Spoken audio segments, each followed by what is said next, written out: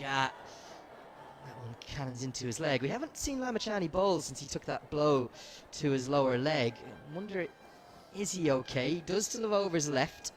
Being held back a very long way, Paul. Usually don't see him right at the death. Yeah, he did go off. I'm not sure. Is he still off the field? Can't quite from this vantage point see whether he is, but he went straight off the field at that point.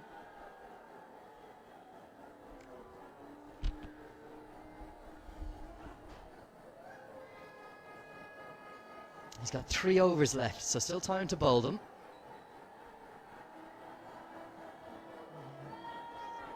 Definitely been a bit slower than usual today in Nepal, with plenty of seamers used. Just wonder, will Lamachani come into the attack sooner, maybe to replace Rajbanshi, who's finished his spell of 10 overs.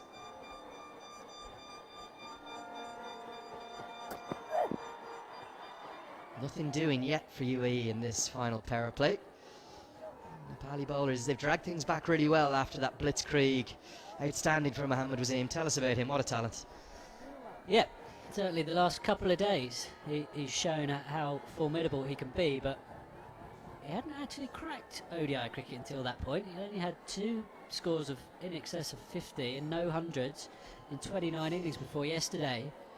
But yesterday was how everybody in the UAE knows him in the T20 format, where he actually absolutely dominates. I think he's number 7 in the world in that format.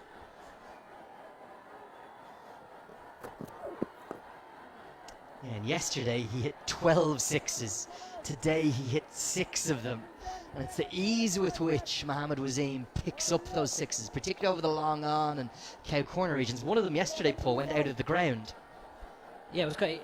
I think, did he do that as well today? Yeah, and yeah, that was a brilliant little video you sent me, actually, of a guy catching it outside, taking a selfie with the ball before he threw it back. Yeah, that was brilliant. Quick thinking as well. Mr. Naponi, who I went up and met, wasn't anything like as many here yesterday. 300 or 400 were on the advanced scouting mission. Yeah, advanced scouting mission, and also wanted to get their tickets in advance, make sure they got hold of them.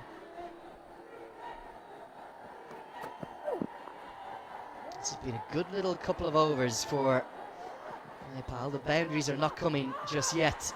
We'll get back for a couple. Left-handed Rajbanshi has to run around it. And the thing I was going to get across, Paul, was that as we get to the end of the 42nd over, I think, 197 for 5.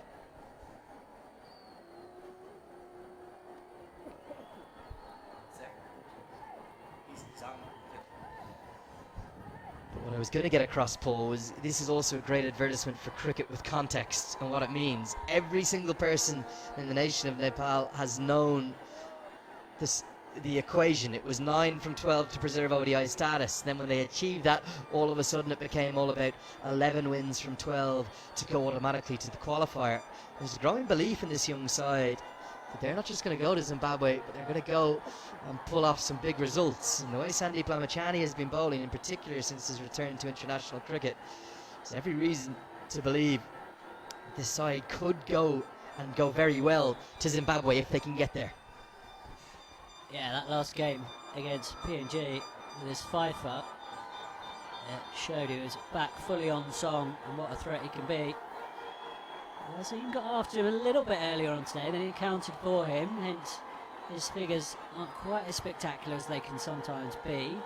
He's got a crucial role now to play if he's going to get through 3 here.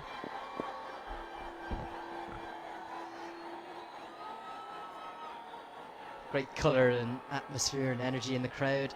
Things could reach fever pitch in his second innings if the runs get flowing. Lamachani has 3 to go. These 3 overs, they feel massive again in the context of today's contest.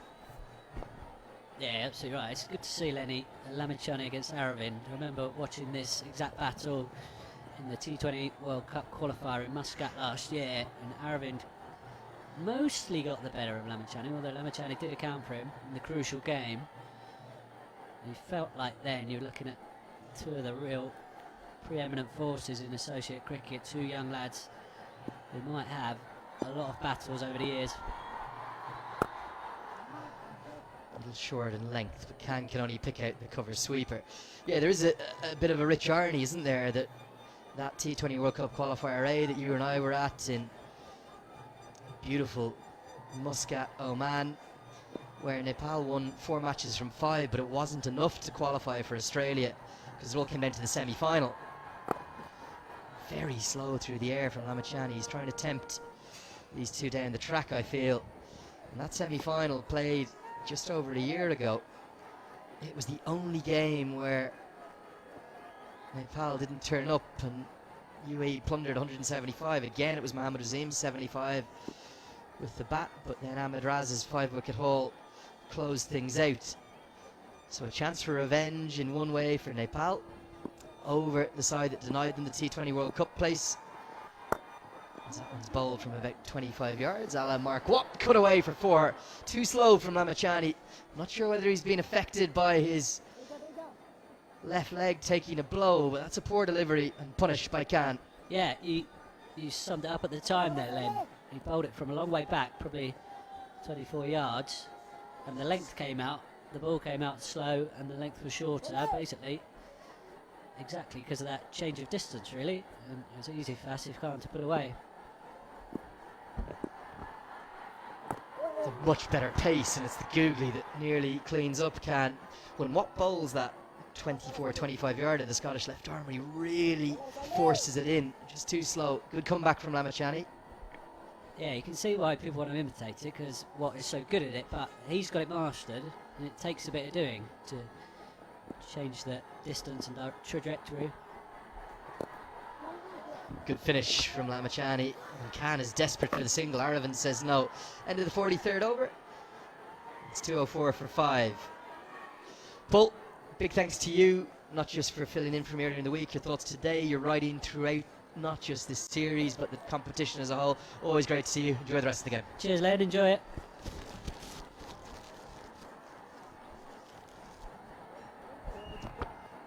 There is the scene. That's Paul Radley of the National Newspaper. Great value on Twitter if you do want to give him a follow. Get him on there at Paul Radley. Follow not just his writing, but also all of his analysis of associate cricket, and usually a funny angle or two on where things are at in the world of cricket. This is extraordinary scenes. Great to have Paresh Lahani back with me. Paresh, did I see you just sneak off and have lunch without me? Yes, I had to because I was hungry. In the meantime, UAE going good. Torn it up in the 43rd over. Arvind playing a very good innings of 76 of 121 deliveries. Scoop shot attempted, no contact made. The last 3 or 4 overs, just when you'd expect acceleration from the United Arab Emirates, haven't really quite got going, have they? If Nepal can keep this to under 250, will they take the momentum in? It does look a good batting surface. Yes, it looks a very good batting surface. That is why Mohammad Azim, he started off on a good note. Arvind, whereas playing that anchor innings, playing good. Yeah, if Nepal can restrict UAE 250 or under that, it will be a very good achievement for them, and they'll move into the momentum to chase this target.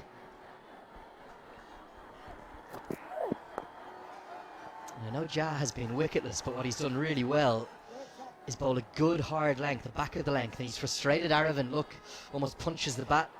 Such is the frustration, and although the youngster is showing his real quality, his real class, his concern now will be about his strike rate. Take a look at it here. The moment he's striking at just 60. Yes, now I think 4 overs remaining after this. He needs to get a move on. Only 5 wickets down, mind you, for UAE. Still big hitters yet to come.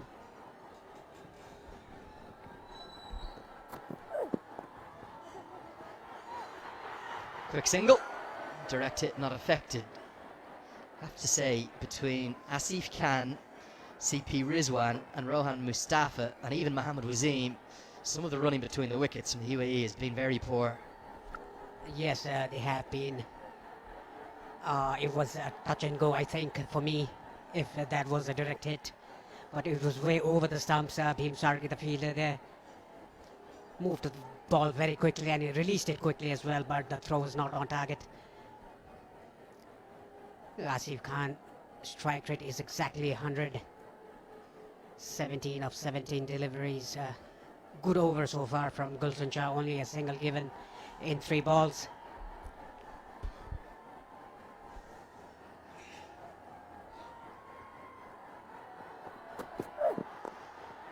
Balled into the surface again, and it's clearly the plan. A misfield from Rohit Paudel of all people will allow a second run. He went full gun barrel attack at that, tried to pick up one-handed. Lovely to see the crowd applaud him, almost to encourage him after the mistake. But this is a clear plan. Either it's Monty Desai or Rohit Paudel has come up with it. They've told the young fast bowler, bang the ball into the turf, don't go full. Yes, that should have been the case, and this will happen if you over-attack the ball. That is what Rohit Paudel did. He tried to pick up with one hand, took the eye off the ball at the last minute. That is why it resulted a misfield.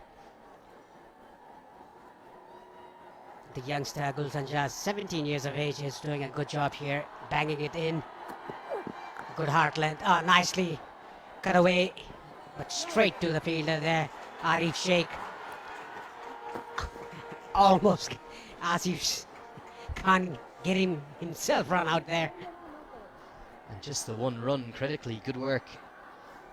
And the crowd again trying to rouse their heroes. Nepal, Nepal, the shouts. This is good fielding, wasn't easy, he just tumbled. Right now, the chants are growing around the ground. Yes, every single person chanting Nepal, Nepal here. It's hard to hear my own voice at the moment. Nicely bowled again. Outside the off stump. 4 runs off Sovaga. Good over for Nepal. UAE turned 8 for 8. Sorry, 5.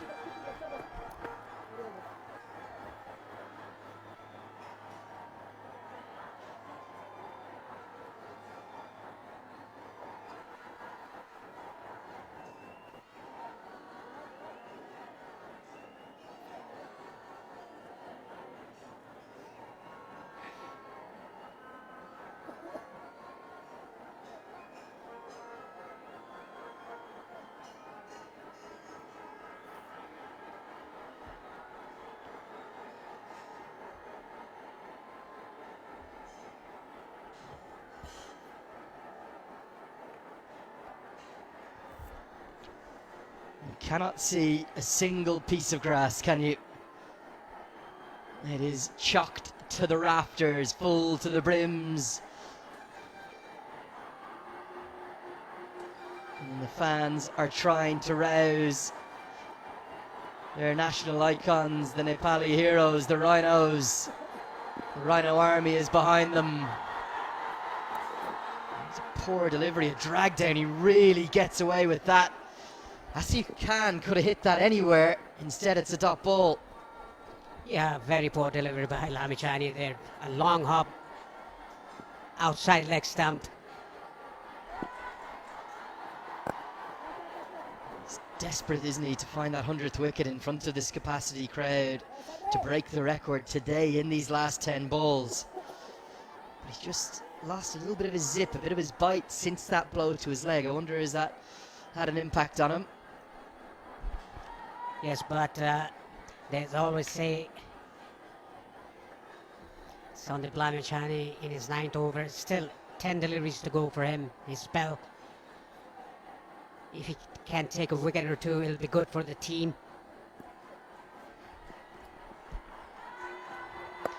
Down the track, into the sky. Aravind gets enough of it. Oh, that's an outstanding stroke from a phenomenal young talent. It's all the way for 6. And it's almost as though the oxygen has been sucked out of the crowd. Deathly silence.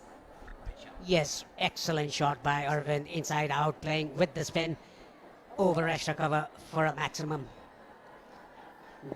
These shots are very hard to play. Another short ball, a long hop. Nicely done by Arvind. Yet another boundary for him. Back-to-back boundaries, 6 and a 4. His comeback spell from Lamachani, it's not been his best. He had 3 overs remaining. He tried the googly, but Aravind picks it up. He just looks to me to have lost velocity and zip from his deliveries. In this second spell, he's bowled too slow, and as a consequence, he's been punished. Paudel comes over to his leg spinner to ask him where can he turn things around. There's the momentum for UAE. It's coming now for them. Back on the money, but it's been a little flourish. 12 runs in just 4 deliveries. That has maybe swung the momentum back towards the Emiratis. They're thinking of 270 again. Yes, 5 wickets still remaining for UAE, and these 2 batters are going good. Arvind on 88. Nicely bowled a googly, but nicely picked as well by Asif Khan. A single taken off it. 13 runs off this over. UAE 221 for 5.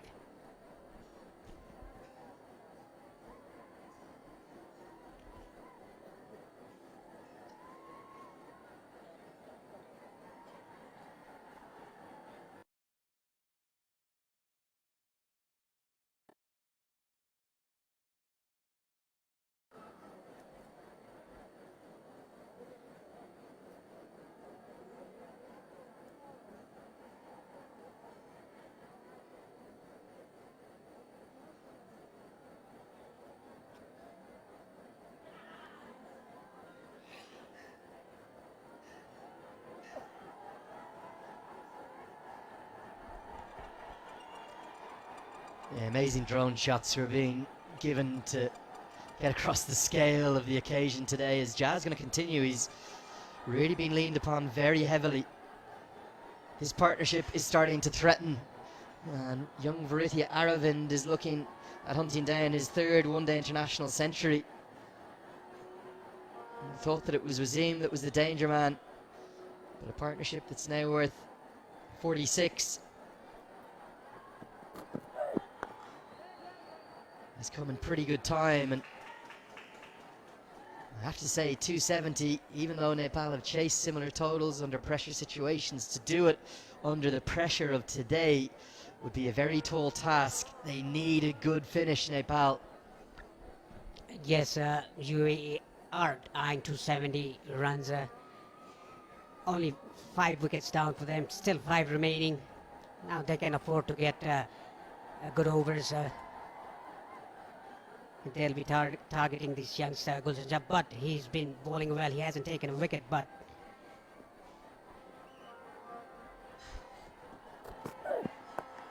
Banged into the wicket, and just short of the man who may well have run out, Asif Khan, had he affected the directed. I think it's Bim Sharkey again. It is. The ball really has followed him. A backward point there. Khan just hasn't quite found rhythm yet. even though he scored 23 off 24, he hasn't found that rhythm. That was a good fielding effort by Bhim Sarki. A double Nelson on the board for UAE. 2 for 5. Rohit Paudel having a small chat with the bowler. Even though Gulshan Jah hasn't taken a wicket, he's bowled decently under circumstances. If Nekalpan finish in a good note, they'll take the momentum in the chase. Cut away powerfully, but Sharkey again in action does really well. 4-run save there. The problem with this tactic, 2 or 3 overs you might get away with it, but then the batters know where the ball is going, and you could see Aravind stayed deep in his crease, was expecting that delivery there. Can Nepal find a way past the youngster? They will have to do that if they want to restrict UAE under 250. It looks like that is very highly unlikely. Only a single in 3 balls of the 46th over.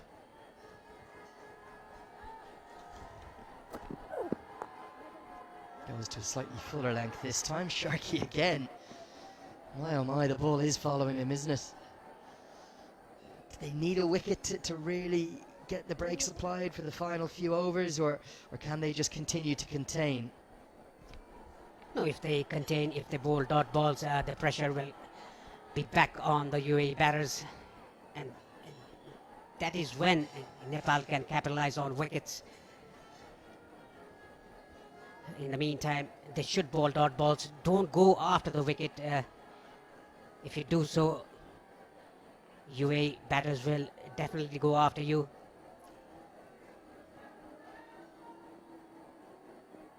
Two runs of 4 balls. Big hit.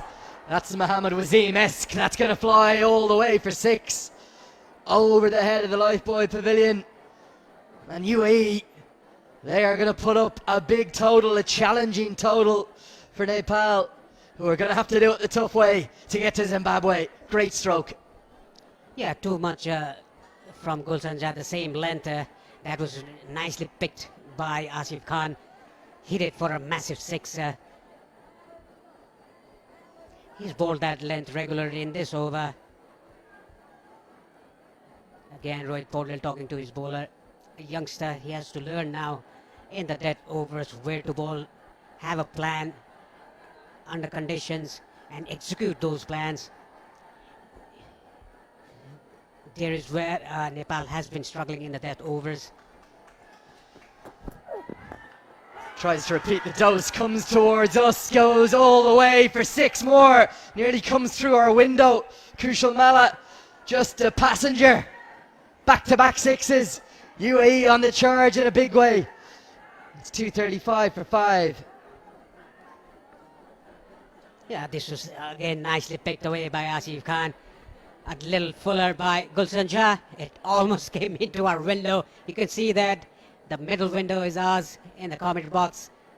Hit the Dafa News hoarding there. UAE going good. 235 for 5 in 46 overs.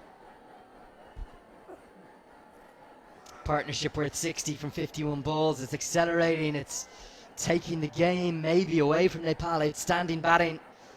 Particularly Khan, who just couldn't get going before those 2 6s, but he shows how dangerous he is. They've held him back down the order. And this Achilles heel, it's exactly what it is for Nepal. They're death bowling. It's coming back to haunt them. Unless something changes in these final 4, the UAE, they're not thinking of 260, they're thinking of 275 plus. And that could be too many.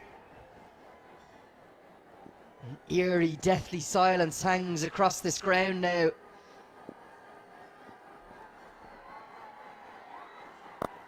Sampal Kami is the man they turn to, who can bowl 47 and 49. Big question for me. This is the big question, Paresh. How has Dipender Singh Auri only bowled 8 overs so far? Yeah, that is the big question. He should have bowled his quota of overs earlier. If he had done so, he might have taken another wicket or 2. He has been the pick of the bowlers for Nepal today. He's bowled 8 overs, only given 19 runs with 2 maidens and 2 wickets for him. And whilst Jah did his job admirably, you always felt, as he bowled more and more overs back to back, they were going to line him up. Beats the attempted cut shot. Kami questions the wide decision. He feels that Khan had come across his stumps, but Pradhan has been very consistent with that. If it's outside the guideline, the arms will extend. Rightfully so called wide by Pradhan. Sampal Kami just going outside the off stump a bit wider. Seeing that Asif Khan was just coming across the stumps. Again, the problem for Nepal, the death overs. Big hit. And when you go to that part of the ground, you always get good reward. 6 more, it's gone a long way. Look at that, right to the top of the banks. That's not Mohammad Wasim out there. He might look like him, but he's equally as devastating. 41 off 27. The slower ball picked out of the back of the hand. 6 all the way. Yes, lower ball light on the slot and nicely picked by Asif Khan. Straight to us, long on. Almost clearing the wall, the white wall there you can see. A good strike by Asif. Now UAE taking that momentum towards the innings break. Nepal, in the other hand, in big pressure here. Must-win game for them to go to Zimbabwe. They don't want to go to Namibia, Paresh. So they're trying to avoid. This game keeps going the direction it is, though. They will be joining the UAE down in Namibia for that playoff. It's going to be a tall task, this chase. Khan is going to make it ever taller. 6 more. This is outstanding batting. Back-to-back sixes again. Pace on the ball, flies out of the ground. Pace off the ball, flies out of the ground. Is the dream diminishing? Is the hope extinguishing? This is a special shot by Asif Khan. Over backward point boundary for 6. This is pretty hard, like what Sehwag used to do for India. Exactly the same. UAE going away with the game from Nepal here. 249 already on board in the 47th over. They're eyeing 275 for sure.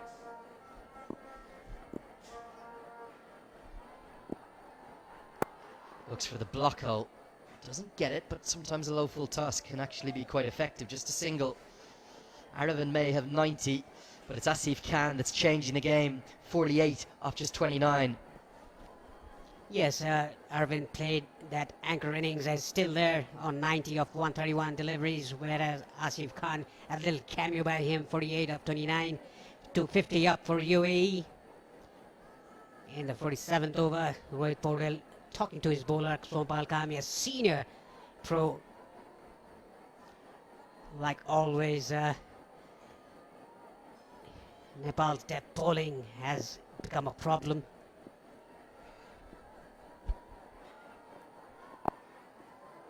Been a big problem, isn't it? And could be this kind of scale of a problem as we see some of the reaction on the bench down there from the Nepal sidelines. It could be a fatal one. This is the first time we've seen real concern throughout certainly the 2 home series at least. Grimace from even Sandeep Lamachani down at 3rd. Problem is going to be here if they fly to the finish and UAE posts, let's say, 280. That challenge, that task, although it's a good batting wicket, just the occasion, knowing it's win or die, going to be very difficult. As this is 4 more, it's going to be 50, a brilliant knock, an outstanding innings, maybe a game changing, could be a game winning one. 52 off 30, and there's a ripple of applause, but it's somewhat through gritted teeth. The home fans know how important this has been. 4 sixes, 3 fours. And the low full toss smashed to the boundary. Yes, that was a low full toss, and it was smashed to the boundary. 50 up for Khan. UAE 255 for 5, sitting very pretty.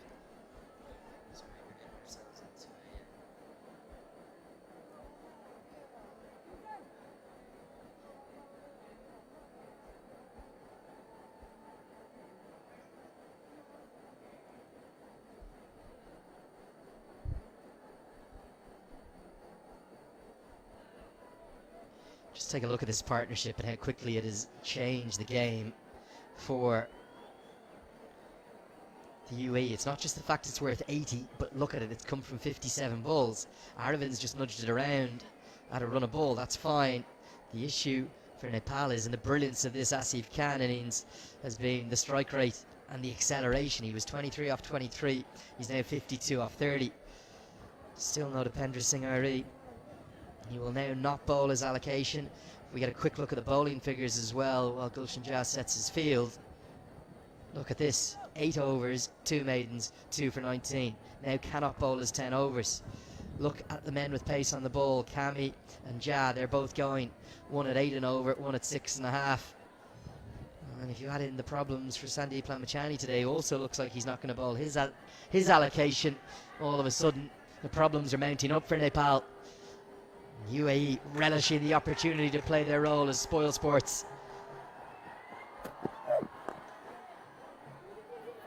Kushal Malla picks up cleanly but can't affect the direct hit. So often on long journeys like Nepal have been on, The final hurdle, the final bridge is the hardest one to cross or to get over. And right now it's looking it could well be that way. Yes, that is absolutely true. Brett Irvin is batting smartly, that giving strike to Asif Khan, who's striking the ball very nicely. Takes a quick single, gets Asif Khan on strike. Are we gonna witness another blow from Asif Khan? And the umpire is saying that to hurry. Well, he's got them on the watch because they are, by my calculations, going to be very tight to completing their overs in time. Gulshan Jah been given an extended spell here despite the big hitting heroics of Asif Khan. Doesn't know where to bowl to the big hitter. Goes into the wicket, smashed down the ground, smashed out of the ground. 6 more. Look at the reaction in the background. Can't just keep hammering the length. It's going to sit up to be hit. And the plans at the death are nowhere right now. Brilliant batting.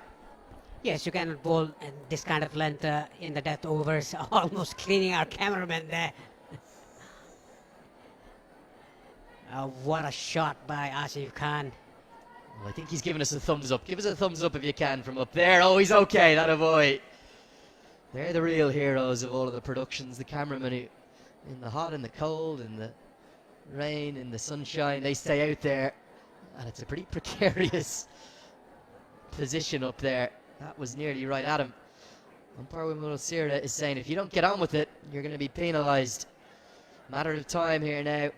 I'm not sure Nepal know where they're bowling. The plans look to have gone out the window. They'd be better off with 2 overs of Dipender Singh Airi here. 2 yards to the left. We might have had a casualty up top and you or I could have been called into action. Yes, it was about 2 or 3 feet off his left. A wonderful job, a brilliant job done by the cameraman. And Gulshan Jah is changing his angle, coming around the wicket to the right-hander Asif Khan. It doesn't matter if you change the angle, yours. The length should be perfect. Again, a big hit down towards long off. Yet another maximum. This game is turning on a sixpence, and it's turning in only one direction, towards the United Arab Emirates. He hasn't even gotten near the middle of the bat here. It's a length delivery. Doesn't matter about the angle. Asif Khan on fire. His most impactful international innings of his life. Again, another cameraman having to take evasive action. Have to change something. They'd have been much better off with Dipender Singh Airi. His experience bowling overs 48 and 50. It's all going horribly wrong right now. The air is going out of the Nepali fans' tyres. And the men in pink and blue going well ahead of the game. 300 could be on the cards now. Definitely 300 is on the cards for UAE. I think this is a 5th consecutive over for Gulshan Jah. And it was an over too far the previous one. We spoke with Paul Radley about how young Rohit Kumar Paudal's instincts as a captain have been so good. This call, not the right one. Definitely not the right one. I think Rohit Paudal got this wrong for the first time inside 1 month. We can see Dipender Singh Airi still has 2 overs up his sleeve, but hasn't bowled yet. A very economical today. The pick up the bowlers for me, Dipender Singh Airi. Goes for the wide block hole. Does get the Yorker in, but it still squirts away for at least a single. This is his 5th consecutive over in his second spell. He bowled 3 in his first spell. Then he was brought on to replace Dipender Singh Airi when Airi had 2 left. If Airi had closed out his spell at that point, he would have bowled overs 39 and 41. It would have meant only 4 overs for Jah to close out at the death then. And the issue hasn't been in the first 3 or 4 overs of this 5-over spell. It's been in the 4th and 5th one.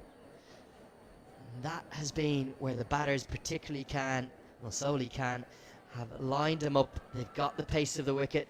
He's striking at 200. This could be a match-winning knock. There's big issues, big challenges right now for Nepal. Yes, a big challenge for Nepal. They want to finish, end the innings on a good note, on a positive note, taking that momentum onto the chase. Again, bowled wide. He's complaining that the batsman tried to scoop the ball. That's not the case for the umpire. These wides are not going to help the over rates, and complaining to the umpires not either. It's gone outside the return crease, which is the far white line you see on the far left of your screen, the top left that Jazz is just in the way of. Doesn't matter where the batter is standing, if it goes outside that, it's a wide. Again, umpire Ronald Siri is right on the money, and the youngster has lost his composure here, I'm afraid to say. Somebody else surely is going to have to bowl the 50th. This is what pressure does to a youngster, even a senior pro as well, like we saw Sompal Kami. Nicely played again, but straight to third man. He opened his face.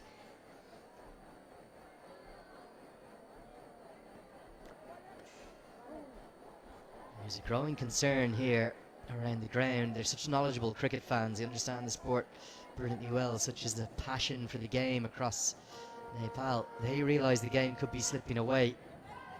They have chased 280, chased 270 out a couple of times. 300's a different kettle of fish, and that's what very much Asif Khan is guiding UAE towards. Hugely impactful knock. Aravind may end up as the highest scorer of the innings, but the innings of Mohammad Wasim and Asif Khan, they are changing the course of this league. As he does get away with a dot to finish, it means that critically Aravind will be on strike. 48 bowled, 272 for 5.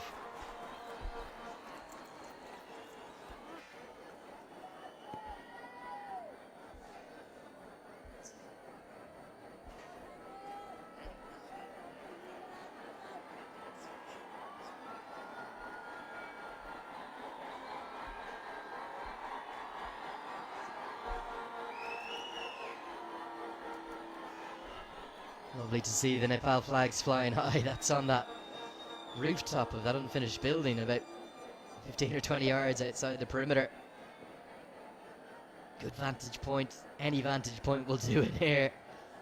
What a crowd. Even Karen KC is on the pitch there, the sub today, not in the starting 11. Trying to give his thoughts across. These drone shots are just quite spectacular. Take a look at them, whatever the result today. A new zenith for the associate game. Brilliant to see. Lamachani's going to bowl his 10th and final over. Been costly. Gone at a run of ball. What can he do in the 49th? Off the top edge. No real timing, so just be a single. Yes, bowled it slow, but the line was wrong by Lamachani. Got it back of the bat, I think, just for a single, and Arvind is on 94 at the non-striker's end, whereas bulk of the hitting done by Asif Khan. And look at this, all the spectators on top of the roof there. Any vantage point with do. Up in the trees, look at them all the way up there. Khan, bang, 6 more. Lamachani's been far too slow in his comeback spell, and Khan is punishing him. 300 well on the cards now, strike rate above 200. What a glorious innings this has been, of the highest quality. Too slow, a long hop on the legs, nobody misses those. A flat 6 by Asif Khan.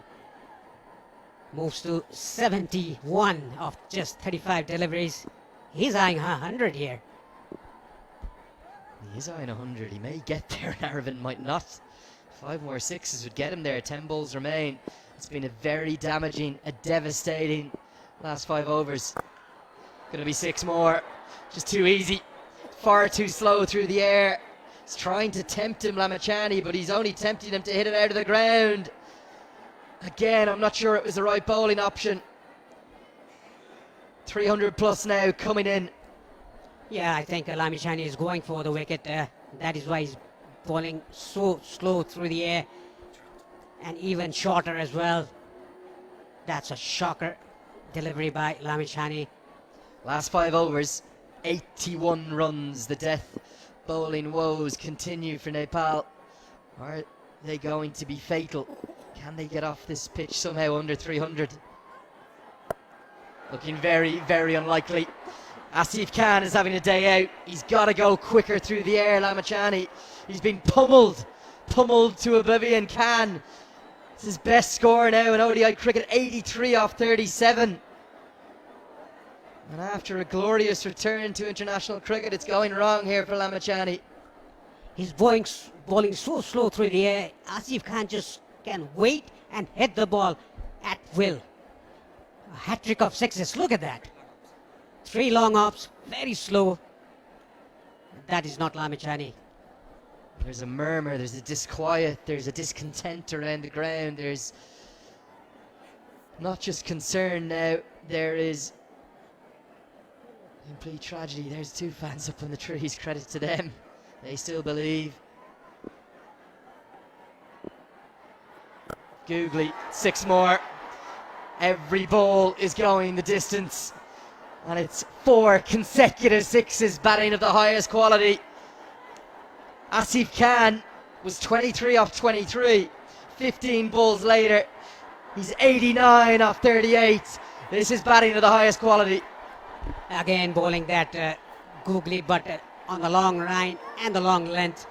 Easy pickings for Asif Khan. 4 consecutive sixes for him. Moves to 89. And look at Arvind, he might be stranded on 94, not out. The big hitting, clean hitting by Asif Khan. What an entertainment innings that is played here. Talking about credit goes to the crowd here. They have been entertained by Asif Khan's batting. Big sixes. 4 consecutive sixes off Sandeep Lamichhane. This is very poor bowling by Lamichhane. Not up to his standards by any means. And look at the spectators on the tree, on the building roof. He was 23 off 24 deliveries, I've just checked. His last 14 balls, he has hit 66 runs. That's at a strike rate of over 400. We said it was possibly match changing. Could well be game winning, and that could be the worst possible result because Khan is going to keep the strike. He's into the 90s for the first time in international cricket. The over, it's gone for 26. It's 298 for 5.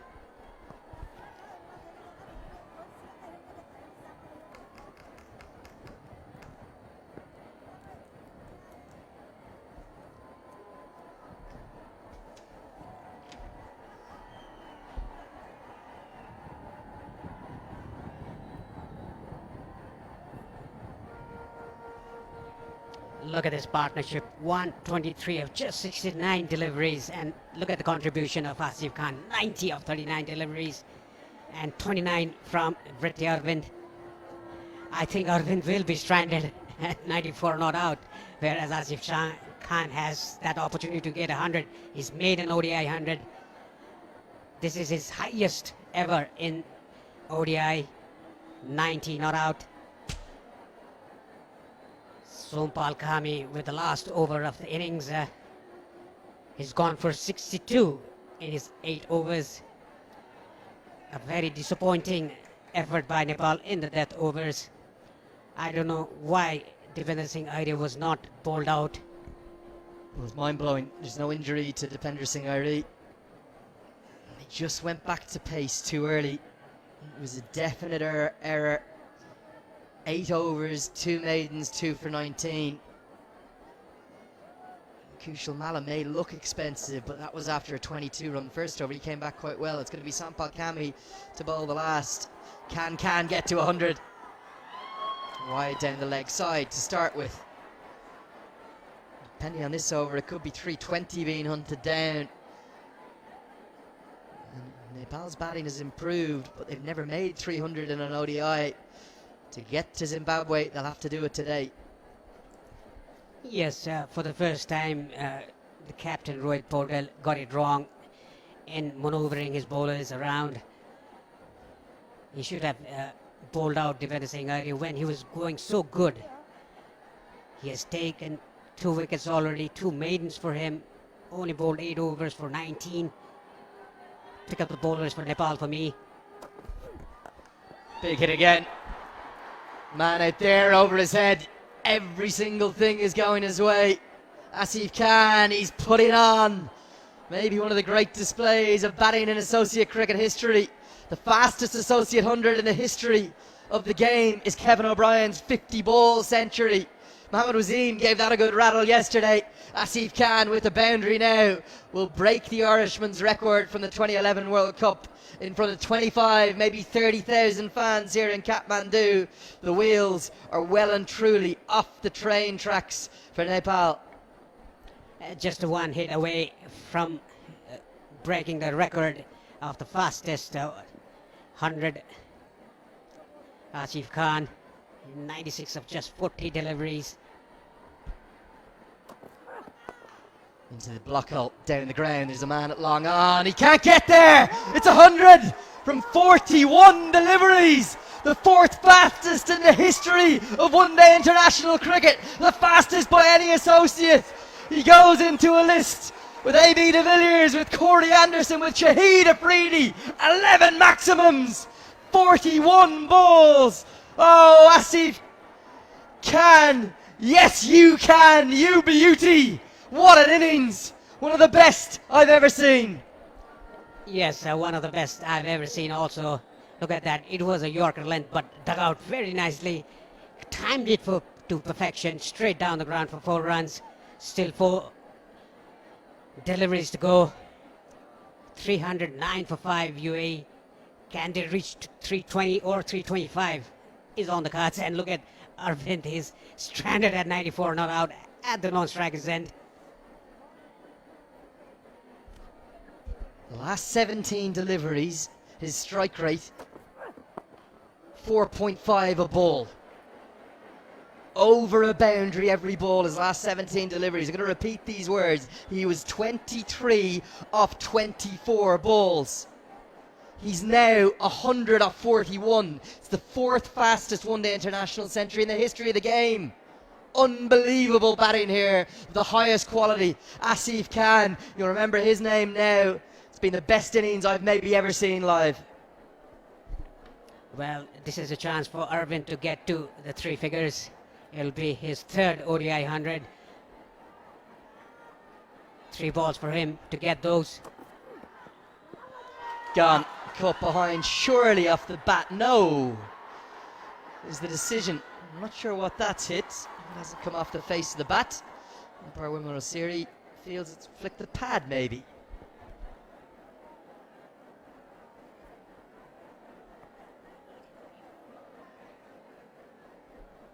Maybe pad. Thought it could have been off the face of the bat, something that Aravind does well. Can Aravind get his 3rd ODI 100? He's got 2 balls to do it, 6 to get. Big swing and a miss. Just 1 ball left now.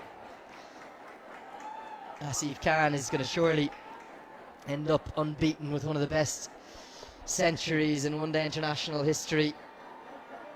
Quite extraordinary what we've just witnessed. A complete collapse, a calamitous collapse from Nepal, you have to say. The score at the end of the 44th over was 208 for 5. They put on over 106 overs. Aravind tries to go to 3 figures, he won't.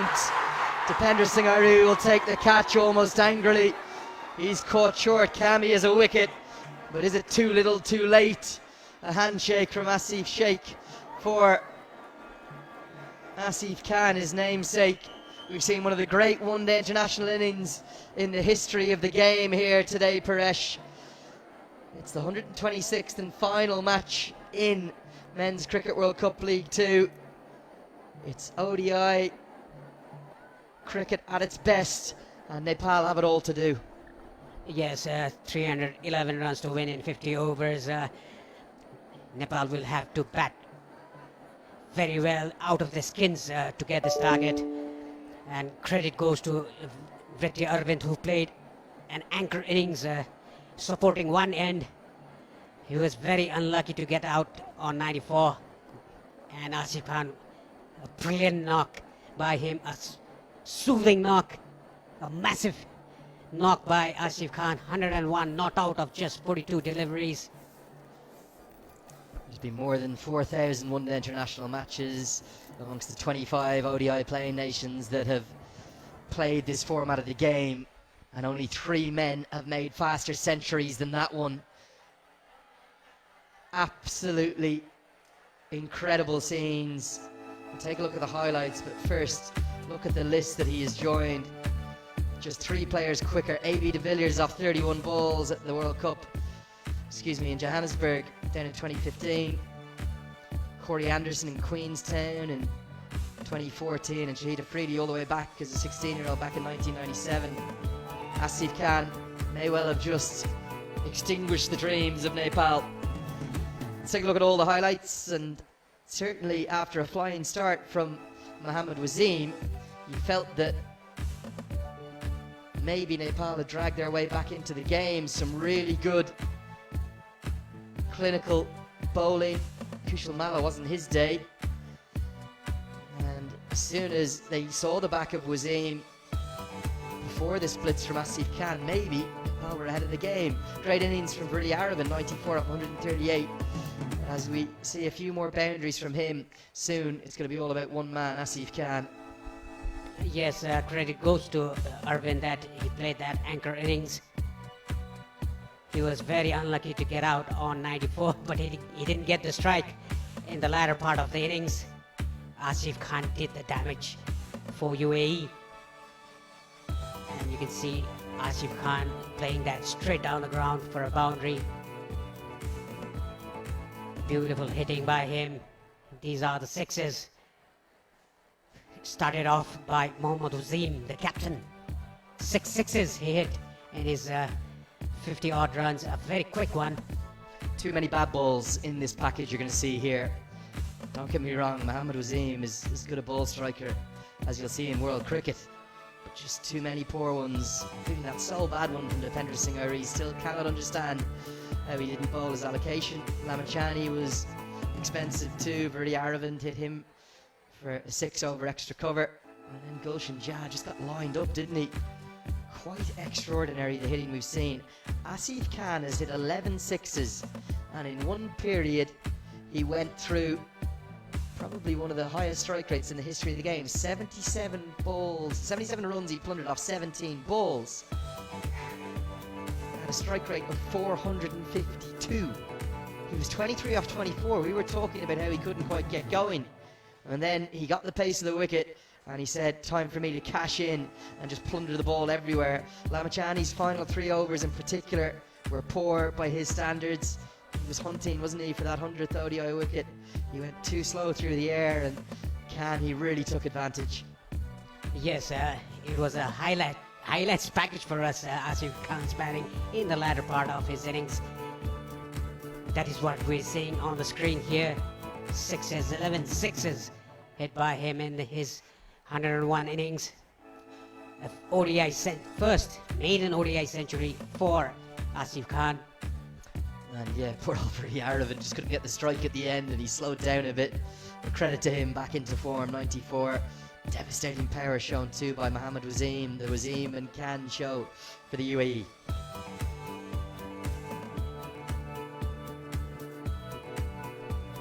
Let's take a look at the 6 wickets to fall, including one from the very final delivery. Did talk about the problem bowling Rajbanshi out so early. That was a beauty to Lakra. Really got the crowd going. So much expectation, hard to explain. That was the big wicket of Mohammad Wasim, judged LBW, although the captain wasn't too happy about it. Might find himself in a bit of trouble. The run-outs that we called right on cue, didn't we, Paresh? That was Bim Sharkey to Asif Sheikh. Then Dipender Singh Airi, one of his 2 wickets. The first one was Ayan Afzal Khan, and then the second one was Rohan Mustafa. How he's not bowled his 10 overs, even if he ended up bowling numbers 48 and 50, is beyond me. Run out. Was one of the wickets, and this was the final one. A good catch. Who else would it be? It's Pender Singh Hurry, an excellent day for him. The problem is UAE 310 on the board. If Nepal are going to qualify for Zimbabwe, they're going to have to do it the hard way. They're going to have to chase over 300 for the first time. In fact, they're going to have to make more than 300 in an ODI innings for the very first time. One thing is for certain, if they do it, my oh my, what are we going to see at this ground? We'll leave you for now. We'll take a much needed break in the commentary box. 311, Nepal will need to win. They'll need history to make it happen.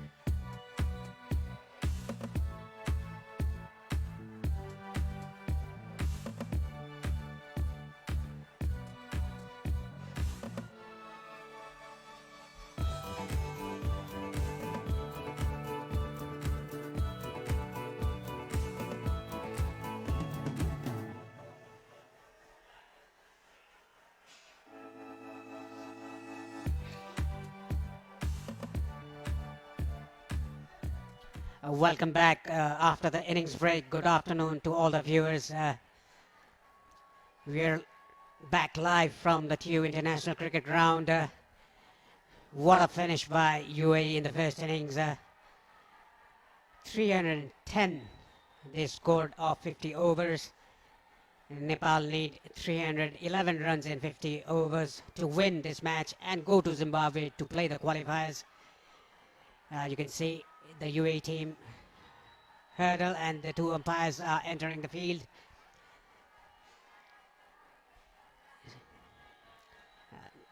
The UAE fielders energetic, taking the momentum into the second innings.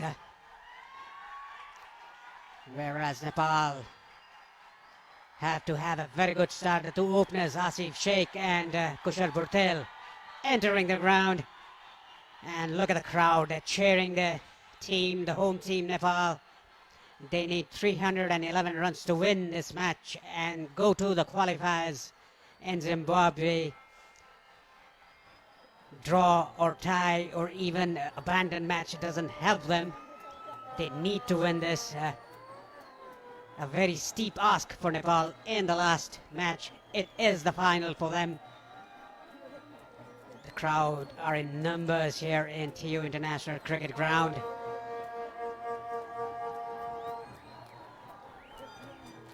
Nepal will have to bat out of the skins to get this target. It is capable, the chase is on, but they'll have to bat very well. Partnership is the key to the Nepali batters. Asif Sheikh is at the non-strikers end, whereas Kushal Burtel is going to take the strike. And Afzal Khan, the left-arm orthodox, the youngster, 17-year-old kid, is going to open the bowling for UAE, as he's been doing for the last couple of matches, and has been very successful, like Lalit Narayan Rajbangshi for Nepal.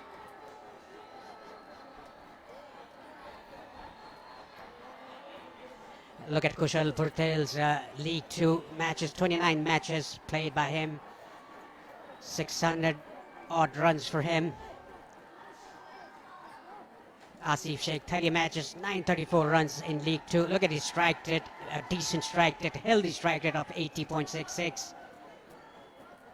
And Afzal Khan is going to start the proceedings for UAE. 7 matches, 9 wickets. Look at his economy rate, just 3.32.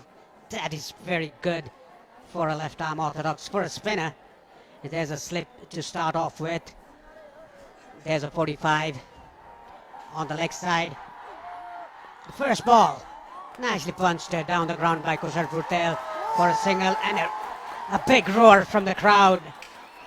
Nepal off the way. And I'd like to invite Andrew Leonard here in the commentary box, my good old friend. Good afternoon, Lenny. Well, good afternoon to you, Paresh, and good afternoon, everyone, both here in Nepal, around the world. Whatever happens over the next 3.5 hours, we're going to have the third and final qualifier confirmed for Zimbabwe in June. As it looks a very good batting wicket. I just got 2 minutes with the head curator. I said, is 311 chaseable? He said, with God's will, yes. He thinks it's as good a batting surface as he's produced. Wicket in the first over. And it's the youngster, the superstar, the 17-year-old Ayan Khan, who's dismissed Asif Sheikh.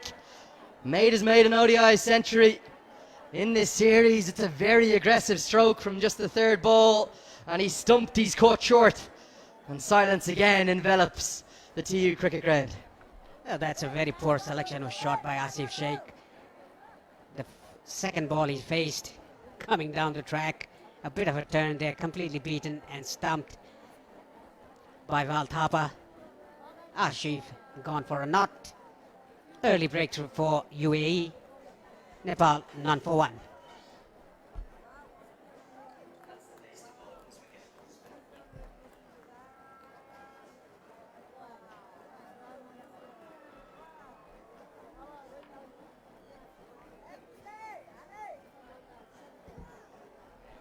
Kushal Malla comes in at number 3. 19 matches for him in League 2, 399 his total runs. And look at the strike rate, 97. almost reaching 100. Early breakthrough for UAE in the first over. Nepal in a spot of bowler. 1 for 1. What we tended to see is really extreme scores be possible in the last 10 overs. So you don't need to be 200 after 30 to chase down 311. You just don't. Not at this ground. At other grounds you may. Kushal Malla, 19-year-old to face the 17-year-old. The future, potentially, these two cricketing nations go head to head here. Yes, this 17-year-old Ayan Khan has been very good in this series and earlier in the series as well. Nicely bowled. Nicely punched that down the ground for a single. Kushal Malla gets off strike. Off the mark as well. Now that was not needed by Asif Sheikh. The second ball he faced coming down the track. Tried to play across the line. That was not needed. It's a hammer blow, a real hammer blow to the hopes of chasing down this target. Sheikh's been one of the men in form. 150 in this series, so it's over now to Bertel or possibly Kushal Malla. As fears deepen around the ground. First over's bowled, 2 for 1.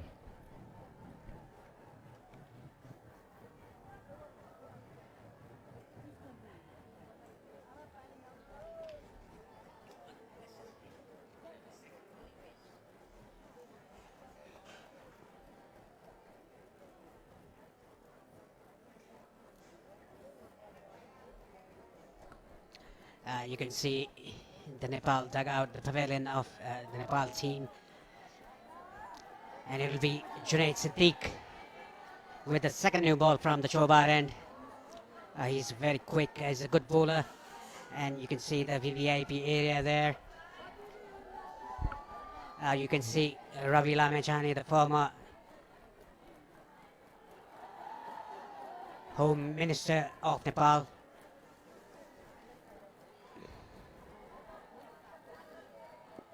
And the Deputy Prime Minister as well, Ravi Lamechani. Standing Ramoni even in the VIP box. Junaid Siddiq to get things going. From the Chobar end as it's flicked away. Flicked away for 4. Just nicely played. He rode the bounce. And Malla wasn't in full control, but he does get a boundary. They have to try and bring this home crowd into the game somehow. They're not going to bring it into it by throwing the bat right from the off, but every run will be cheered. Yes, that was nicely flicked off his hips by Kushal Malla. Look at this back of the length. It hurried to the batsman, but nicely done by Kushal Malla, getting that one hand off the bat. The ball is going to come nicely onto the bat, Asif Sheikh. And the reason fine leg is up in the circle is deep backward square leg is out. And then there's a third in place, deep third.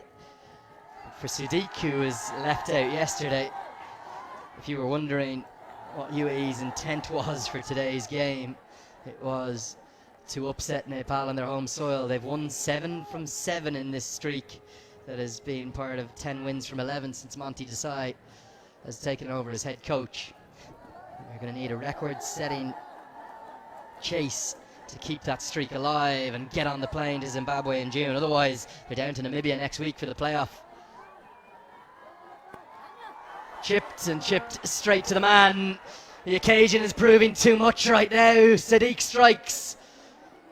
Malla gone for just 5, not for the first time, just chipping one up tamely to mid-off for mid-on. I think he was out to Junaid Siddiq in the first clash between these two sides as well.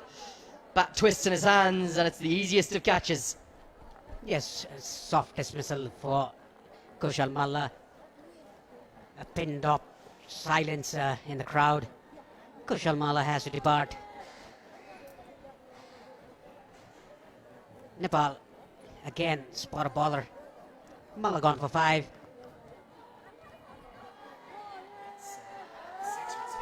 6 for 2, Nepal.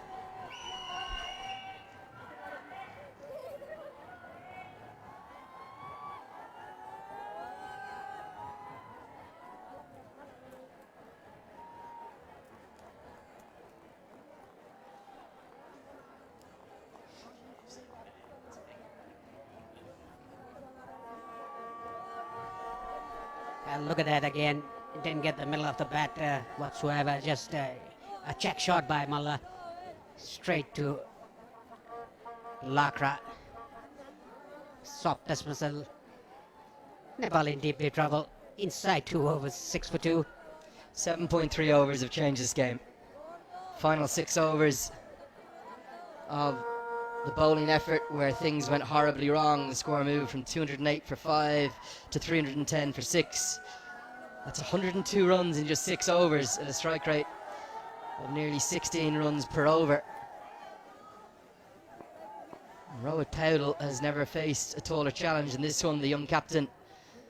He's out to climb one of those Himalayan mountains. Starts brightly. Good clip into the leg side. He's going to get 4.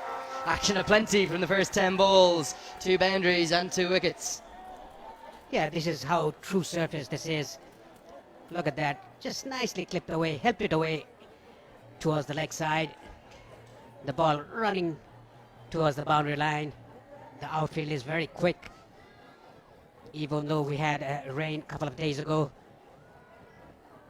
the grounds personnel have done a terrific job to maintain this ground, to prepare this wicket. It looks like a belter of a track. Left alone. Paudel, Bertel have to build a partnership. They've lost 2 of their young stars. And again, when you consider the makeup of this team with no Gyanendra Malla, the average age is 22. So even if they lose today, do not lose faith with these youngsters. Hugely talented, precociously talented, but they'll learn from mistakes like those, like Asif Sheikh's shots. It wasn't needed that early. Kushal Malla out in the same manner a second time. Again to Junaid Sadiq. Sadiq is a class act, and he has a wicket to his name despite the 2 boundaries. It's 10 for 2.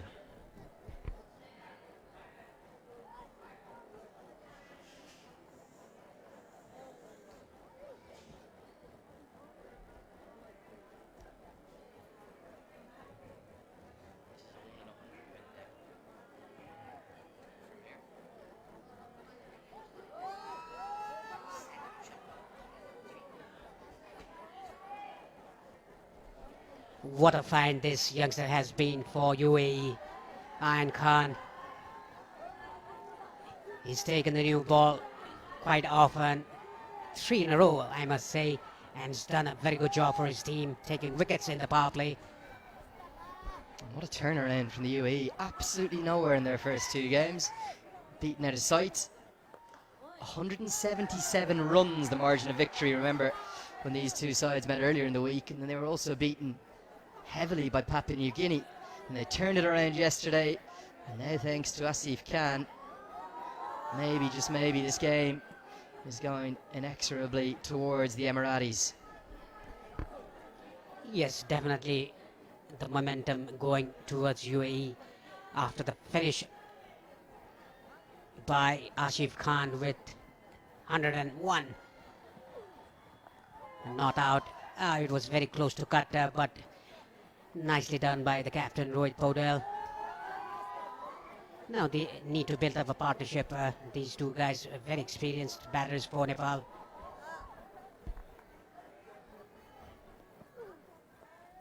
I've questioned the Malla 3 thing a couple of times. This will be a couple of runs helped around the corner. Sadiq's got a good arm, but Paudel gets back easily. I think in T20I cricket, absolutely a good option, but hold him back at 5 or 6. Not in at number 3, it's a critical position. That number 3 belongs to either Gyanendra Malla. He's not playing today. And if Gyanendra is not playing, that role should be given to the captain, Rohit Paudel. He's very calm and composed. He loves this kind of situation, Rohit Paudel. Yeah, the other option would be Bim Sharkey, as UAE have started much better in the field than they did in the first clash between these 2 sides. A number of misfields as the big crowd got in on top of them, but with nearly double the number in today, Standing room only, not just inside the ground but outside the ground. They've started very well, helped around the corner but not out of the middle of the bat, so it'll just be a single to close out the third over. It's 14 for 2.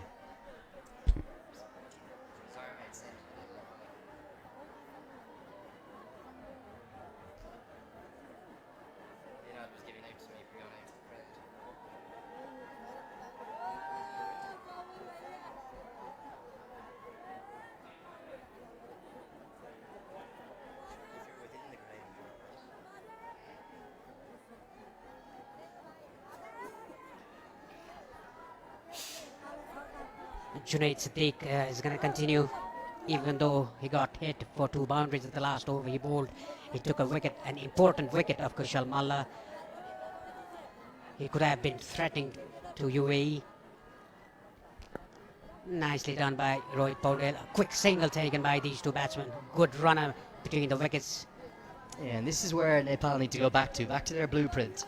Quicker between the wickets in their opposition because they're faster and younger. Nudge the ball around, force the bowling team to make some mistakes, make some errors.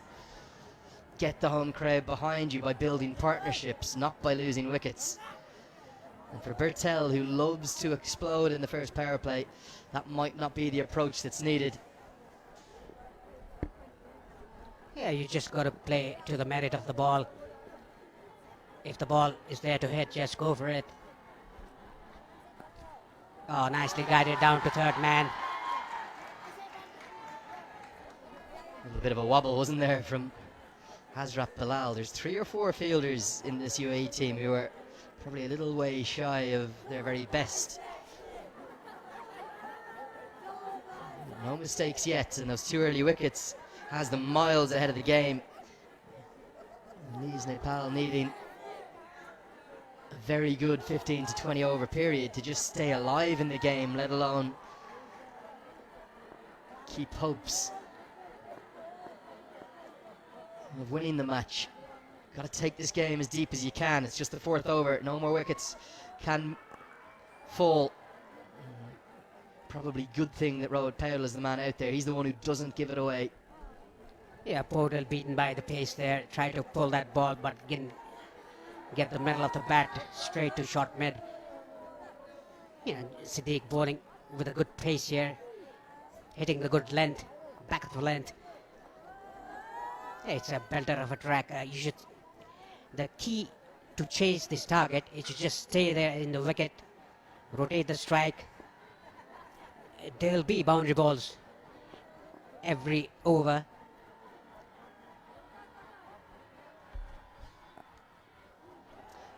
What both of these 2 do nicely is nudge and nurdle and work the ball around, but it's a very concerned looking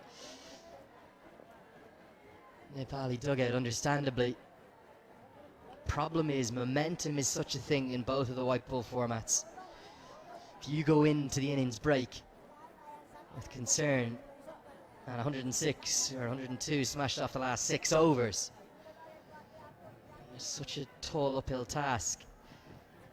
Bim Sharkey with the pads on. They've been so together, they've stayed together throughout all the challenges they've faced over the last 30 days. Is the final bridge going to be one too far? Picked up, and picked up all the way, I think, for 6. It is angled in, and the 6 flags are flying up in the crowd, not even out of the middle from Bertelli, he says. Yeah, this shows how good this wicket is to bat on. Look at this, just a clip of his legs went the distance towards the backward square leg boundary, over the ropes. The first maximum for Burtel and for Nepal. Even though losing that early wickets, the pitch is very good to bat on. You just have to stay there, just get close as much as you can to the target.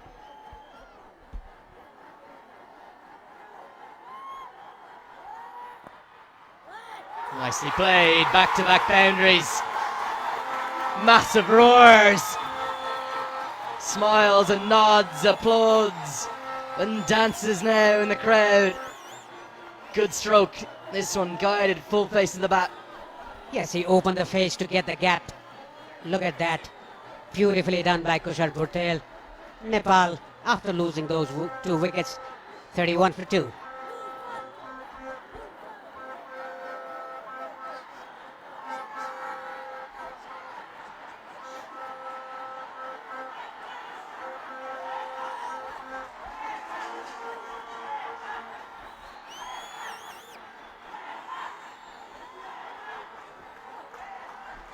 And Khan to continue. Oh, nicely ball. Going with the arm into the right hander. Rohit Paudel equally good, cutting that ball straight to backward point. Now Rohit wants to give himself room. He wants to play on the offside.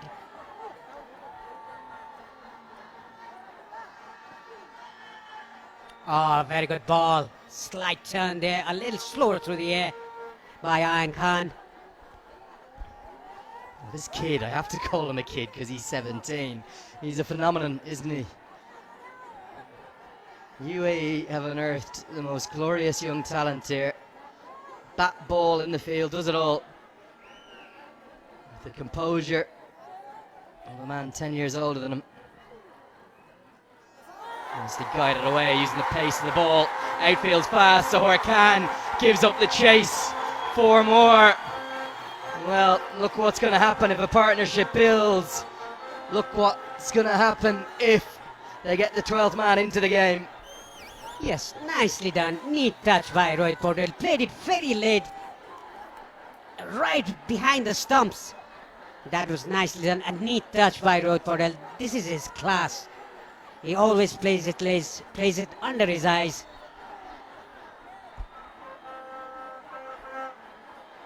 Huge task. Overrun a ball required 2 early wickets down. You have to keep believing. And if there's one man that will, it's the captain. Ice cool, brilliant composure. He's got a fantastic temperament in the way in which he bats. And you have to say, he's going to probably need to make 80 plus for this chase to be possible, maybe 100 plus.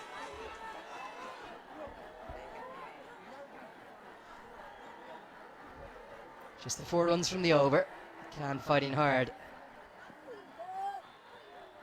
There's a turn and offer and spring in his step. 5 overs bowled, 31 for 2.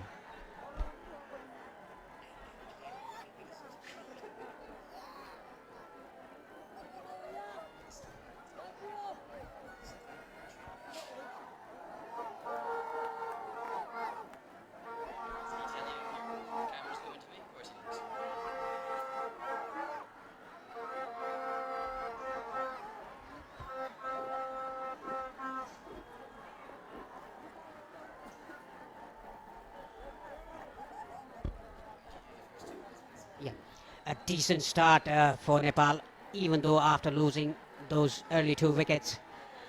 There's a bowling change from the far end, the Chobar end.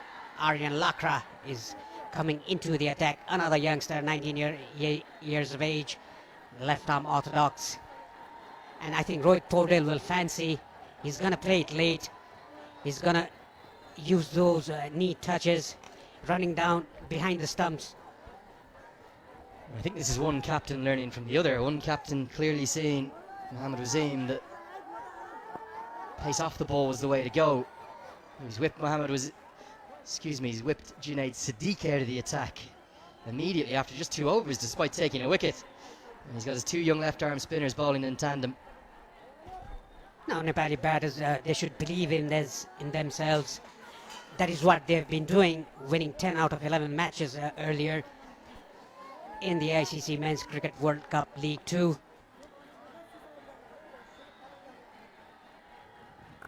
Nicely cut away, but not getting that gap. Nice fielding there. Do apologise if we keep saying this throughout the rest of the broadcast. This atmosphere is just incredible. Paresh said to me in between the 2 overs, I can't even hear you, let alone myself.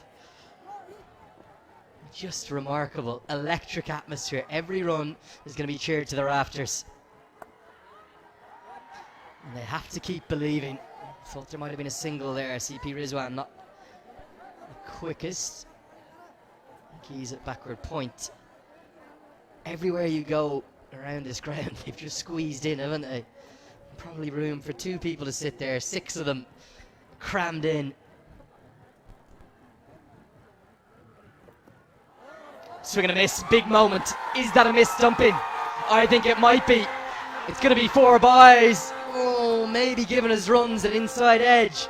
So it could be a drop catch and a miss dumping. Powdle survives. Yeah, I think initially I thought there was a bat involved there. Yes, inside edge. That was a very difficult chance for the keeper. And lucky Rohit Paudel got it back off the keeper's. Yeah, good shout, Paresh. Definite inside edge. As Lacra's right on the money, isn't he? Probing away. Very different bowler to his younger left arm spinner, the 17-year-old Asif Ayan Afzal Khan, who is much flatter through the air. Lacra gets good bounce, delivers from a very tall position, gets right up onto his tippy toe at the release point. Another risky stroke. Powdle has been fortunate to survive that over. Could have been gone twice, and Lacra comes down and has a word. Look at this. Wait for the crowd to react now. Punch of the gloves. 6 overs bowled, 36 for 2.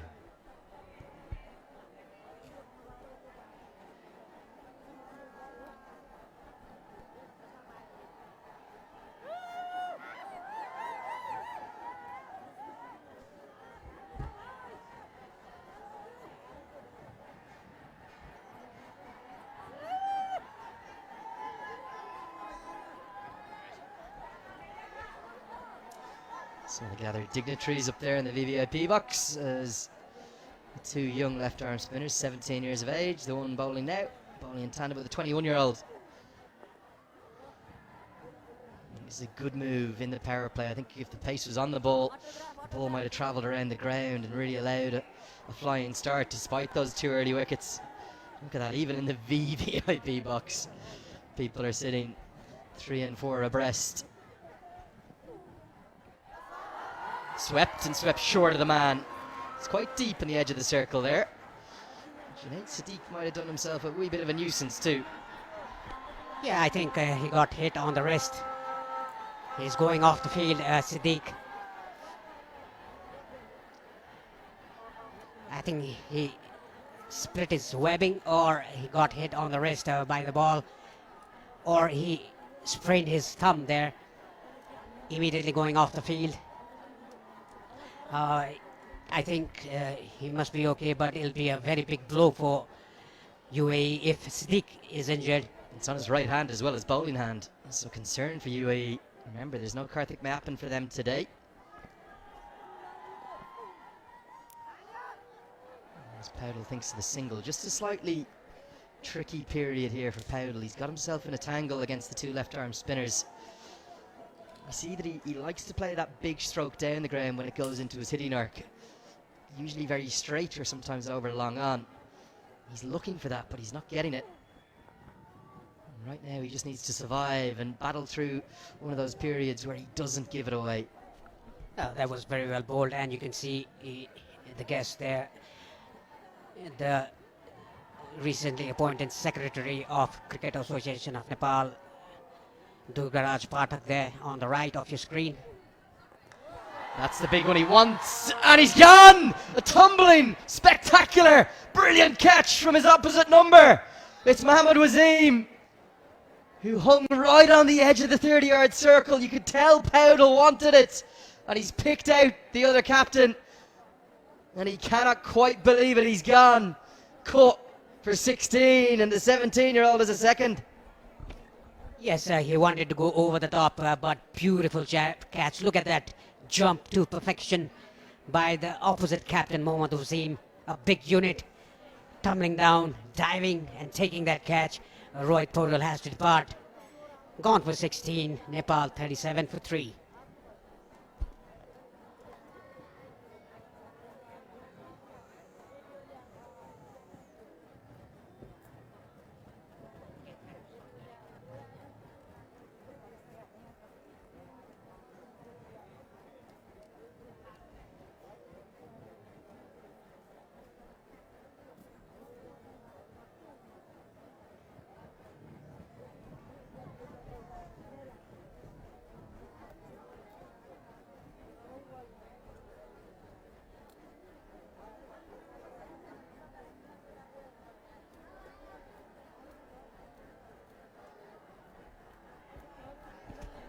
Look at that catch again.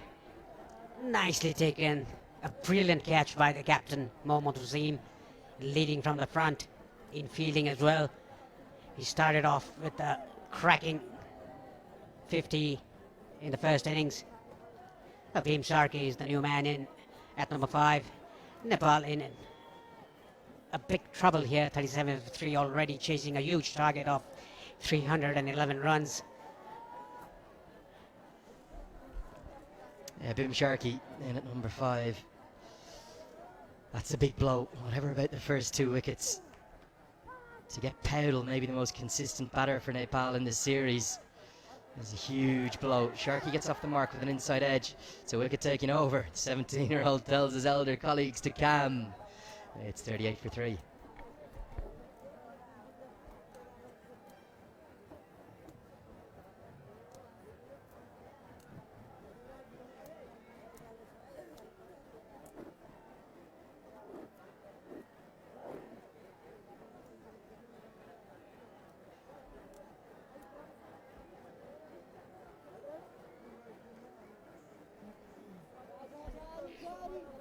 A very tall ask for Nepal now. 3 wickets already down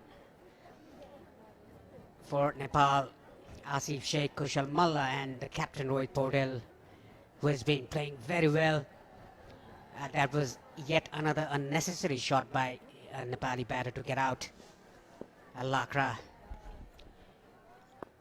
2 different left-arm orthodox. Lenny Iron, the youngster, he bowls flatter through the air. Sometimes gives air, but talking about Lakra, he has a long, high arm action. He gets that bounce. He's a tall guy. Yeah, that certainly has been a good pairing in tandem, isn't it? Just think these two weren't even in the team 9 months ago.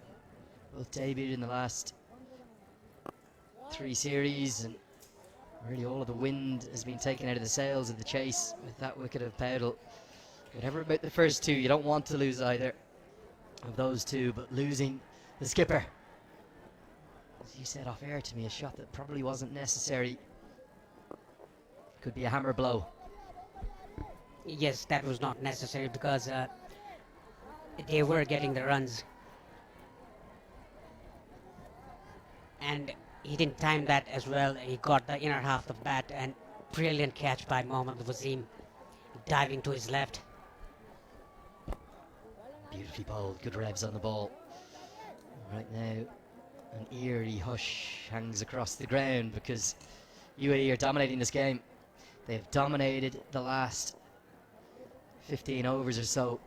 It's been one-way traffic between Asif Khan's extraordinary innings and now the 3 early wickets, and Sharkey unable to make any contact. The 2 left-arm spinners just bowling where they want and keeping things very tight. Yes, Bhim Sharkey, he can play a fiddling role in the crease, but he'll have to stay there. Nicely bowled again. The ball drifting into the right-hander. Maiden over for Lakra. Nepal 38 for 3 after 8.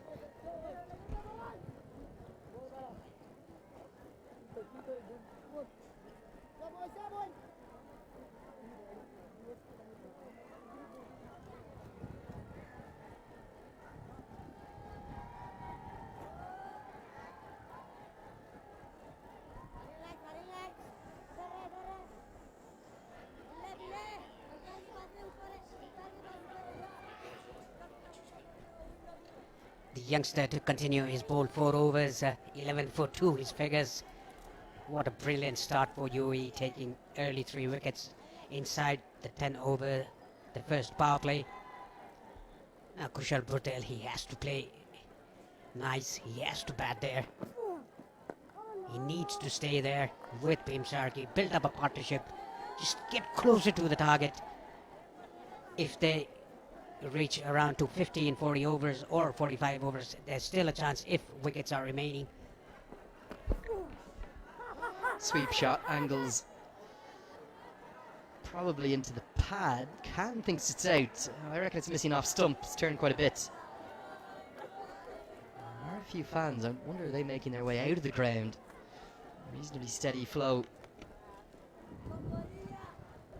Yeah, That's going to miss off stump.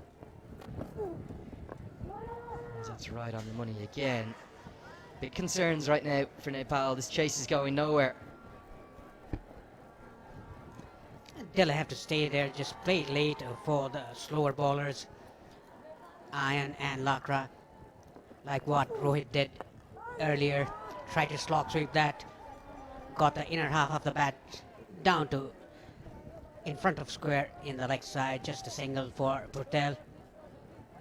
Talking about batting in such situation, in such a track, for the slower bowler, you have to wait for the ball, just don't go after the bowling.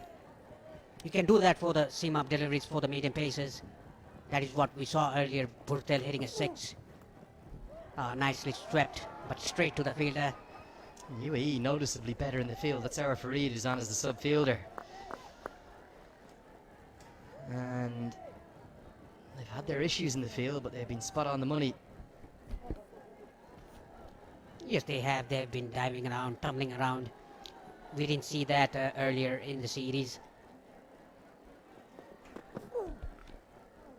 Nicely swept around the corner. That'll be 4. And we'll just bring a bit of relief, a bit of ease to what has been a very tough patch. 6 runs off the over. Nicely played by Bertel. It's 44 for 3.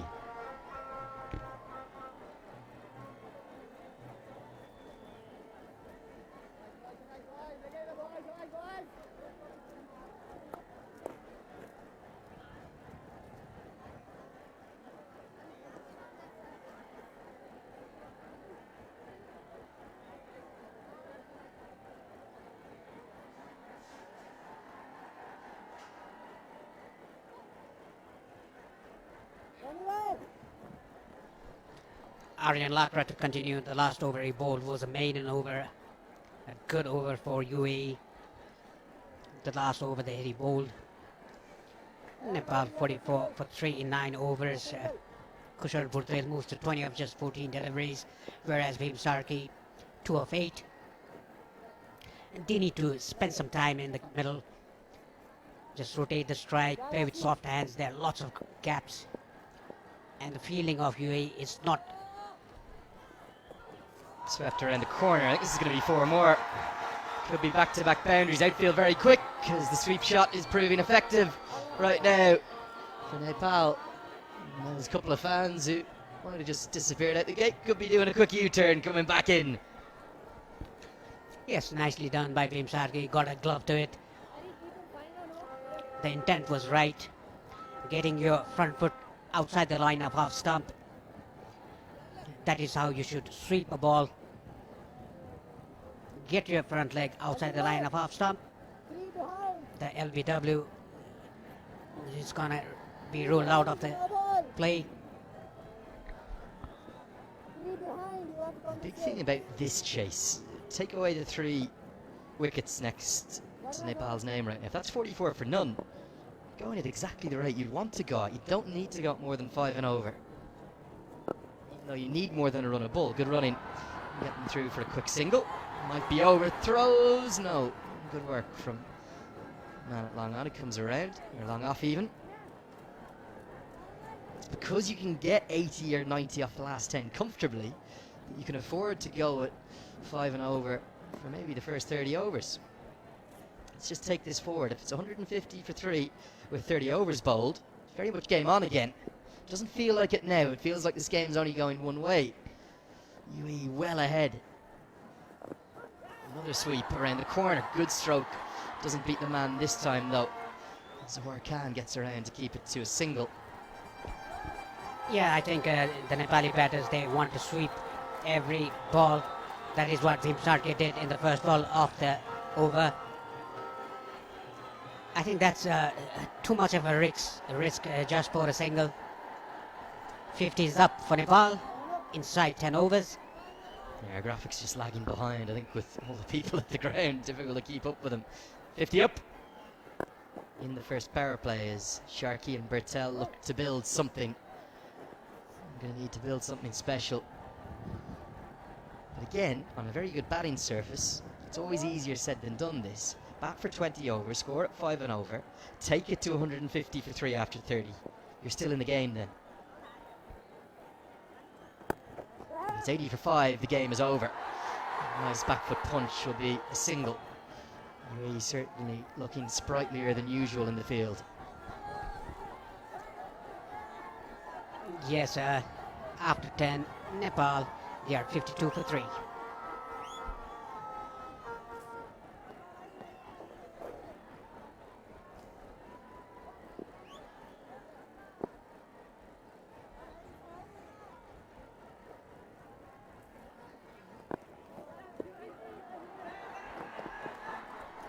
Good running. This is back to the template that Nepal's success has been built on over the last 30 days. Quick singles as we get to the end of a power play that has definitely favoured the UAE. Nepal 52 for 3.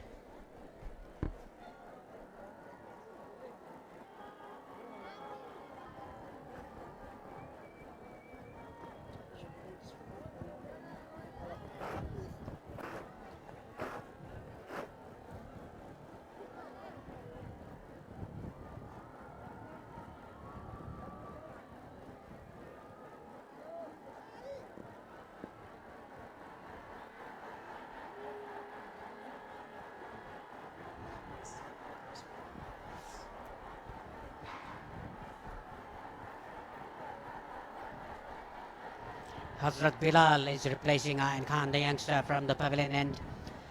He had a very good outing yesterday, taking 4 wickets of PNG. He's a very smart bowler, Hazrat Bilal. He bowled with some aggression yesterday, bowling some bouncers with good pace, bowling back of the length. He found his length yesterday.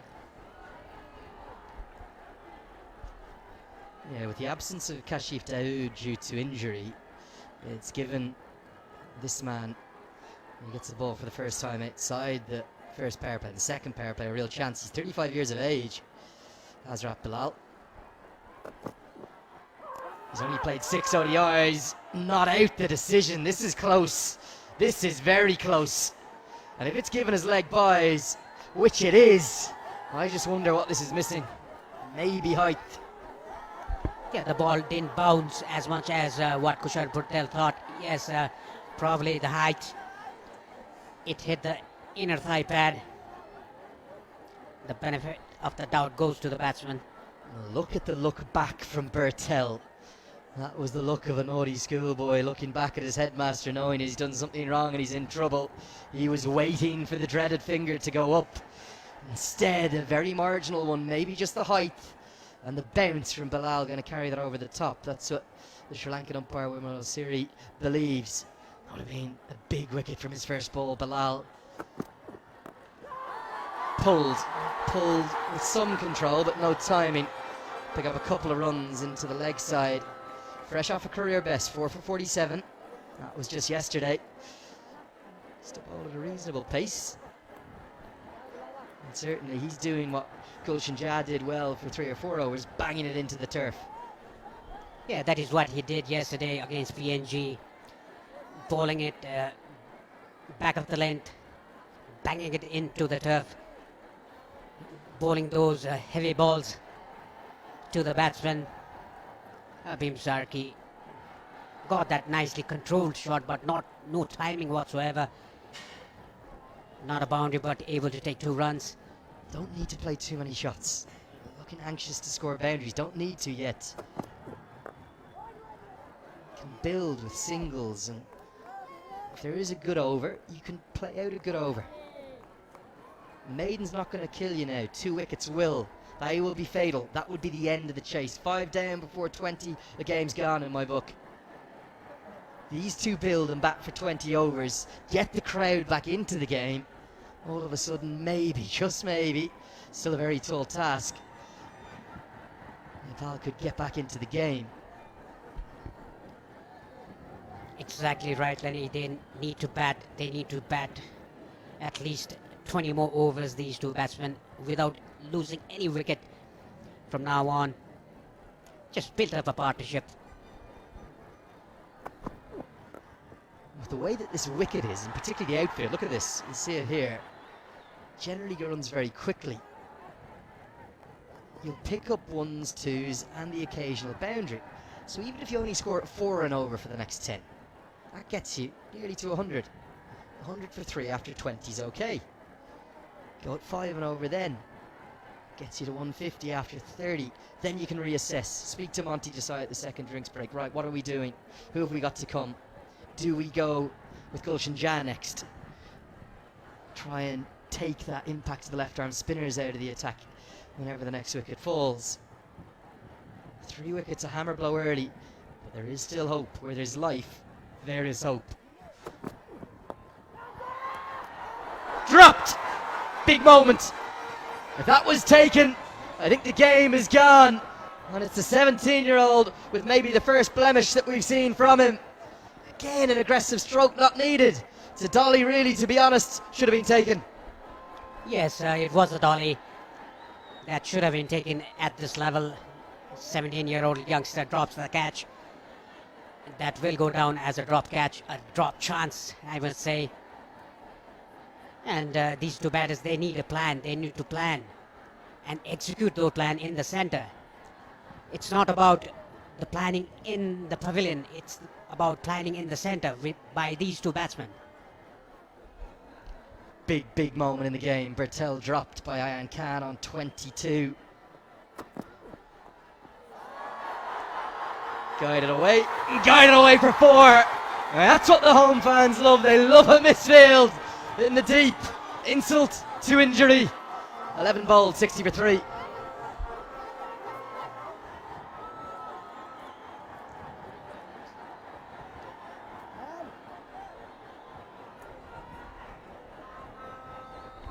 Big over.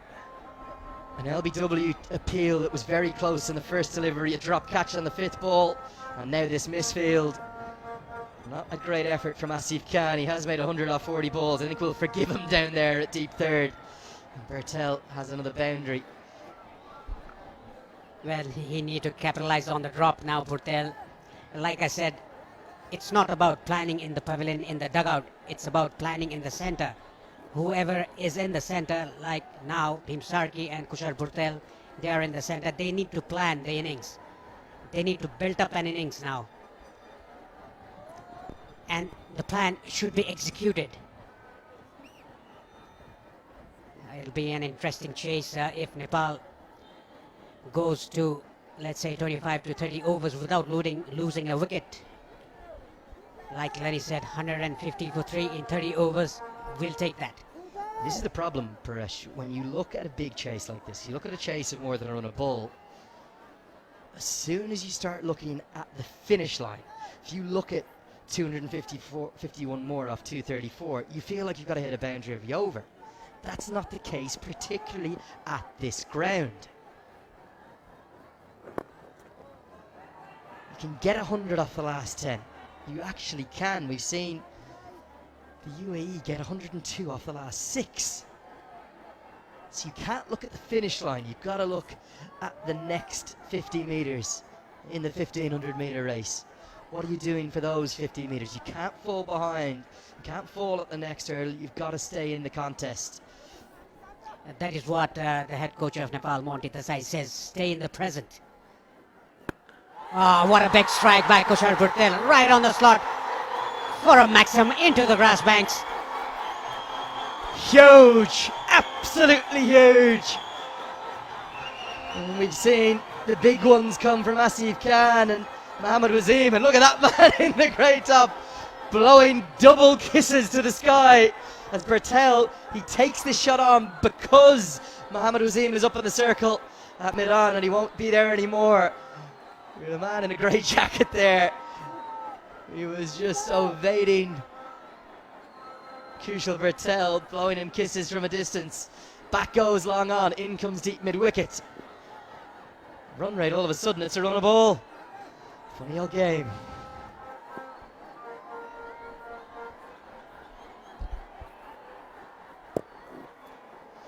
Do you still feel they're playing too many shots, Paresh? Yes, they are. The first 2 ball, 7 runs off it already. That is more than required rate. So they just need to bat this over out. Another good hit onto the mid-wicket boundary for yet another maximum by Kushal Bertel. Well, this is such a good shot because of the field change. So he's gone over long on with a straight bat, and now he gets the slog sweep out with mid-wicket having come up. Get it over the head of Mustafa in the circle, you'll get 6. And that's exactly what he's done. It's 2 sixes in the over. And all of a sudden, the 2 biggest roars maybe of the entire day.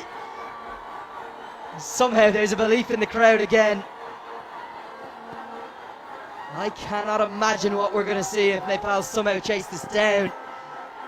Keep using that word somehow, I don't know what other word to use. Chance growing. Darted in, punched down the ground, good batting, gets the single after the 2 maximums. Yeah, this is excellent batting by Kushal Patel. 14 runs already off 5 balls. You don't have to take any risk. That particular shot, the run rate is 6.25 already. The current rate and required is under the current rate, 6.21 to be precise. They're ahead of the rate. How are they ahead of the rate? They've lost 3 wickets. Just need a measure of calm. Don't get carried away with the crowd. Stay in the game. It's a good over. The biggest one of the innings. The biggest one of the chase. 15 come from it. 75 for 3.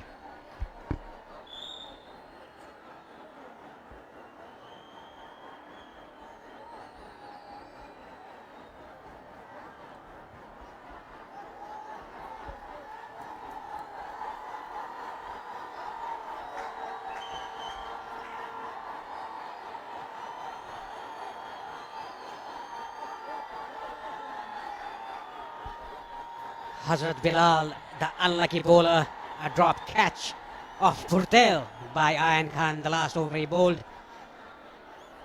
Well, you can see by the last over how good this track is for batting.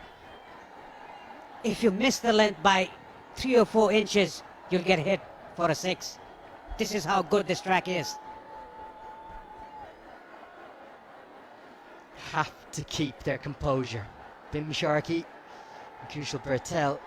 There is a partnership brewing. It's a good one too after the loss of their captain Paudel.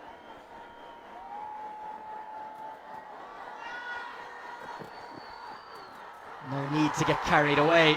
Runs will come and every run will be cheered. The way that Patel plays, naturally he's going to keep going. He can't give it away. He's had a life. He was dropped. And that would have made it 59 for 4, and maybe the game would have gone with it. Can he capitalise upon that life? He has to capitalise on that life. His natural game is to attack, but he has to do it very carefully. He's already got a start. 39 of 23.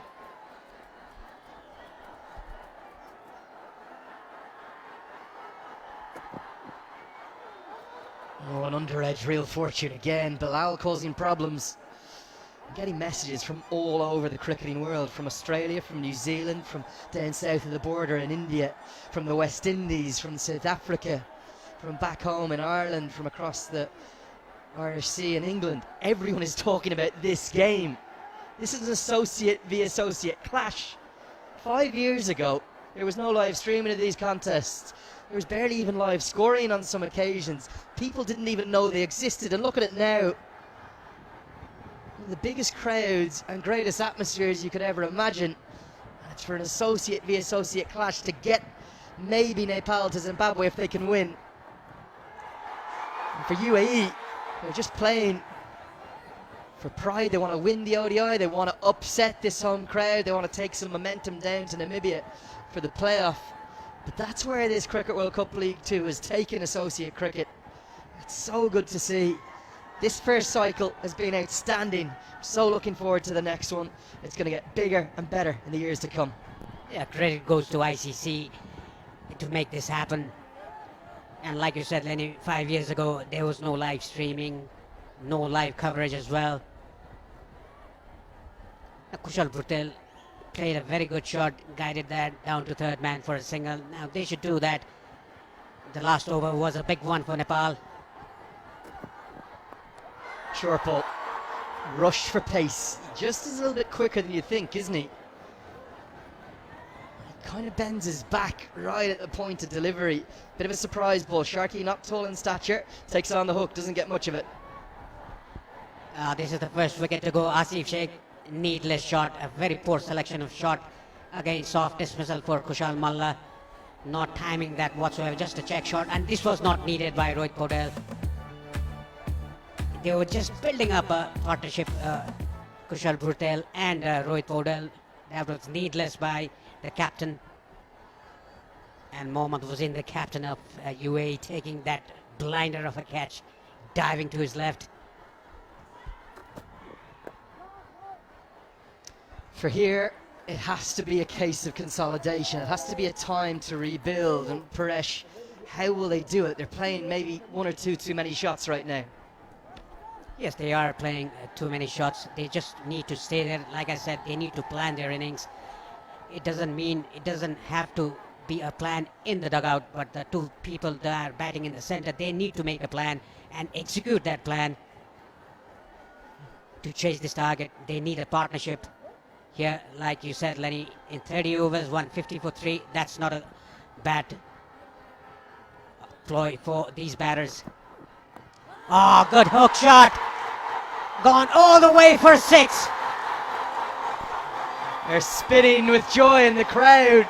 He's only just got it over the head of the deep backward square leg fielder. It's a very brave stroke, but it goes all the way for 6. It's 84 for 3. Here's a look at the replay. Very brave shot with the man out. Zahra Farid is tall, out at deep backward square leg, over his head. Look at the reaction. Bhutel deliberately went up in the air. He wanted to get 6 runs. He was capable of doing so. Moves to 46 of 27. Now this shows, Lenny, how good this track is for batting. If they have a composed mind, concentrate, they will definitely chase this target. It's too early to say that, but if you bat well, like I said, if you have to plan well, execute those plans, they will definitely chase this target. The Nepali batters, they have the talent. They have done this before. Pressure like a different man to 20 minutes ago. He kept looking at me like a puppy dog, but crying the fact the game was over when Powell was gone. Now you have belief. Is there belief for Nepal? Listen to the crowd. Yes, Zohar Khan, the new bowler, back into the attack. A very good bowler. A good death bowler as well. He also has a yard or two pace with him. Bhim Sarki on strike.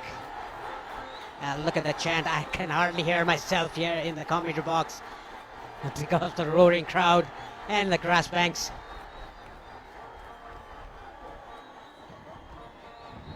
A spectacular crowd here. More than 15,000 people in the Tube International Cricket Ground. A good partnership building in between these two batsmen, Bhim Sarki and Kushal Bhutel.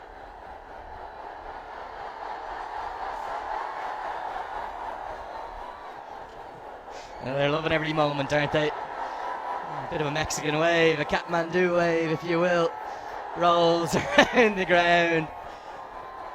Magnificent scenes, they really are.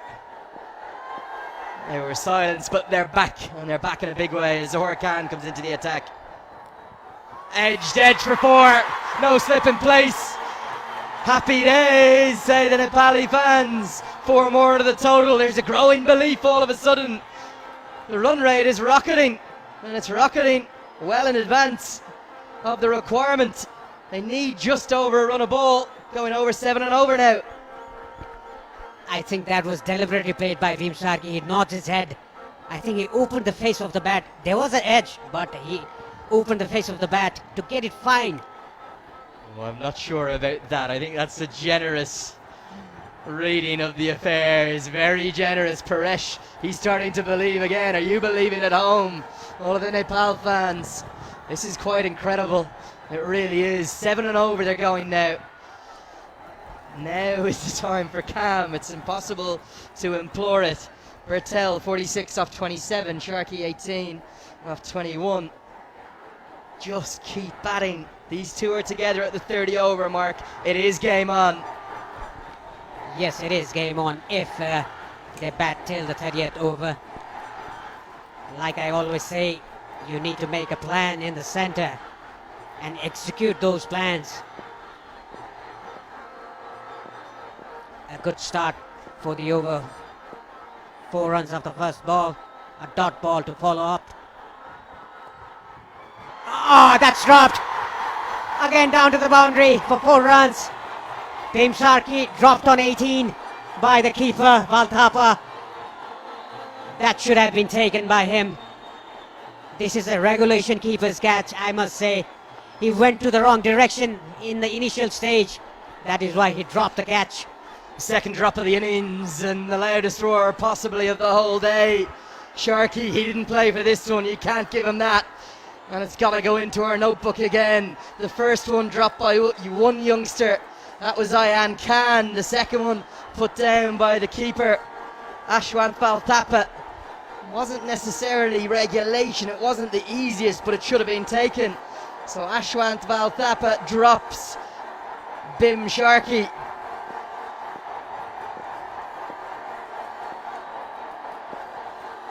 Off the bowling of Khan on 18.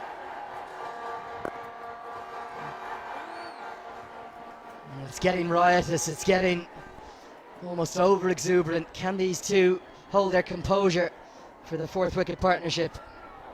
Yeah, that was a definite edge by Bhim Sharkey. Valthapa dropped it because he moved to his wrong side initially. That is why he had to move across to the right side of his. That is why he dropped the catch. And look at the crowd roaring there. A life for Bhim Sharkey and Kushal Bhurtel in this innings, and then they have to capitalize. Very special. Whatever happens from here, very, very special what you're witnessing live. Don't think you'll be turning off in the next 2 hours. You can't take your eyes off this game. Well into line, well played Bhim Sharkey. Nicely behind that ball, Bhim Sharkey. Zaur Khan just had a smile to his face. It's not his fault, he got the edge, but the keeper dropped it. He's bowled very well, back of the length. Bowling those heavy balls, hard balls. Like you said, Lenny, UAE is a very good bowling side. It will be difficult for Nepal to chase this target. They have to bat very well. They have to bat out of their skins. Again, that was played for. Won't be 4 this time. The deep third fielders confined. 9 runs from the over. It's 93 for 3.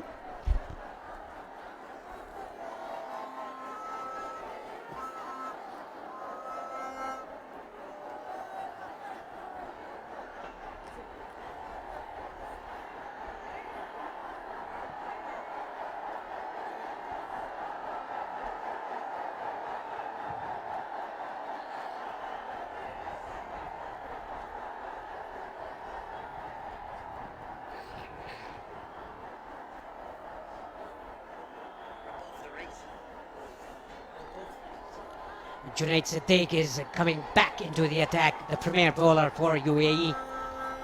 He's a wicket-taking bowler. He was out of the field because he got himself injured on his right bowling thumb, but he's back into the attack from the pavilion end. Gone for 21 in 2 overs, has taken a wicket already off Kushal Malla. He's UAE's premier bowler, a quickie. He can bowl those back of the length hard balls, heavy balls.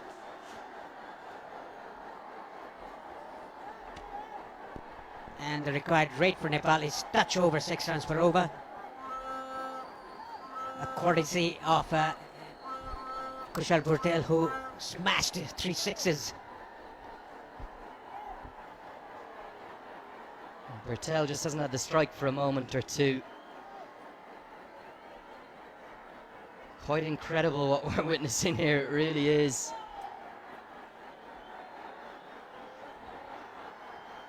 Nepal rings around the ground again. As this one's guided down to third man, one of Sharky's go-to shots. Mustafa picks up cleanly. He'll have a big role to play today.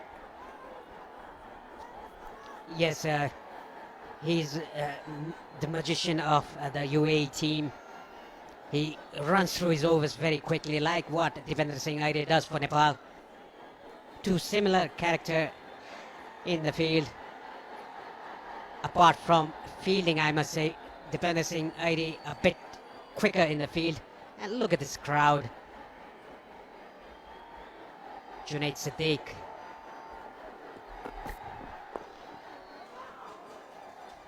No single this time. Siddiq just makes a good angle to discourage them from taking on the one.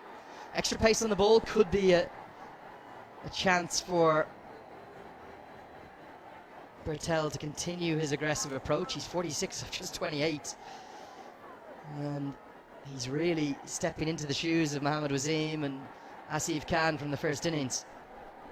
Even if you bowl express pace, if you bowl at the right length, it will be very difficult for the batsman to get away. Very well bowled and nicely guided down to third man for a single. This is what they should do now. They've already over the required rate. They should play singles and doubles. That is what Bhim Sharkey is capable of. Bhim Sharkey on 24 of 26. Mind you, they were both dropped in the earlier overs. Purtel dropped by the youngster Ayan Khan, and Sharkey dropped by the keeper Val Thapa.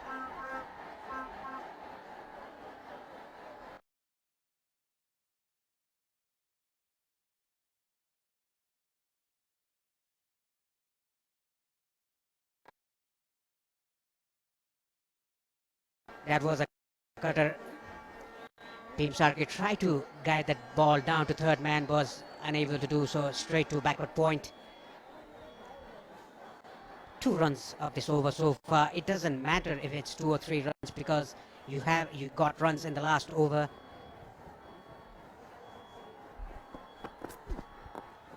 Another cutter.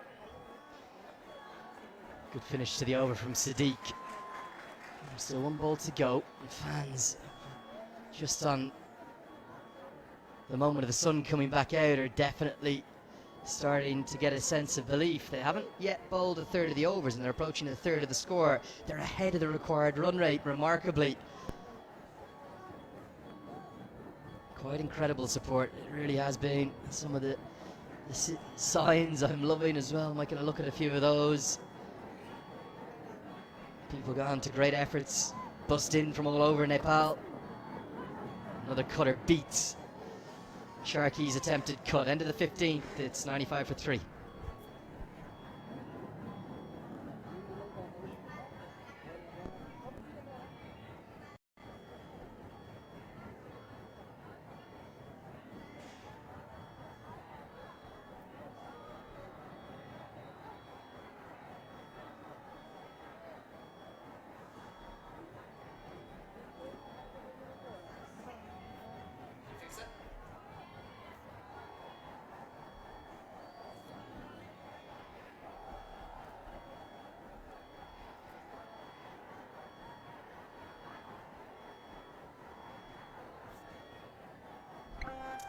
.58 the partnership is worth from just 49 balls. It's been a good recovery, but it's also been more than a little bit chancy. There's been 2 lives, 1 for each of the batters. Bertel dropped on 22 and Sharkey dropped on 18.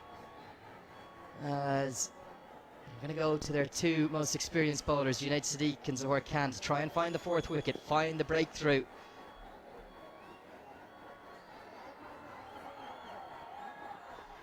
Looks for a shot. It won't be given as a wide, right close to the guideline. The fans want the wide, they won't get it from the umpire,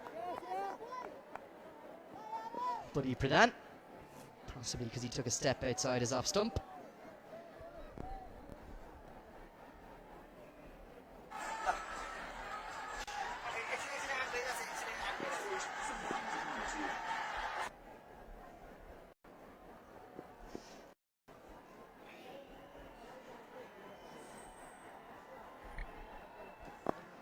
Down the track, worked into the leg side. He wants a couple here.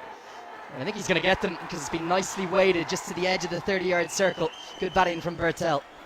Yeah, that's even good running between the wickets by these two batsmen. Bhurtel moves to 49. Nicely done by Kushal Bhurtel. Coming down the track, just playing with soft hands into the leg side. A good running between the wickets by these two batsmen. Very quick. Bhim Sarki, also known as the Jaunty Rhodes of Nepal. And he bats like Jaunty Rhodes, he just nudges around. And Bertel, he's been very aggressive, but he shows that he's got touch as well and poise. He's been given really good backing by his coaches. And he's getting to 50 again. Big applause from the crowd. It's his 5th one-day international 50 to go alongside his maiden ODI 100. I think he's going to need to double that up at least for Nepal to stay in this chase. He's only averaging 21, similar numbers to Mohammad Wasim, and he's batting a little bit like the UAE captain right now. 32 balls, 4 sixes and 3 fours. Yeah, that was the shot of the day for me, just guiding that to the gap. Swept well and hit those lusty blows to the spinners. That was poor fielding effort there by Zohar Farid. This was one of the pickup shot by Kushal Bhurtel. Back live now. Nicely played. Bhim Sarki, forward defensive shot.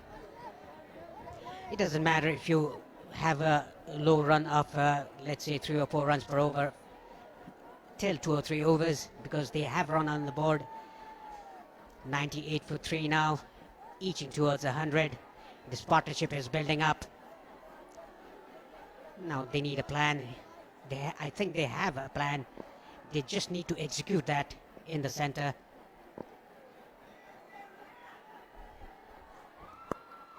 Cut. And cut straight to the man. It's a packed area, isn't it? Backward point and a point right on square. And my oh my, how they've got back into this game, having lost those 3 early wickets. Can't quite get my head around.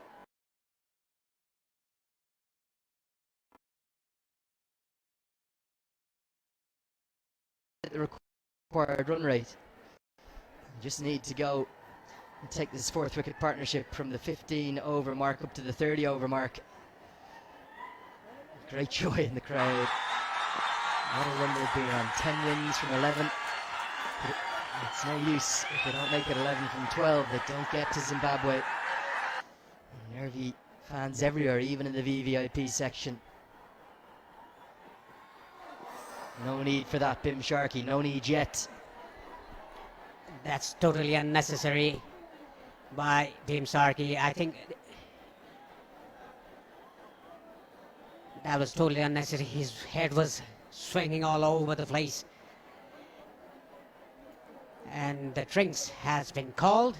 We'll take a short break here in the commentary box. We'll be back soon.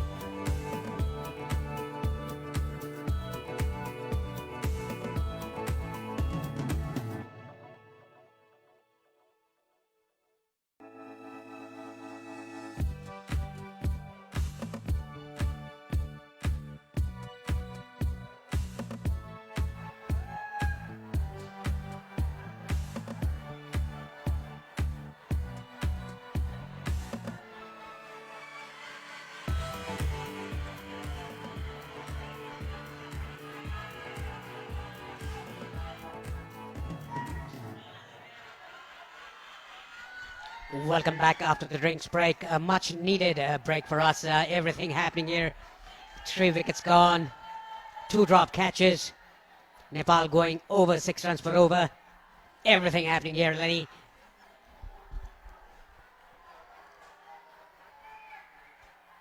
Cutter from Junaid Sadiq, who's going to continue. There's a great saying, isn't there? In sport, it's all happening. It is all happening here in Kathmandu. Just about a third of the way through their overs. They're just about a third of the way to the target. They've lost just about a third of their wickets. Make of that what you will. I think it's still definitely advantage to UAE, no doubt about that. Nepal have never scored more than 300 in their ODI history. But there is definitely some embers of hope. Maybe just small embers. Can they build a fire out of those embers? Get it to burn brightly in Kathmandu. It's after 3 o'clock already. This game is going to go right the way to 5:30. And this match, the 126th one in ICC Men's Cricket World Cup League 2, could be set to go the distance. Yes, that was beaten outside the off stump. A good ball by Siddiq, shot up back of the length. That was not a cutter, it was a seam-out delivery by Siddiq. He's mixing his pace, Siddiq. He's understood that a slower ball is the way to go. This could be gone. It is. The cut shot and Sadiq roars with delight. He loves it. It's another cutter. The extra bounce from the tall man has found the edge. The drinks break has brought about the wicket, and the game swings heavily now towards the UAE. A perfect time to get wicket by UAE. The 4th one. Kushal Patel out for exactly 50 runs. He had to stay there to make a big one, but he has to depart. A very good bowling by Siddiq. Cutter to get the outside edge. A simple catch to Valthapa, the keeper. And look at his celebration. He dropped a catch earlier off Bhimsarki. Bhurtel has to depart on 50. He played 35 deliveries. Nepal 98 for 4, in deep trouble.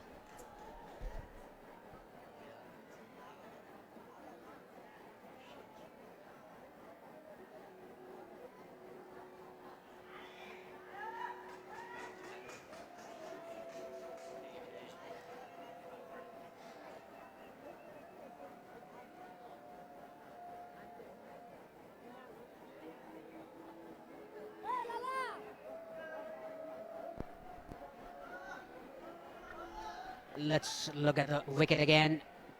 Top edge straight to the keeper. He played under the ball. Kushal Patel, smart bowling by Junaid Siddiq. The first ball he bowled was a cutter. The second ball was a seam-up delivery. The third ball, again a cutter, and taken a wicket. 2 dot balls and a wicket in this over. A good one for UAE. Big call. It's going to be Ari Sheikh rather than Dipendra Singh Airi. I think, given the situation, given the big game aspect, I would have been tempted to go with Dipendra Singh Airi at number 6. Bowled brilliantly, will have been full of confidence, was excellent in the field. Instead, they're going to go to the elder of the 2 Sheikh brothers. And that will surely be given as a wide outside the off stump. Junaid Sadiq, he's as good as they come around the associate circuit. Fine fast bowler, and the cutter has just proved a bit too much for Bertel to deal with. He was tempted by the cut shot and he paid the price. Yes, Arif Sheikh has played 29 matches, 543 his total runs in League 2.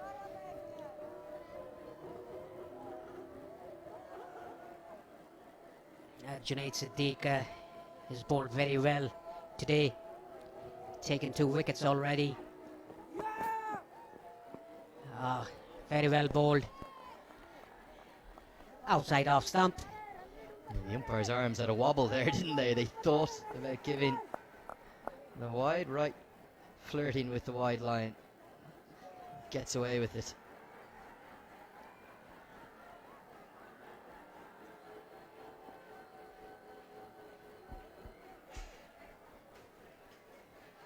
Shy of 100, they've lost their 4th wicket, Nepal, and they need to find a way into the game. I have to say the approach for the last 7 or 8 overs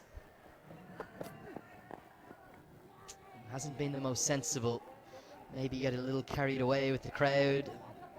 Understand the concept of a counter-attack, but it wasn't what was needed. Exactly, it was not needed. 4 wickets down already under 20 overs. A smart bowling by Junaid Siddique. He's mixing his pace, he's bowling seam-up deliveries, he's bowling cutters. Got a wicket off a cutter, a leg cutter.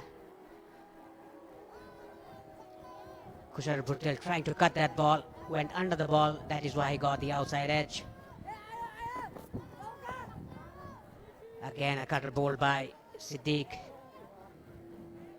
A wicket in this over, just a wide, 99 for 4 Nepal.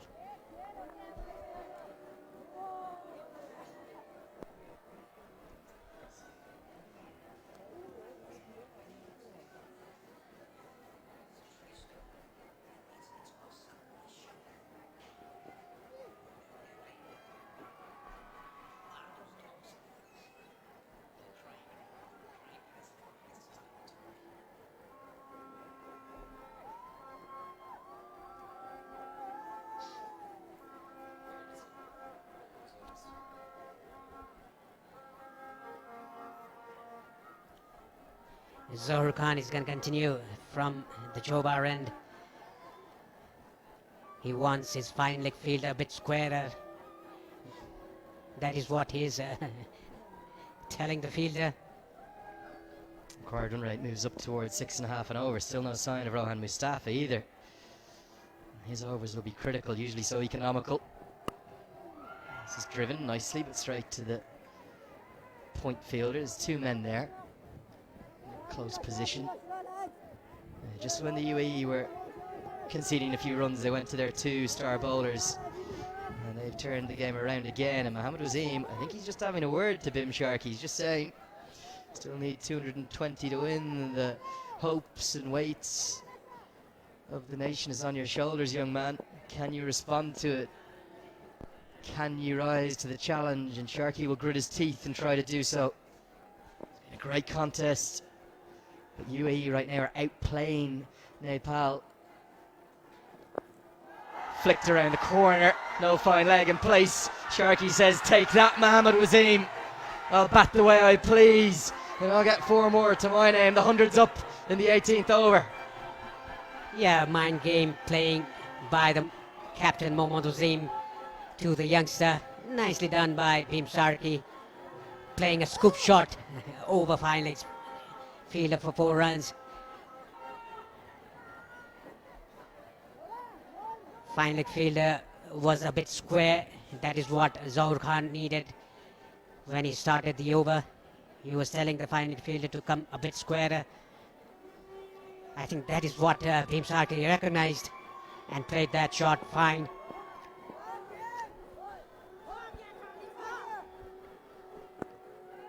Guided behind square. It'll be a single to follow up the boundary. Good batting. And these 2, we said it about the previous pair, these 2 have to bat to at least the 30 over mark. Sandy Plamachani already has the pads on. Head and hands there for one of the team. This is a squad that has gone on a phenomenal journey since Monty Desai's appointment. Even if they lose today, they have plenty to be proud about. They have retained their ODI status. They will have to then go through the playoff if they do lose. The way they're playing, they'll have a good chance down there. Top 2 and still go to Zimbabwe, and it might in some ways aid their development. Who knows? But would they love to chase down this total, to break the records, to make history, to get to Zimbabwe automatically? The highest score for Nepal in ODI is 297. If they chase this target, it looks very hard from now on. It will be a record break for Nepal yet again. They chased 287 against Namibia to post that highest chase in ODIs.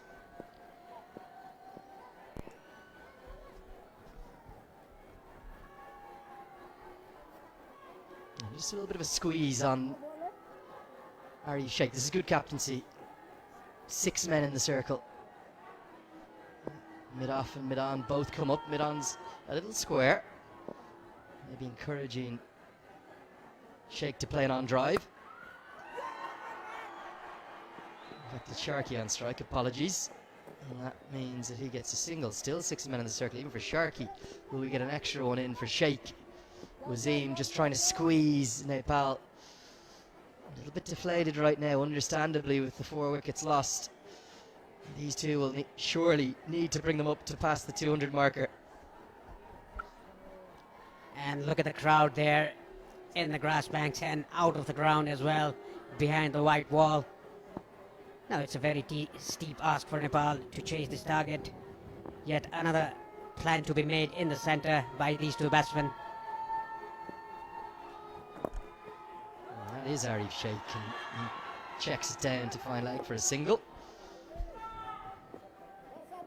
8 runs come from the over with the boundary from the ramp shot. It's 107 for 4.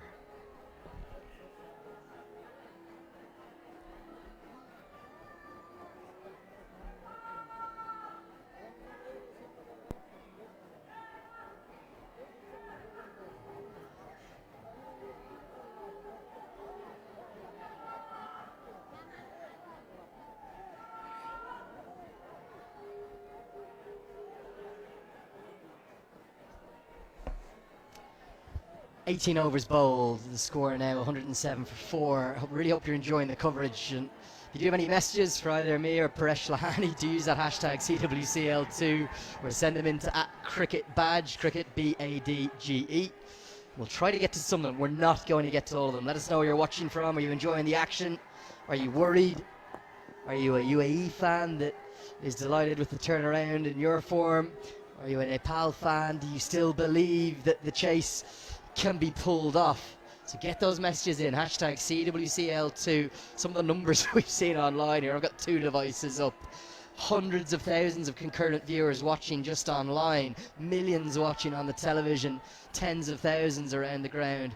Or send us a message in on Twitter or Instagram @cricketbadge. You can get me. Question for Paresh Lahani if you want, and we'll try to get to a few of them whilst the seamers are bowling. There should be time. It's like lull and play here. It's a cutter. Nicely played. Work for Mustafa to do. He does it well. Surprised not to see Rohan Mustafa give him the ball yet. Well, the medium pacers are doing a good job for UAE. He's not needed at the moment. He's a partnership breaker. If these two batsmen build up a partnership, we will surely see Mustafa into the attack. That was another cutter by Junaid Siddique, and off cutter, nicely played by Arif Sheikh for a single.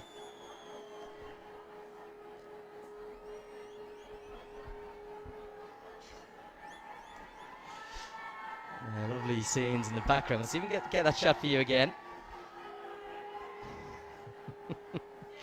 You have to love the comments on social media. Tanaj Sapkota straight in. Why is Paresh so sad? We'll have more games next week. That baby's looking a bit sad right now. Beats the outside edge. That is the benefit of defeat today. Would give 5 matches in Namibia, albeit 5 highly pressured ones. But a top 2 finish there would still send Nepal to Zimbabwe. And with the way Monty Desai's men have played, there should be a belief, even if they go down to defeat here, that they can get through that playoff. Let me tell you, I'm not sad. It's just my expression. You're worried, concerned, disconcerted right now. The former national team captain with me, Paresh Lahani, the great man, Tony.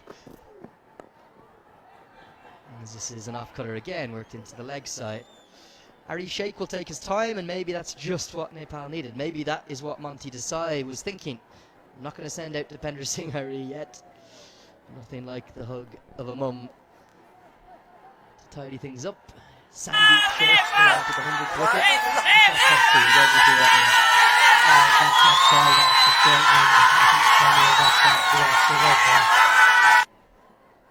I must say that's a weapon, the Trishul. Junaid Siddique is doing a good job here for UAE. Again, that is a cutter. He's mixing his pace. That is good to see in this kind of a track. Slower you bowl, the more effective it will be. Reminder, if you're sending those messages, tell us where you're watching from. Otherwise, where you're enjoying the action from. There's still belief in the ground. With faith in our boys, they can chase this total, that cricket badge. Believe. Messages flooding in across social media. They're going to come in their thousands. I'm sorry if we can't read them all out. And we'll get to as many as we can. Another off-cutter beats the outside edge so nearly. Finds the outside edge. End of a tied over. Just 2 runs come from it. It's 109 for 4. Let's take a look at the points table and explain to you the state of play and where this game is going, as we see some lovely topies up in the crowd in that VIP section. This is the 126th and final match of this Cricket World Cup League 2, the inaugural Cricket World Cup League 2. The equation is very simple today. If Nepal win and chase down this record total, they qualify for Zimbabwe for the Cricket World Cup qualifier. If they don't, it will be Namibia who take the 3rd and final spot, and the bottom 4 sides, USA, UAE and Papua New Guinea.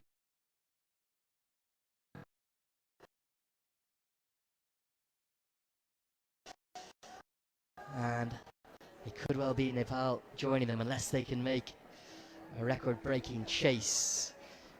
21 triangular series. Each of those 21 triangulars contained 6 games each. Makes 126 matches in total, and just the 1 dead rubber out of all 26. Great credit to the format, the structure, the meritocratic aspect of it. It's worked really, really well as Can's going to continue. Great view there, isn't it? Up in the VVIP section. Big hit. Where's this gone? Oh, it's gone. Not quite all the way. But 4 more to Sharkey back live. As Can is struck away for 4 into the leg side. Yes, that was nicely pulled away by Bhim Sharkey from outside the off stump.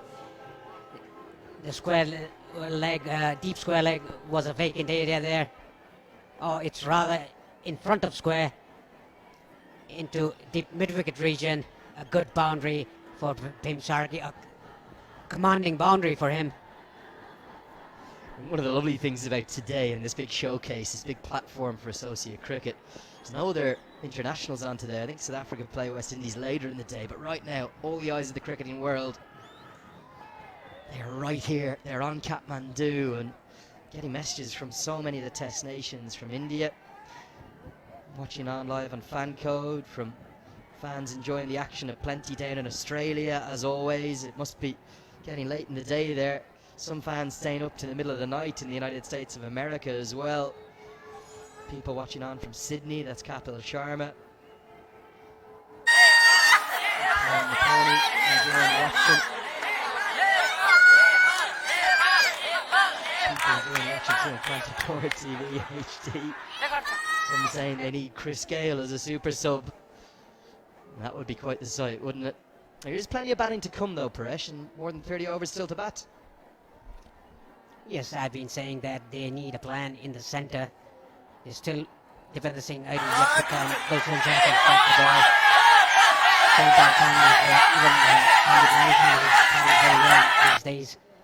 There are plenty of batting to come. It's just that they need to apply themselves in the centre. Yeah, I think Sampal Kami will probably be a 10 and started his career as a batter, a very fine player. So there is batting to come, but they have to take this game deep. They have to stay in the game. And the steady wickets that have fallen, and remember, 2 drop catches alongside it, just haven't helped them. Bhim Sharkey moves to 36 now off 41 deliveries. He, alongside Ari Sheikh, will need to work something together. So Khan trying to stop them from doing so. Cut powerfully and put down again. My oh my. The Butterfingers, they are spreading amongst this Emirati team. The 3rd one goes down. And the 2nd one by the youngster, the 17 years of age, Ayan Khan, drops another sitter. This time Arif Sheikh dropped on 3. It was a good shot, but played in the air, not in the gap. The youngster, look at this again, a very good camera work there. 3 regulation chances, have to say. Well, Thappa's maybe the most difficult of the 3, but Ayan Khan, we've done nothing but sing his praises. But his fielding, key position, backward point, has let him down. This time guided down for a single. Can they make use of these lives? They're being given gifts from the heavens. Yeah, everything happening. Lenny under 20 overs, 4 wickets down, 3 drop catches. Nepal going in a good rate, 5.80, and required rate almost 6.5. 5 runs off this over so far, 2 balls remaining.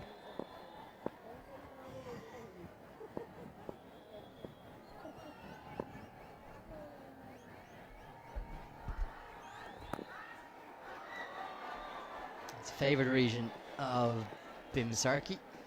He will keep the strike.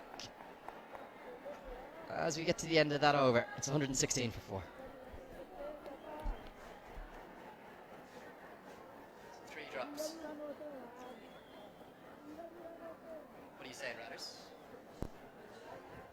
What are you saying? It's too deep.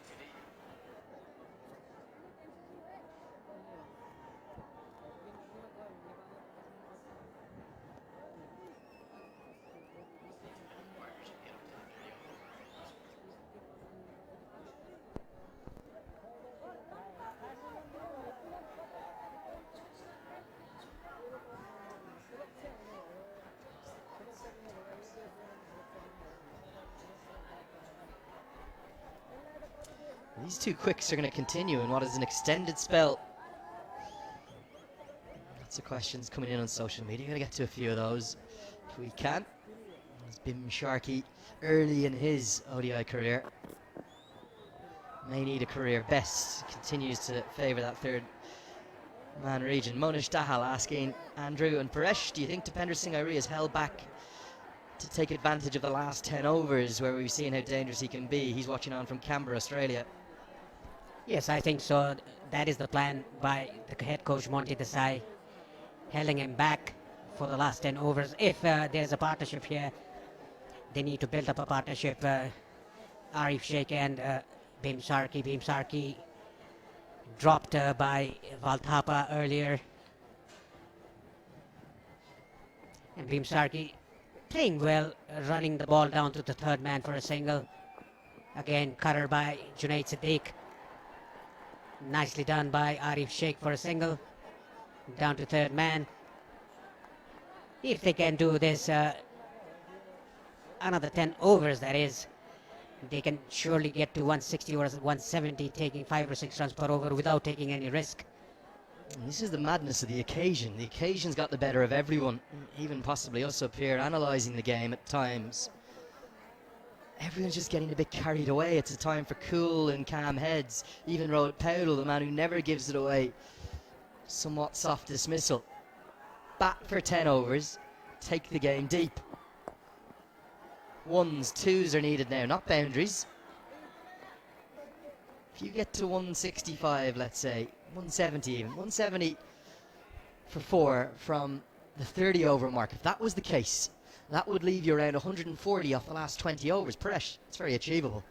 Yes, it is. That is why they need a partnership here. And like I always say, you need a plan and you need to execute those plans in the center. It's no use making those plans in the dressing room and coming out without executing those plans. You have to make those plans in the center by these 2 batsmen. Whereas Bim Sharkey is playing very good, taking that singles. That was outside off stump. Given as wide. Yeah, good decision. He took his time, umpire Siri. That's definitely a wide. You don't want to penalise the batter for playing a stroke at it. You take a look at the replay of this, it's gone significantly past the guideline. You won't see from that angle. See if we can get one more look possibly. But there was actually some late shape away from Sadiq, who often is used in short bursts, but instead he's been given an extended spell here.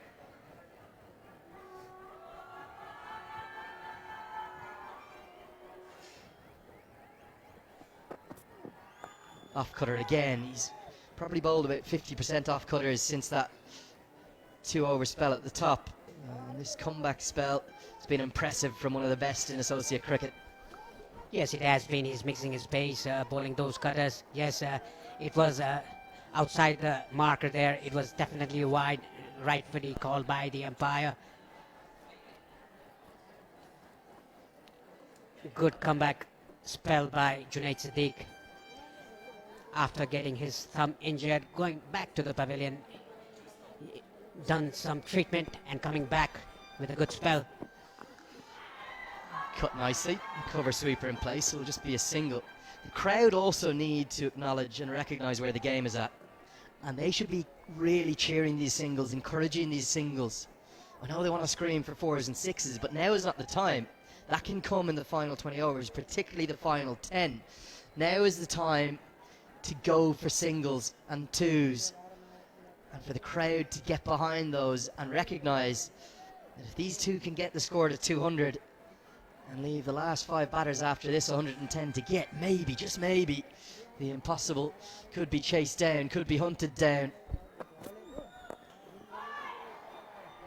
Beautifully played, but straight to the man. Yes, only 5 runs off the over with a wide.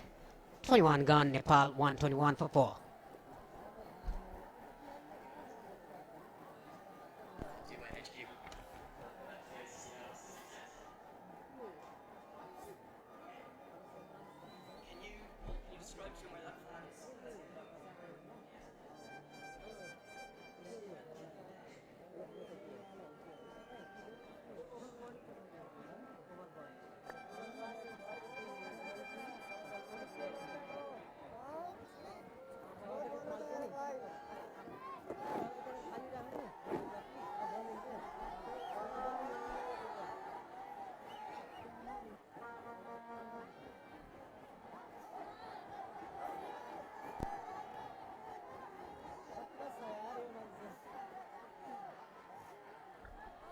Rohan Mustafa being introduced into the attack. I think this is a good move by Mohammad Wasim, bringing the musician of the UAE team.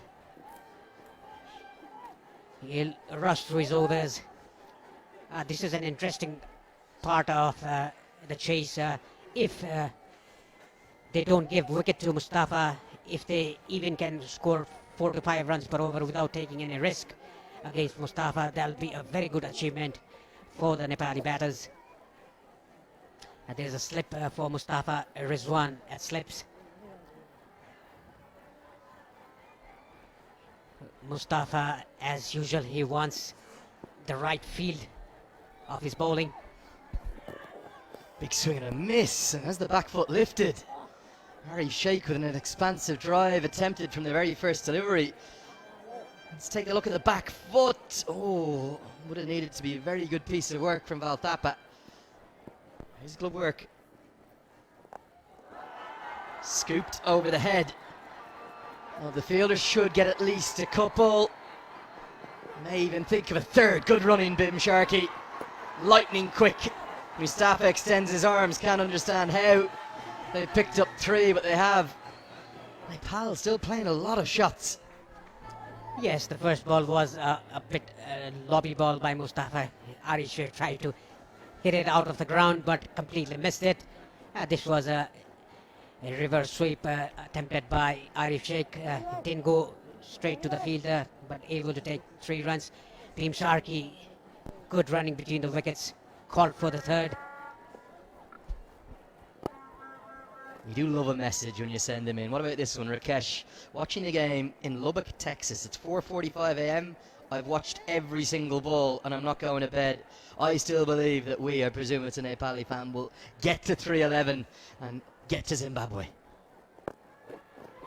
Quick single. This is more like it. Don't need to take risk at this stage of the game. Mustafa frustrated. Yeah, you should frustrate the bowlers like this. Play with soft hand, taking quick singles. The bowler would be frustrated and the 30-yard fielder will come in to stop the singles, and then you can capitalize on playing over the fielder's head. 186 more required of 170 balls. Nicely bowled by Mustafa. A bit flight given by Mustafa. Whatever analogy we use, you've just got to take this game deep. Cut away right out of the middle of the bat. Now there is a man out there, so it'll just be a single. 22 overs bowled, 5 come from Mustafa's opening over. It's 1-2-6 for 4.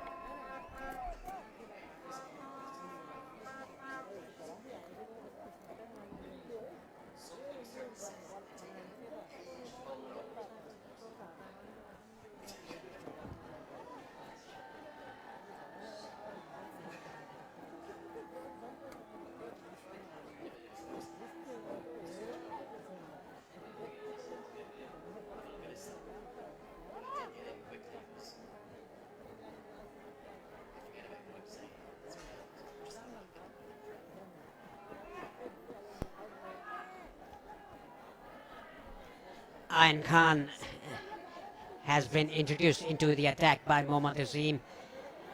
5 overs bowled by him in his first spell, 17 for 2. Pick up the bowlers for me. Has dropped 2 catches to 2 sitters.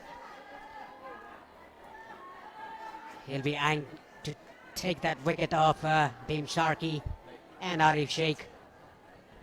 Arif Sheikh dropped by Ayan earlier. A chance for a bit of redemption for the youngster. Just 2 drops. He's been so good with the ball. Such a talent. I know we don't have official awards for the tournament as a whole, but if you're talking about the most promising youngster, despite the fact he's only played, 10 or 11 of the 36 games UAE have played, I think Ayan Khan would be in the reckoning. Repeat again, he's 17. On this big stage here, he has shown no fear of it whatsoever. That was nicely punched off the back foot by Arif Sheikh for a single. Now talking about this youngster, he was named the player of the series in the bilateral series played against Nepal and UAE last year in November. Very promising youngster. He was in the under-19 squad as well in UAE, in Azman. Nicely done by Beam Sharkey. Nice little touch. Running down to the boundary for 4 runs. Moves to 44 or 48. A good partnership building up again for Nepal. Lovely touch. Beam Sharkey, he's long been thought about as an heir apparent for the likes of a guy in Endramala. Don't want to labour on the point, but surely Kushal Mala should be at 5 and Sharkey up the order, even if it's Powell that goes up 1. And there's one of the signs I wanted to see. My heart beats faster for Nepali cricket than it does for my crush. Wonder who his crush is. She must be at home. She's not here. He's sitting next to a friend. Heart beats ever faster. Slower through the air. Good running, quick single. Quick between the wickets. Every over that goes by. Oh, hold on, what about that one? My wife thinks I'm at the office in Butwell, but I'm here in Kathmandu. Where's Butwell, Parish? It's in the Lumini province near to Bhairawa. That's a flight away. What's he doing here? Squares him up nicely bowled. Is he one of those who came in the overnight bus, do you think? Maybe. Look at that. Well, it's part of the Nepali Cricket Supporters Society, and he doesn't mind that he's being snared on national television. I think the wife knows now, Paresh. What do you think? Yes, I think the wife is waiting for him with a stick at home. 7 runs off this over without taking a risk. This is good batting by these 2 batsmen. Make that 8 runs off the over after 23. Nepal 134 for 4.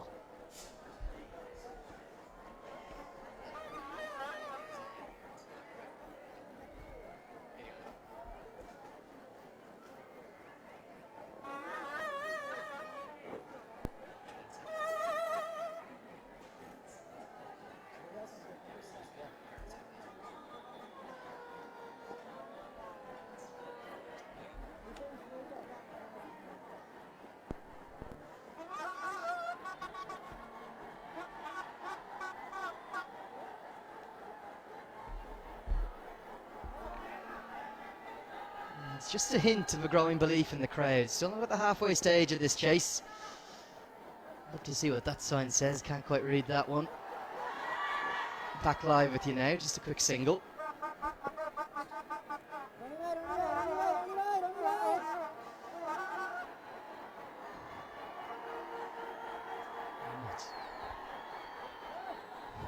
The interest in this game. We're delighted to have Paul Radley on air earlier. And one of the things he said to me at the halfway stage, he never thought he'd see something this big in associate cricket. It's quite astonishing. We're not talking about an associate team at a World Cup here. We're not talking about the halcyon days of Kenya in 2003 at the World Cup, Ireland on 07 and 11, Afghanistan in 2016 at the T20 World Cup, the Netherlands at those two T20 World Cups, and the most recent one, double Dutch in England and beating South Africa. This is associate v associate, and that's what makes it special.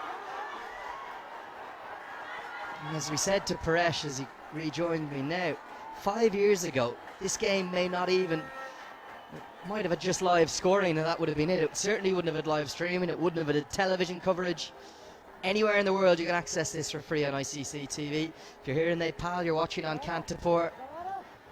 This is just the start of something for the associate game, and hopefully the spread and the growth of the game through that next ICC right cycle. Remember, it's 20 teams the T20 World Cup expands to. Tell us about that shell. We hear them being blown. I'll come to that after this ball. Nicely done by Arif Sheikh off the back foot, down to deep square leg. That is one of the traditional, when you do puja and stuff, that is called sanka, that is a shell. 5 runs off this over so far without taking a risk. This is good going by these two batsmen. Try to sweep that off the off stumper. Lucky Bhim Sharkey didn't go to hit the stumps, didn't turn.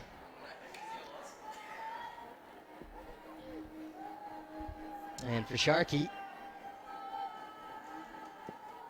he really does enjoy those ramps, paddles and laps. Good running, really good manipulation of the ball into the gap. It's just his 9th ODI, averaging 40. Got into this off the back of a prolific Nepal T20. He's one of the leading run scorers, and he hit the ball with a lot of power as well, lots of sixes. And that's the unique characteristics of this ground. I don't think 100 off 10 with 6 wickets in hand is necessarily out of sight. If you're just tuning in, maybe you just finished your day's work here in Nepal. The UAE scored 102 runs from the last 6 overs. I'll read that again. 102 off 6. Asif Khan, the 4th fastest century in the history of over 4,000 one-day internationals. 6 has rained around the ground. There's a chance for runs in the last 10. They've just got to get there. Yes, these batsmen are doing a good job. The last over bowled by Mustafa yielded 6 runs without taking any risk. Onto his pads. Arif Sheikh denied the single there. They're talking about this partnership. It's building up slowly and steadily. They are taking 5 or 6 runs per over without taking a risk. That is how they should go about this chase. It also shows that Arif Sheikh is 16 off 25. That's not hurting the chase right now. That's helping the chase. And that's the unique aspects of where you need to be. You set your benchmarks every 5 overs. Get to the end of the next 5 after this one. Take that score with 5 runs and over. Up to 170 for 4. And then it's 140 to win off 20. That's achievable. Yes, definitely that is achievable with 6 wickets remaining. And I think that these two batsmen, they've talked through it. They are targeting 5 overs by 5 overs. Nicely clipped away off his pads. Wants to take 2 runs, easily taken. Good running between the wickets here. Played it on the gap. And there's a coolness, isn't there? There's a calmness about Arif Sheikh. He's very methodical in the way he plays. He's not a big hitter. He's not going to hit 6s all the way around the ground. He's physically not as big or as strong as his younger brother either. He's very elegant, very pleasing on the eye, and that's a lovely shot. Going to be a challenge in the deep for Hazrat, who does well to keep it to a couple. No risk, 5 runs in the over. Yeah, that is what I was talking about. You can easily take 5 or 6 runs per over without taking any kind of risk. Arif Sheikh moves to 20 of just 28 deliveries.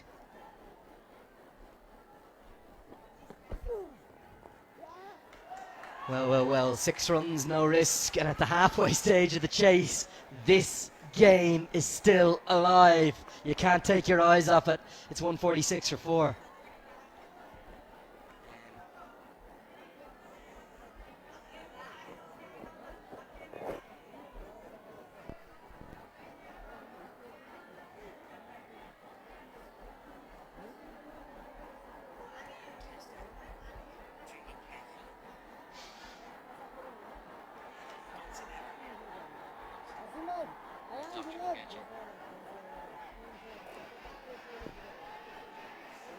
Just with those 2 spinners in tandem, difficult to get to any messages right now, but when we get the Seamers back on, we'll keep answering your questions where we can.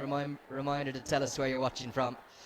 And if you're enjoying the action on ICC TV, on Fan Code down in India, or here with the Kantapur HD TV team in Nepal, I reckon this may be the most viewed associate game in the history of associate cricket. Arif Sheikh doing a nice little job here, 22 off 30. That will do nicely for the moment. Good batting by these 2 batsmen. And look at Mustafa's over. He's bowled 2 overs for 11. 5.5 his economy rate without taking a risk. The premier bowler, the magician of UAE.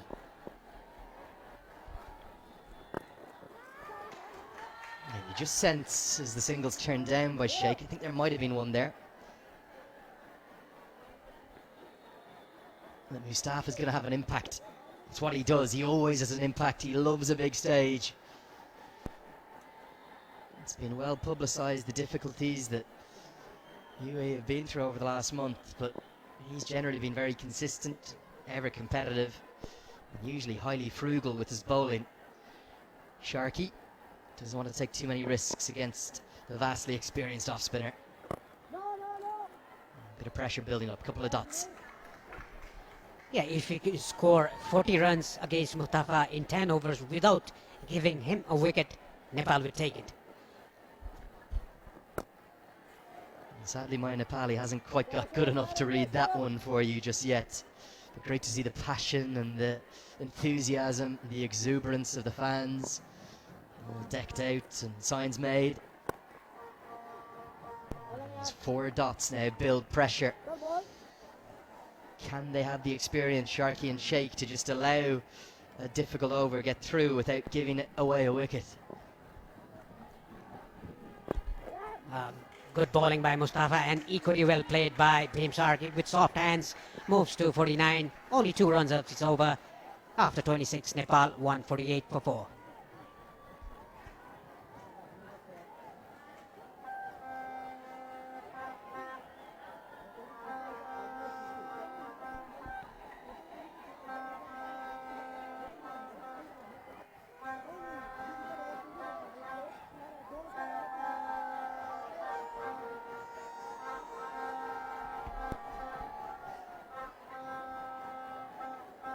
That's the equation. 163 more required from 144 balls.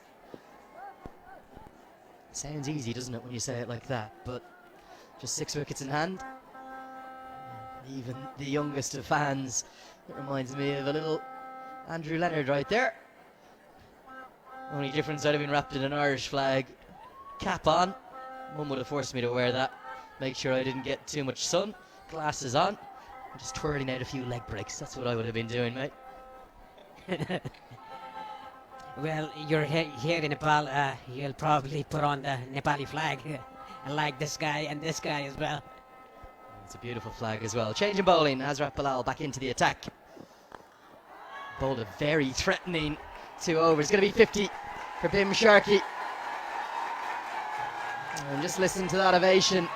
It's just his 9th one-day international. It's his 2nd 50. Coming at a good pace off 60 deliveries. That strike rate is fine.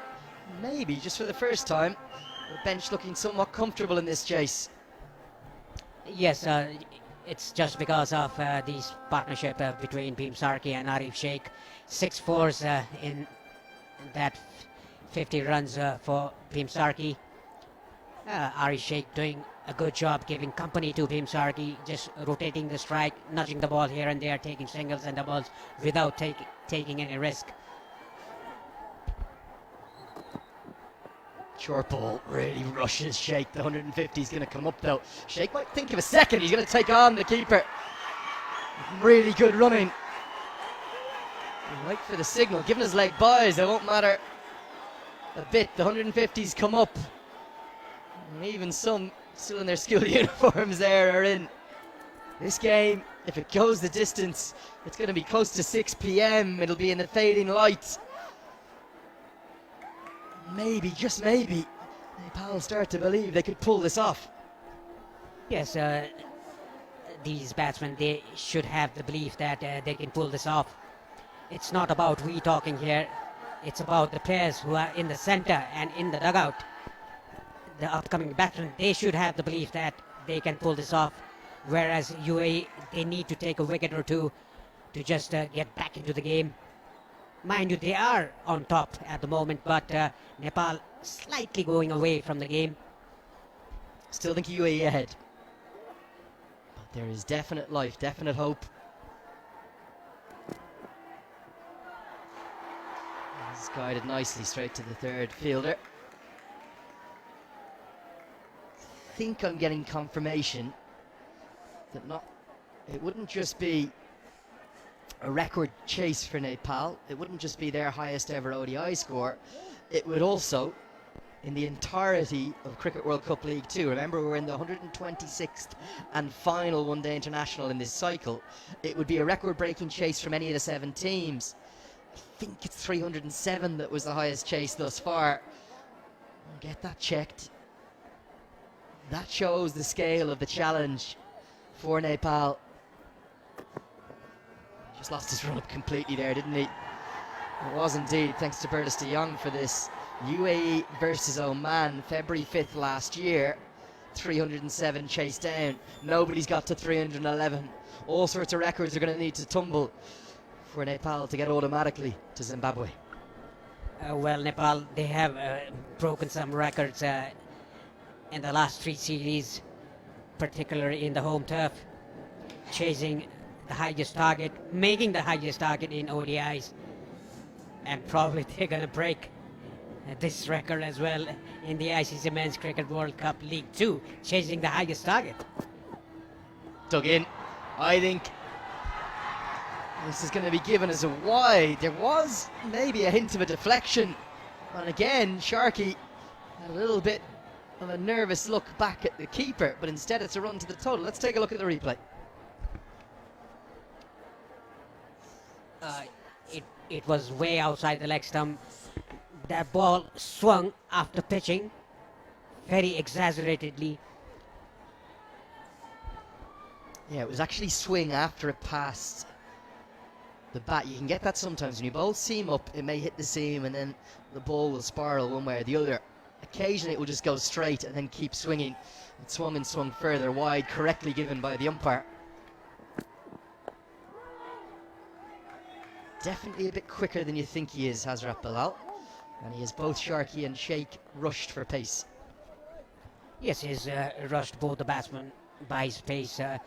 He doesn't look that sharp, but in his load up, and after he finishes, he bends his back, bowls that back of the length, and hurries the batsman to their shot. A very good bowler to have in your team.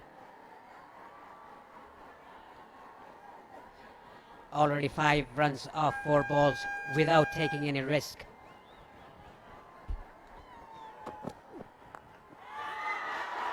Cut on the up, cut powerfully, and cut for 4. That's a very good stroke. Right on top of the bounce. He may be short in stature, but it's come out of the middle of the bat. 4 to Sharkey, 4 more to Nepal. If the youngster is watching, that is the way to play a cut shot. Beautifully done by Bhim Sharkey. Right on top of the ball. played it into the ground, into the gap for 4 runs, moves to 54 now. A good partnership building here for Nepal. And if you do your maths, past the halfway stage of the chase. They've used up slightly more than half their overs, but the required run rate's manageable. 6.6. I'm certain I saw 4 or 5 fans leave the ground when the 3rd wicket fell. I wonder, are they back in the house or are they watching from outside now? Can't take your eyes off this contest. Good over for Nepal. It's 158 for 4.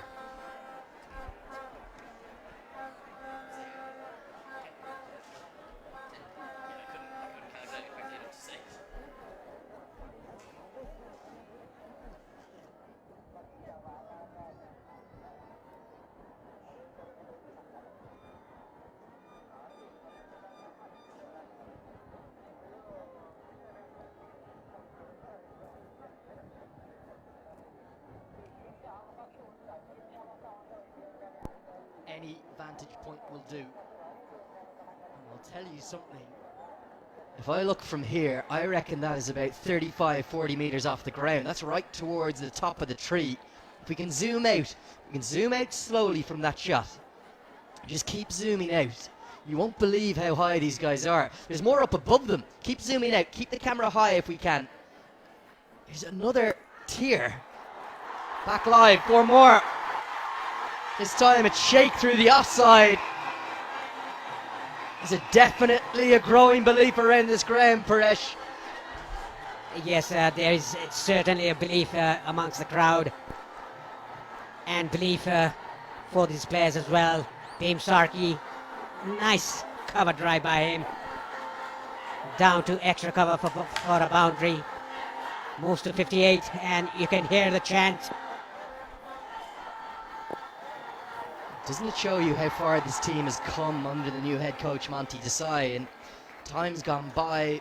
If Paris Kadko was gone and Gyanendra Mallow was gone and maybe Sharad Versakar was gone, that was it. It was game over.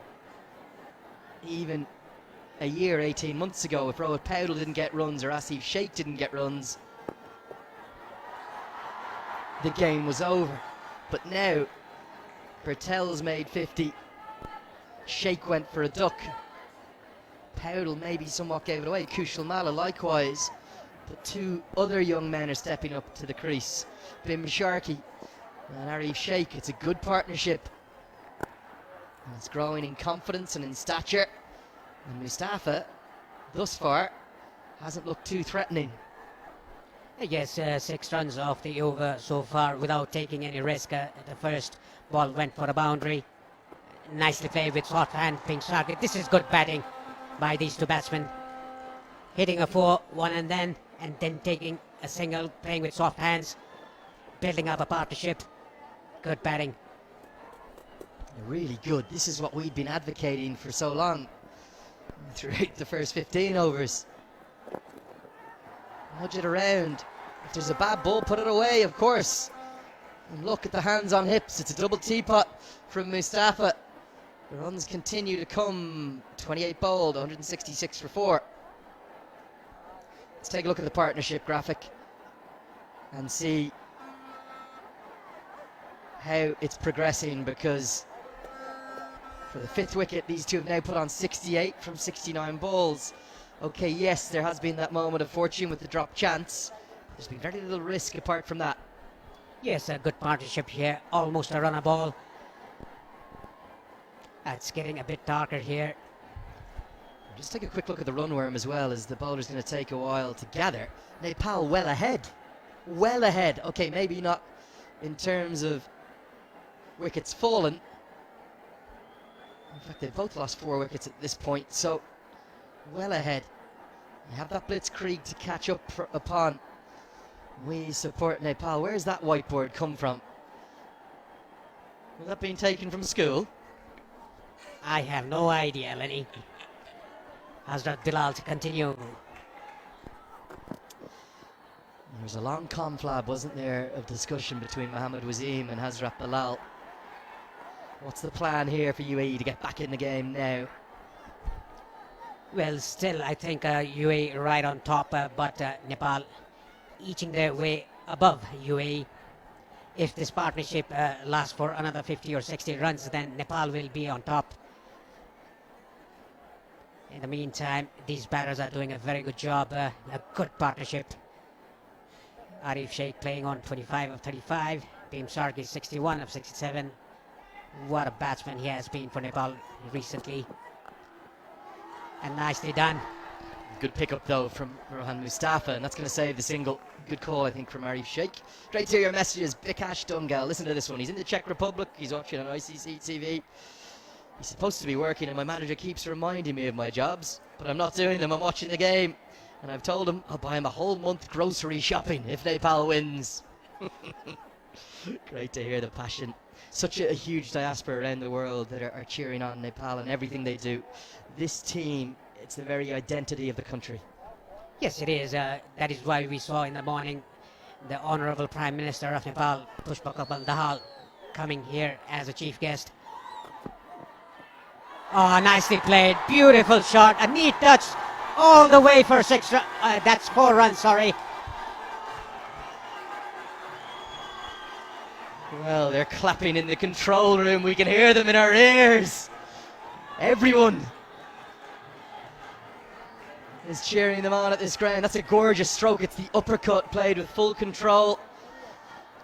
Right off the face of the bat. It's a shot that Sheikh likes because he's short in stature. Every batter has to have a method of dealing with the short ball, and he deals with it really well. Good stroke. We spoke about it getting to 170 at the 30 over mark. They're ahead of that. It's 141 more to win. They have over 20 overs to do it. And because of that, you can afford a dot ball. You can afford a tied over. And certainly, this game, which was not on a little while ago, is very much alive thanks to the efforts of Bertel, of Sheikh and of Sharkey. Yes, and that was a very good comeback ball by Bilal. A Yorker length bowled by him. And look at the spectators again. Full house here at the TU International Cricket Ground. The grass banks are full with spectators. Slower ball out of the back of the hand. I think he's picked it. Guides it down to third man. Lovely to hear from everyone. The diaspora of the Nepali people is spread all over the world, with huge hubs in Australia and the United States of America in particular. Seen a lovely photo there from Griniash, who's watching on from Sydney, and he's painted his full face in the Nepali flag.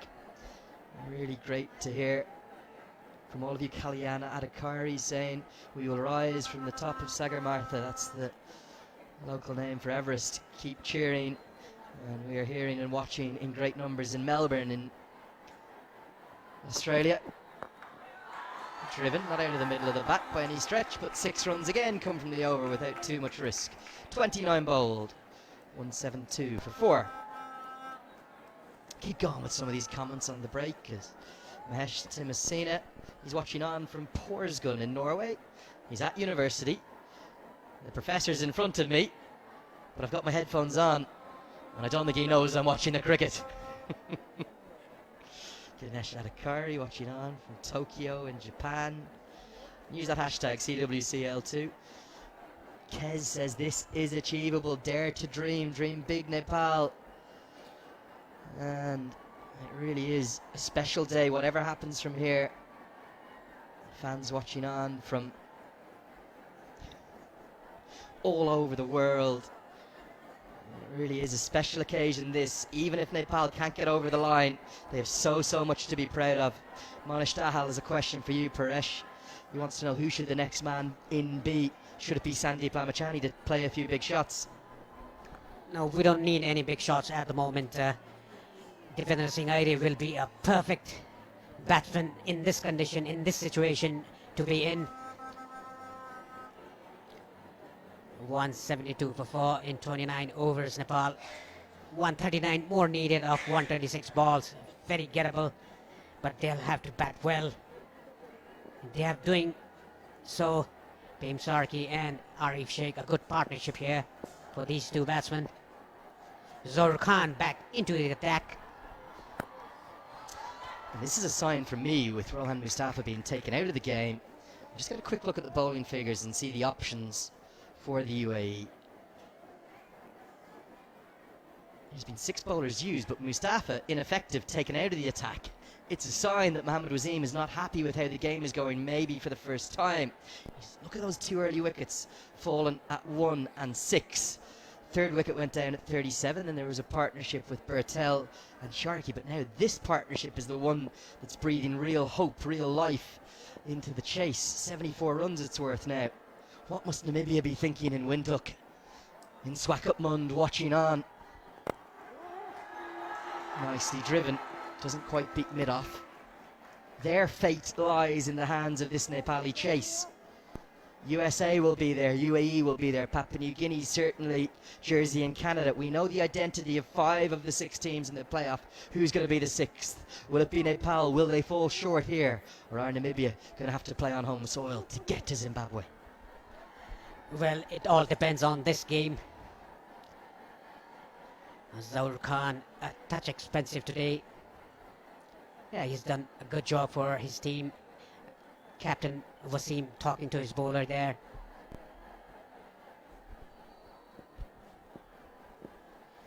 I have never seen such interest in an all-associate clash from the Test Nations. So many messages from India, from South Africa, from Sri Lanka, even now Bangladesh. The reason why is look at the stage that's been set. Look at the beauty of this occasion. There's a growing belief in this crowd that maybe, just maybe, they can make history.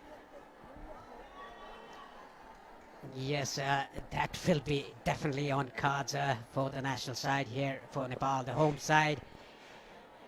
The crowd backing them up.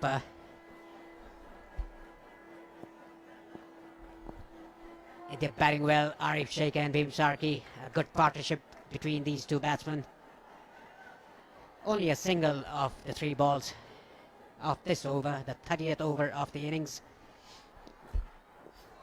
And again, because of the position they've got into, an occasional very tight over, and it's a good probing one this from Zohar Khan. He's generating a bit of movement, coming a bit wider of the crease, threatening the inside and the outside edge. It's very much okay and keeps the equation still achievable. Could well be close to that 140 to win from the final 20 overs. But they would have taken that when it was 6 for 2. Yes, and Zohar Khan is a very smart bowler. He bowls Yorkers in the death overs. I'll not be surprised if he bowls a Yorker here as well in the middle overs. It was on the pads, nicely flicked away by Arif Sheikh. They're looking for 2. Yes, easily. And they are looking for 3. Good running between the wickets by Bhim Sharkey and Arif Sheikh. There's more than 1 or 2 signs that the UAE are just losing their way a bit in the field. That wasn't very well chased down, and Bhim Sharkey immediately keenly aware there was a chance of a third. 0 risk from Sheikh, 3 more runs to the total. I cannot remember a game that's ebbed and flowed as much as this in recent times. 6 overs to go. Nepal were looking almost certain to keep UAE under 250, and then a sensational blitz from Asif Khan with his maiden ODI century has changed the context of this game, but the batting wicket is holding up. Nepal are staying in this chase, they're taking it ever deeper. Under edge, so it's going to be a dot ball. Only 4 runs from that over. Good comeback from Khan. 30 bowled. It's 176 for 4. Let's see who there is to come from Nepal in the batting lineup. This isn't in the order, but it could well be Dipender Singh at 7. Gulshan Jazz, the other option, if those left-arm spinners can batting to come. And it's 135 more needed to win at 6.75 and over. We can see the UAE fielders there, UAE players, a little drop of shoulders for them because of this partnership, and you can look at the dugout of Nepal team a bit relaxed now after that early wickets. Sandeep Lamishani is batted on, even Gulshan Jha. Where is Dipender Singh Airi? He's just hanging out in the back. He's ready. He's always ready to go. We love Dipender Singh, really, don't we? What a great cricketer he is, the three-dimensional man. Another sign that certainly Wasim not happy with where this game is headed in the last 20 or 30 minutes. Sadiq called upon for another spell, his third spell, this time from the pavilion end. And you sense that Wasim wants a wicket, and he wants it very shortly. Yes, that was nicely played by Arif Sheikh, letting the ball come into him. Played it very late with soft hands for a single. This is good batting by these two batsmen. Junaid Siddiq has been called for his another spell, the third spell of his innings. He's done a very good job. 6.1 overs, 32 for 2. Prabin Rejmi is watching on from Northampton, the UK. He's been up since 3 a.m. Jai Nepal, he says. Unbelievable commitment from the fans around the world. Off cutter. Just played down to his favoured region. Akash Adhikari watching on from Orlando, cheering for his home country, Nepal. The fans starting to come alive, starting to believe here. Can they believe that this is going to be the way? Question from Safal Dangi for you. Paresh, will the ones and twos work for Nepal, or do they need boundaries? This situation, 1 and 2s, they are getting 5 or 6 runs per over easily without taking any risk. So boundaries are not, like I've been saying it, there's yet another boundary for Vim Sarki, a much needed one in the condition, in the situation. And the boundaries will come, that's the point we're making. If you frustrate the opposition, if you bat time on what's a brilliant batting wicket, he loves this part of the ground, doesn't he? And the deep third fielder doesn't know where to go, finer or wider. Viridia Aravan dives in vain. The emotions of today have taken their toll on everyone. You can almost feel a trauma.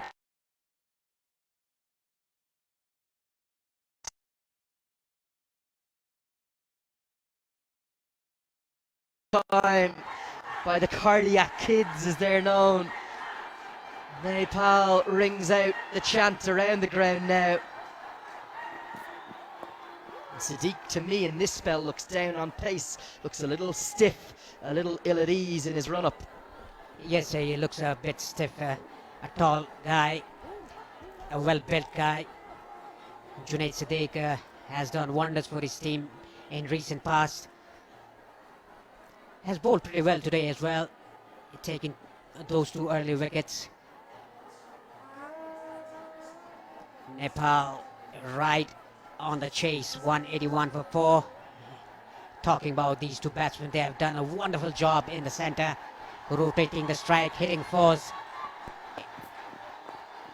Right on the money, good length that from Sadiq.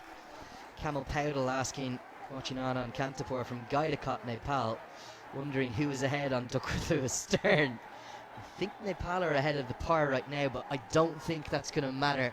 No signs of rain, and hopefully we'll have more than enough light to play the last 90 minutes or so of this play. And certainly this has been an occasion that is fitting. It's been an excellent league, and the match is fitting the occasion now too. Thuds into the pad, full, straight, gone! Sadiq, he roars with delight.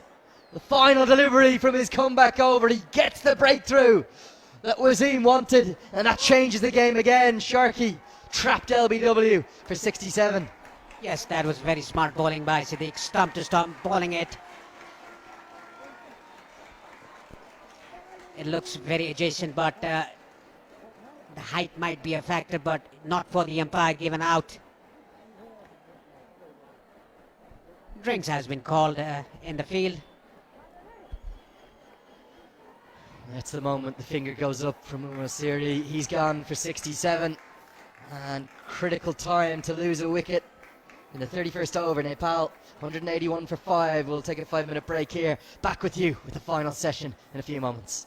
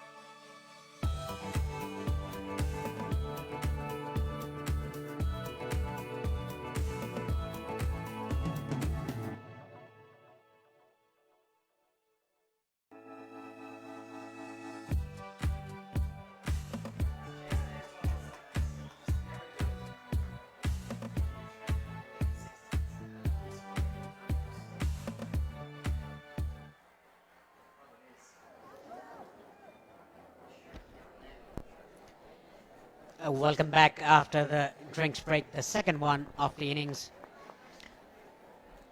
A wicket gone for Nepal. Bhim Sarki gone for 67. A well compiled 67, that is. He was going good, but trapped in front by Junaid Siddiq. He's taken his third wicket in this innings. Zohar Khan is from the Chobar end. 5 overs bowled by him, 31 runs given without taking a wicket. Gulshan Shah is the new man in at number 7. Still no sign of Devil Singh ID.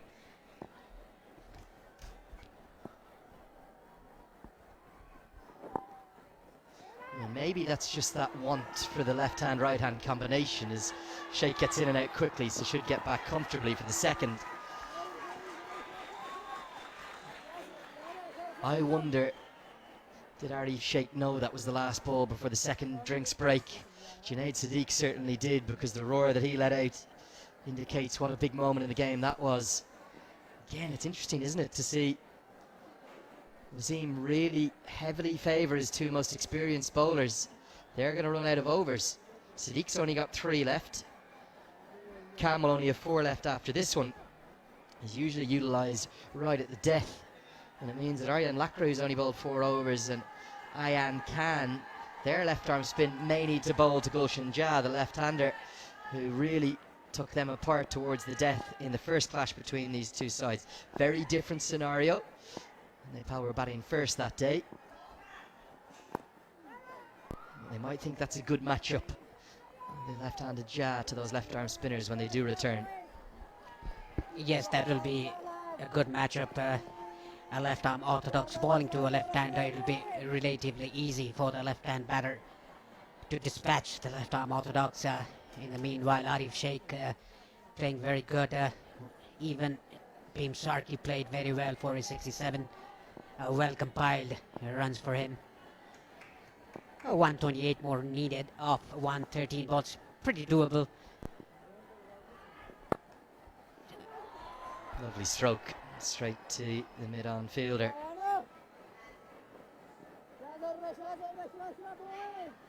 Great view this. I think it's a favourite of all the ones we've had from the handheld camera that's been roaming in and around the TU International Cricket Ground. The crowd hasn't diminished at all. If anything, it's got a bit healthier, a bit bigger. There's so many outside the ground, it's hard to explain. Thousands upon thousands. Huge police and armed police force presence, and an army presence too today. Thanks to all of those men and all of the authorities and women who have helped make today such a safe success so far. And could it be a triumphant one? 128 more required from 113. Not an easy equation, particularly 5 down. And a man with none next to his name at the crease. Gulshan Shah, the youngster, faces up for the first time. Right on the money from Khan, probing away at the off stump. Yeah, he's bowling well, apart from the runs that he've conceded in 5.4 overs. Nicely bowled into the left-hander. 184 for 5. Nepal still need 127 of 110 balls. 3 runs of this over so far.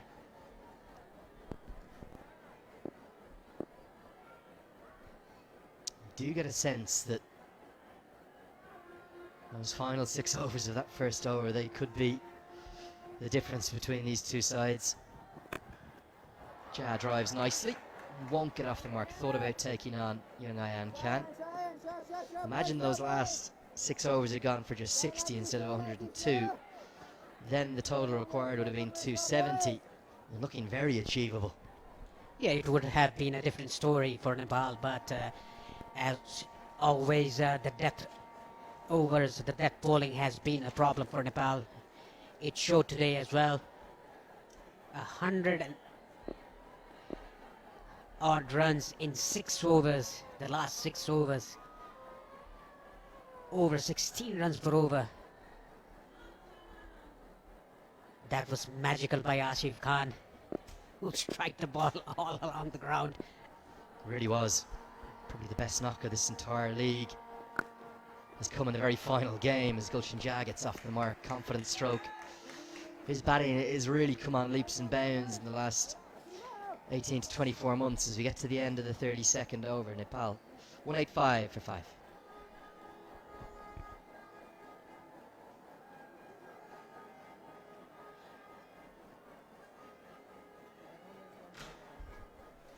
There's the perfect demonstration of those last 6 overs and how devastating they were. They went to an average of 16 and an over, including one that went for 26 off the bowling of Sandeep Lamachani, who just got far too slow through the air, and he ended up with rather expensive figures of 10 overs, 1 for 80.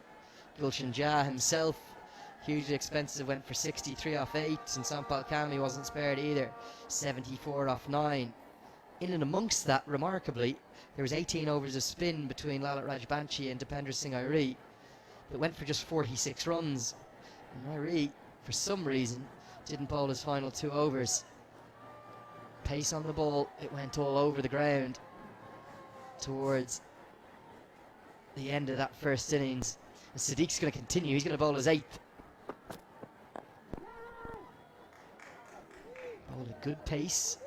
Doesn't look 100% fit, but not many fast bowlers are on the international circuit. They often play carrying a little bit of a niggle. You can see him there, he's limping, isn't he?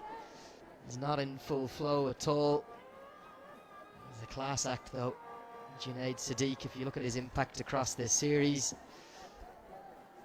take a look at his numbers, quite incredible. 43 wickets now, economy rate under 5, always a good sign. Right up there amongst the best bowlers of ICC Men's Cricket World Cup League 2. Runs into the leg side. Should just be the single. Jha won't be able to take on the second. If we look at the leading wicket takers in this tournament, Paresh, it's been the same man at the top of the charts for over a year now, because Bilal Khan's Oman played their games early. He's got 76. Lamachani came up just 4 short of him. And then Sarav Netravalkar, Mark Watt of Scotland, and Ruben Trumpelman of Namibia. Karen KC, the only other to go past 50 wickets. 6 bowlers have got to that 50 wicket landmark, with Bernard Schultz just one behind. And then Junaid Sadiq in the top 10, also Zahor Khan in the top 10. So they're the 2 key bowlers for UAE, bowling in tandem and trying to apply pressure, trying to make that required run rate increase and maybe find a 6th wicket as well. Mix up, direct it, might have been interesting, but Jha turns quickly enough. Yes, Aryan Lakra doing a good job there at mid-on. Arif Sheikh playing well on 37. Gulshan Jha just new at the crease. The required rate over 7, now 7.14.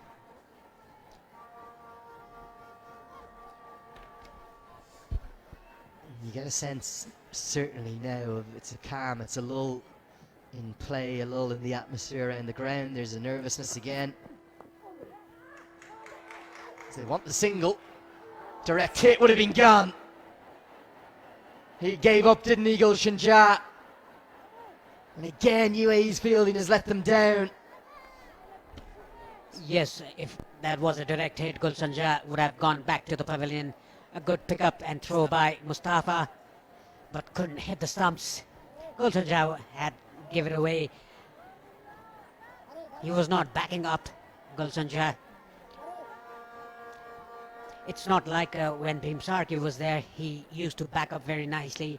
Good singles taken into the fielder's hands by these 2 batsmen, Bhim Sarki and Arif Sheikh, but Gulshan Jha not that quick enough in between the stumps.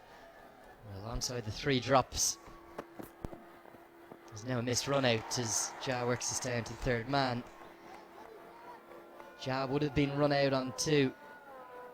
Instead he survives. 4 runs off the over so far. Last ball to go. If you're just watching, that's not inside the ground, that's outside the ground. And if there's 15 or 20,000 in the ground, there's probably what? Another 5, 8, 10,000 out there. It's impossible to judge. They're everywhere. They're in the trees.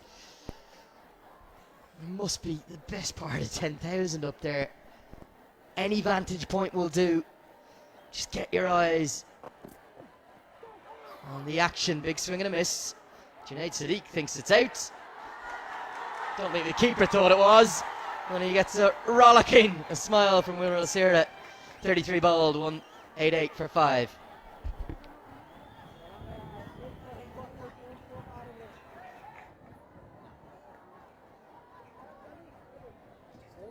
Really just an afterthought, wasn't it, from the keeper? A few questions still coming in. Prayesh Puyal on Instagram. Prayesh, question for you. He says Nepal desperately need a solution for the bowling at the death overs to even compete in Zimbabwe. Long way to get to Zimbabwe yet, but if they do get there, who's going to do the job? Well, they'll have to rethink about getting some death over specialist like Avinash Bora, who's very good in death overs. And even talking about Karan Keshe and Sompal Kami, they can do the job, but they have to plan well. They have to execute the plan in certain condition, in situation. There is still hope for Nepal. A long, long way to go, though. Khan's going to continue. And this tactic of bowling, the two leading wicket takers that the UAE have in Cricket World Cup League 2 in tandem continues. What is Wasim trying to do? He's trying to get that required run rate as high as is physically possible and put pressure on the lower order. I think Wasim is trying to do that and trying to get wickets as well. The required rate is 7.24 at the moment.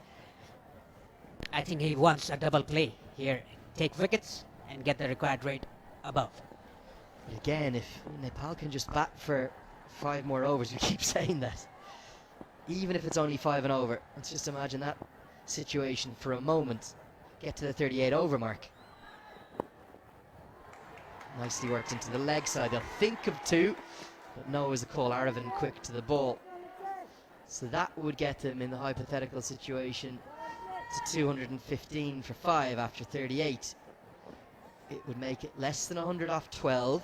Not going to be easy, but with 5 wickets in hand, achievable, particularly if Khan and Sadiq have got close to running out of overs at that point. And there'll be only spinners, 3 spinners in UAE side, Ayan Khan, Aryan Lakra and Rohan Mustafa, the off spinner, the magician of UAE. He hasn't done any magic today, Rohan Mustafa. It's all the medium paces and the spinner. The young spinner, Ayan Khan, has done the magic for UAE.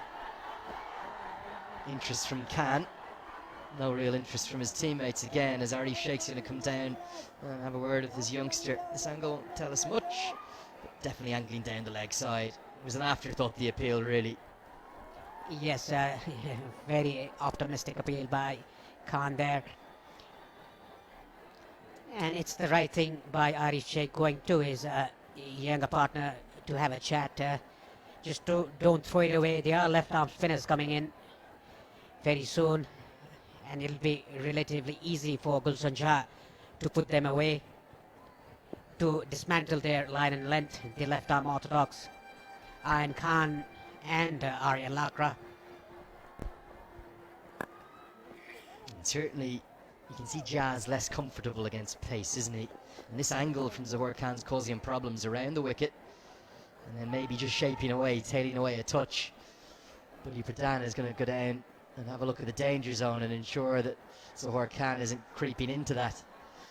Definitely getting darker, difficult to see the Chobar Hills across to our right. Are we in for a grandstand finish, Paresh? Well, I hope so. UAE right on top at the moment because they got Bhim Sargi at the right time before drinks break. The last ball before the drinks break. That is why UAE are right on top. Looks for the block hole.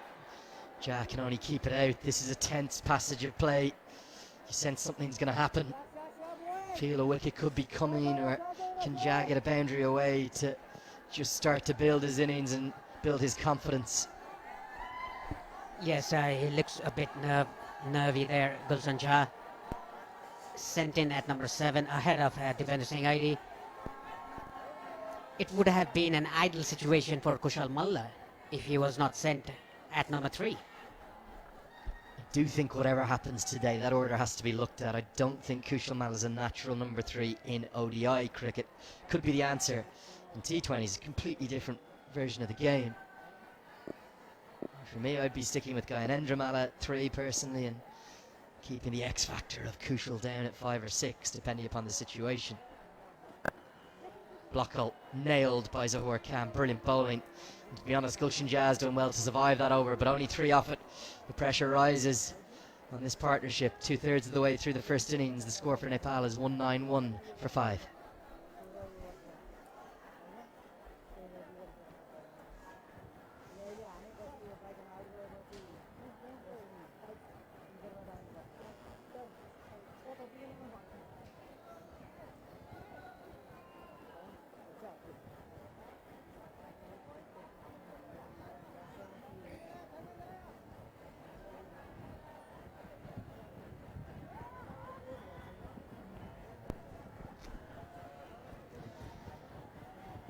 Now, this is an interesting change in bowling, and maybe this is the time for Ja to look to start to pick up some boundaries.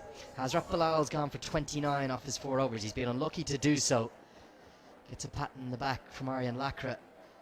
It's quite dark already, isn't it? 4:30. Not going to be easy for men coming new to the crease. Ja 4 off 11, Sheikh 39 off 50. Bilal has been expensive, but he had to hold 2 overs of Junaid Sadiq back. Big tall fast bowlers got 3 for 39, being the pick of the attack. They don't seem to want to bowl left arm spin in particular to Gulshan Jah. Yes, this is an interesting passage of play. Bilal coming into the attack. Junaid Siddiq given a breather by captain Mohammad Wasim. Gulshan Jah on strike. Good angle into the pads. That weak zone of any left-hander finds it difficult there. Good news from South Africa coming in. The first ODI between the West Indies and South Africa delayed due to rain. That means everyone can just keep watching this game. The eyes of the cricketing world are here in Kathmandu. This beautiful country wedged in between India and China. A proud nation. The Prime Minister here at the game this morning, shaking hands with both teams. Not just the Prime Minister, but the Chairman of the Upper House, the Member Secretary of the National Sports Council, and also the Mayor of Bharatpur, all here as the honoured guests. That's how big an occasion this is for the country. It's getting very dark and gloomy at the middle. Nicely bowled onto his thigh pad. Gulshan Jah had no clue about that ball. Very well bowled by Bilal. It's getting very dark in the center here. I can't remember an ODI in this entire series that has been shortened due to bad light, but just in case we get towards that situation, let's let you know where the DLS is at. At the end of this over, the end of the 35th, 5 wickets down, Nepal would need to be 214. They're not going to be there, so they're well behind. They need this game to go the distance. The task is growing ever more difficult. It's 120 to win off 95, and Jah is unable to get anything going right now against the Seamers. It really is dark. I'm not sure if the pictures are showing it back home where you're watching from. Attempted pull shot, no timing, another dot ball. Pressure continues to rise. This is good bowling by Bilal, and I must say it's a very good captaincy by Mohammad Wasim to bring in medium pacers, the fast bowlers, into the attack rather than bringing the spinners.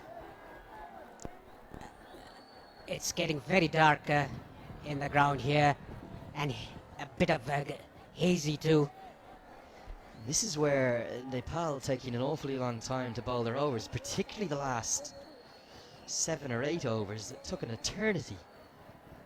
Nepal usually so quick through their overs, and UAE too have been very slow. meaning that we're right on track for probably a 6 p.m. finish the way it's going. Just well past the scheduled time. Chance. Direct hit might have been interesting, but Sheikh was pretty quick. Rizwan has to wear it to save the possibility of an overthrow. Single for Jad does finally get down the non-striker's end. Yeah, what the dot ball Jah played, he'll put pressure on Arif Sheikh. He hasn't got strike in a few time now. Look at Arif Sheikh's eyes. He looks very composed, calm, and very concentrated. He wants to finish this game for Nepal. He wants to finish it off in a good note, in a winning note at the required rate, moving up 7.5, 7.58 to be exact. Yeah, graphics just lagging behind a touch. We'll try and get that worked upon. It's the 5th ball. The overshake gets a cut, but straight to the man. Backward point to dives to cut off the possibility of a second or a boundary. Just 2 singles from the over. Yes, that was CP Rizwan, the former captain of UAE, who stopped that ball. It was a certain boundary for me. Nicely done, diving to his left. UAE has been good in the field. That means ground fielding, not catching. Dropped 3 catches. 2 by Ayan Khan and 1 by the keeper, Valtapa. Apart from that, the ground fielding has been good by UAE today. Sunset here in Kathmandu today, 6:13 p.m. I think we've got well over an hour's cricket left. It's 20-5.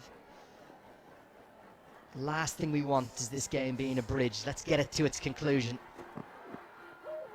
Leg side wide will be given. I think he was targeting the leg stump as Jah goes across his stumps. I think the pressure just building on the young man. The strike rate at 33. Not enough. Yeah, that was definitely a wide down the leg side. It's very marginal down the leg side. Only 3 runs of this over, courtesy of wide. 2 runs off the bat. Arif Sheikh hasn't got strike recently. 40 or 51, playing a very good hand. Whereas Gulshan Jah is a bit troubled there by Bilal. Again, inside. Edge. Saves him. 4 singles. Well, 3 in the wide from the over. 35 bowled, 195 for 5.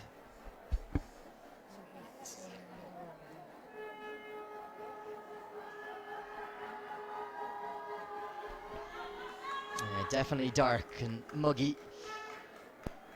And murky even is the word I was looking for. There's the lines. Nepal. You just look at that and nothing else, you think miles ahead of the game. Very, very tall task to find 116 more runs. Remember, the tie is no good to them. Must win this match to get above Namibia into 3rd place. Here we go. Spin into the game. It's the return of Mustafa, who loves bowling at the death. And he will bowl because it's the left-hander at the crease. Gulshan Jah. Will Jah take him on? You will definitely have to take him on because the difference between the run to get and the balls remaining are opening up. And we can see in the crowd. Well, the torches are coming on in the crowd. They know it's dark. Painting a beautiful scene. Maybe they're listening in on the Kantapur app. And they'll light this game up if they need to. Short in length, cut away. Will just be a single. I think the umpires really be well served to hurry the players along now. Let's get through these overs. We don't want a situation where this is abridged. Gorgeous scene as the torches come out, as the smartphones are waved in Kathmandu. Just adding to the drama, adding to the beauty of the picture. Yeah, they're using the cell phones as a floodlight here in the TU International Cricket Ground. You can see the whole grass bank. The spectators are using their cell phone as a floodlight. It's getting very dark here. And the chance of Nepal ring out. Both sides need to get on with it. Nicely played by Sheikh. Hasn't really shown any aggressive intent, but he's just worked the ball around nicely. He's moved to 41 now. Boundaries needed, you feel. There's 5 more overs of nudging it around going to be enough. 220 after 40 would leave a lot to do in the last 10.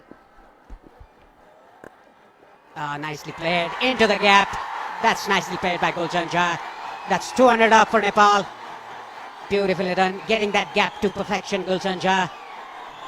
That's the roar they were waiting for. There hadn't been a boundary for what felt like an eternity, and it's Jha that will give him some confidence. Just pierces the gap, no risk in the shot. It's the first boundary since before the drinks break, and it brings the home crowd alive. They still believe the 200's up. 110 more needed, nearly 15 overs to do it. Yes, it's definitely doable, but will the light play a role inside edge onto short mid, no run? With around 7.5 and over required, something like that, one big over can check that back in a big way.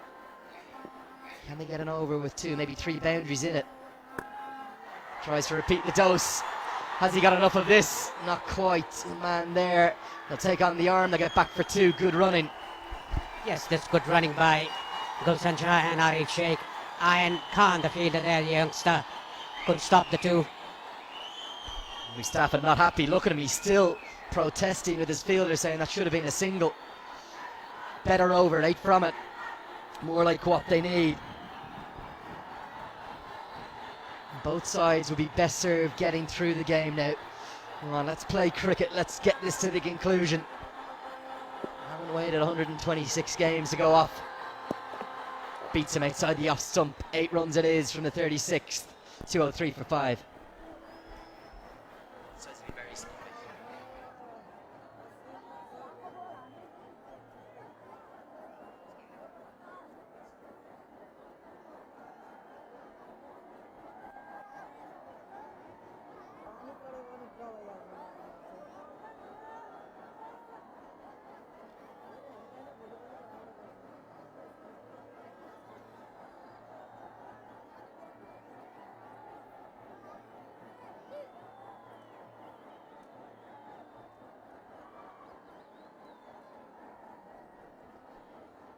Bilal is going to continue from the pavilion end. A touch expensive today. 5 overs bowled by him. 33 runs for no wicket, his figures. And the 2 batsmen, they're talking. The umpire wants the game to go forward. Both sides have to get on with it. They've been a bit slow, a bit tardy, a bit sloppy. The occasion, the massive crowd, the atmosphere is just... Both sides haven't been quick through their overs. Quite a lot of wides as well, hasn't there, from both teams. In the first innings we saw lots of extras from Nepal. 13 wides already. It's 11 extras for the UAE. Got to keep taking this game deep, and that's what Arif Sheikh looks determined to do. Dipender Singh really must be chomping at a bit to get out there. Surely he's in next. Yes, he should have come in place of Gulshan Jha, but Gulshan Jha was sent to attack the bowlers, but he was not able to do so. Big swing and a miss. You could sense it was coming. Jha's going to look for big strokes now. Knows his strike rate's behind where he wants it to be. Not that short, not enough bounce over the top of middle. Yeah, that is what Gulshan Jha should do. He should attack the bowlers now. He should take chances. Whereas Arif Sheikh is playing that anchor innings, what Arvind did for UAE in the first innings. And Asif Khan smashed the bowlers all around the park. Fastest ODI 50 in Cricket World Cup League 2 for the associate members. And the 4th fastest ODI 100 for him. Fastest ODI 100 by any associate. And the leg side, that'll be a wide. That's not going to help the over rate. Getting lots of questions on social media about the DLS scenario, the Duckworth Lewis Stern scenario. Don't think there's anything to worry about that yet. And also some questions, particularly from overseas, about rain. I don't think it's going to rain. I think we're fine on that front. At the end of this over that's being bowled currently, which is the 37th, if they're 5 wickets down still, Nepal would need to be 220, so they're probably going to be behind that, but it is getting closer, and it will continue to narrow that gap as long as Nepal stay 5 down. Duckworth Lewis Stern is all about resources and those wickets that you keep in hand. Beats the outside edge, good angle from Bilal. Good bowling by Bilal here, mixing the pace, mixing the length as well, and the line. That was a good angle away from the left-hander. I don't think it'll get any brighter. It will remain the same throughout the evening. Well, I think merely our talk about the bad light is setting the fans around the world into panic. So I'm asking, has it just got brighter? Or is that the cameras doing their magic? It might have just got a little brighter. A bit of sun over behind, but the Canterbury team are finding a way to make you enjoy the action still. Ja works it away for a quick single! Another one. I think this was gone as well. It's a 5th opportunity, 3 drop catches, and now 2 missed runouts. Yes, that was very, very close. That is what the dot ball will do to a batsman. Pressure building up. He's taken a run straight to the fielder's hand. Look at that, he was gone. It's again Ayan Khan. Dropped 2 catches earlier. Gave away 2 runs in the boundary. And now missed the run out. 5 lives. That is 5 lives. 1 for Kushal Bertel, 1 for Bim Sharkey, 1 for Arif Sheikh when he was on just 3. 2 run-out opportunities for Gulshan Ja. Can't say they haven't had their opportunities. That's good running. Easy single. There's always one there at the feet of the batter. That's really stung the gloves of Arif Sheikh. Neither of these batters look likely to pick up boundaries, and that's becoming a big concern for Nepal in this chase. Required run rate nearly 8 and over for the very first time. Yes, it's 7.90 at the moment, inching towards 8. 4 runs off the 5 balls bowled by Bilal Khan in the 37th over of the innings. Hats off to Arif Sheikh, the way he's played here. 43 of 54, and Bhim Sarki. He got out on the wrong time, at the wrong time. A ball before the drinks break. Yeah, welcome up to the commentary box here. I've got Paresh Lahani with me still. We're so enjoying bringing you the coverage. It looks bright up here, but it's a little bit darker out on the field. Pulls into the pad. Gonna miss the off stump, angling across. Bilal thought he trapped his man. Probing over. 4 come off it. It's 8 and over required now to win. There's the score. 207 for 5.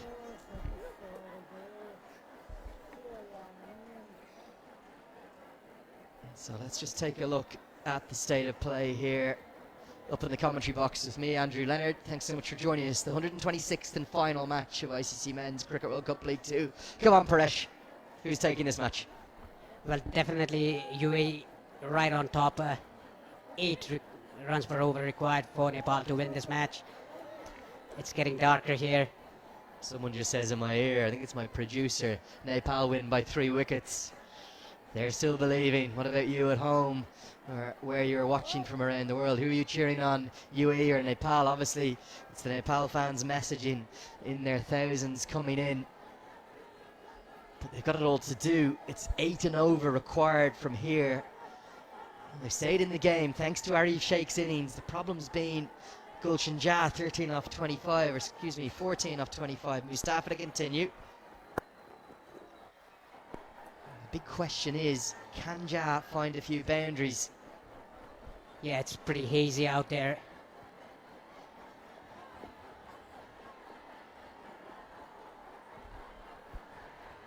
Yeah, I think it's getting darker to the Chobar Hills and also behind the pavilion, but then lighter over towards Lalitpur, second area of the Twin Cities. So looking this way, it does look a bit hazy. Angling down, they're going to run a single. Direct hit! Would have been gone, and Mustafa, he's dropped the ball. It's another run-out chance. Chalk it up, chance number 6. Ja, he's got a third life. Yes, definitely. Arif Sheikh called it immediately for a single. Gulsanjah playing too many dot balls, and Rohan Mustafa dropping the ball. Yet another run-out chance gone begging.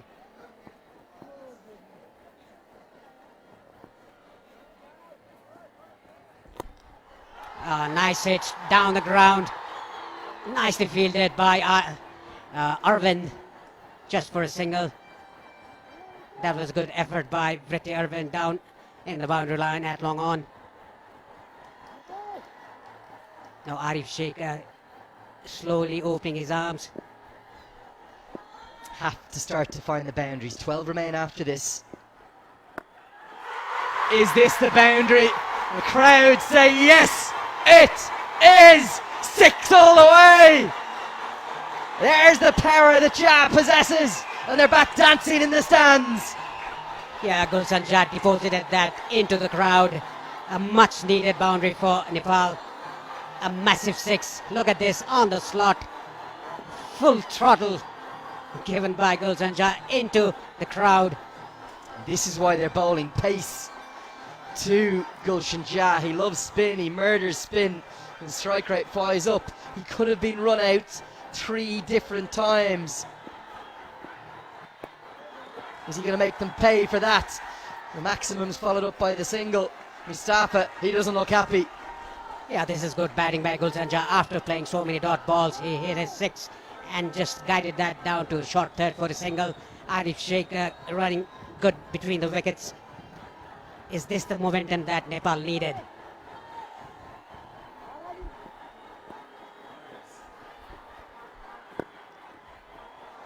Work down the ground. This has been a good over. The graphics are just stalling on us again. 11 runs have come from it. It's 218 for 5. Messages continue to ring in from around the world. We're not going to get to all of them. We apologise, but everyone in the cricketing world is loving the action. Sushant Puri messaging on, watching from Palpa, and he's enjoying the action. He says it's 4:18, 19 overs to go. This was a little while ago. Is there going to be enough light to get this game in? Paresh, let's just say yes, because I can't handle the drama. Let's hope so. Let's just say yes. It's not our decision here. We just provide the coverage. It's all we can do. 12 to go. It's less than 100 to win now. Bilal to continue. Single for Sheikh. He's been the anchor. He's been the rock. What about Dipender Singh? What's he thinking right now? Is this stage set for him? Is he made up to be the hero? Yes, he's moved to 46 of 57. Gulsanjah just improving his strike rate, 21 of 28. And Sompal Kame is batted up. Dipender Singh, we can see him behind the table. He's the man. Get him in. The maestro, the magician, the three-dimensional cricketer. He'll relish the situation.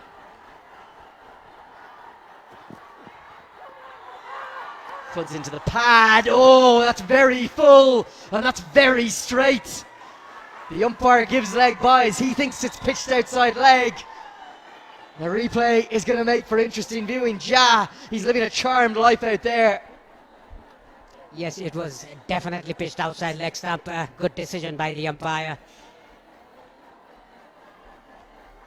Good decision. The umpiring has been very good in this series. The final series of ICC Cricket World Cup League 2. Spot on the money. It's been great to have the test umpires come in and bring along the associates. This is the Sri Lankan Vimal Siri. He's got it spot on the money again. Bilal couldn't believe it, but it's the right decision. Proven right again. More questions about Duckworth Lewis. We'll get to those in a second. Into the offside. It's going to be 4! And 50 for Arif Sheikh. What a knock it's been under the maximum pressure. He's been the Iceman in the middle order. The elder brother, he's been in the shadow a bit of the younger brother of late. He goes to 50. The 25-year-old is 5th One Day International 50. What a cheer! An icy steel glare from Sheikh the Elder. Yes, he looks very determined. There in the middle. What a shot. Beautifully done. Square drive over the point fielder for a boundary. A much needed one for Nepal.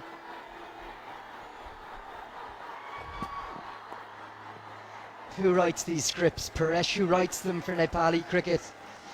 You think back to gaining ODI status, you think back to Valentine's Day, Karen KC and Sandeep Lamachani, the heroes then. Gaining ODI status in dramatic fashion, clinging on to it, retaining it with that amazing win, the one Rohit Powdell drove against Scotland.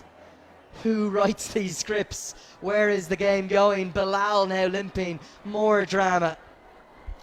Yes, whenever Nepal is playing, there is always drama involved.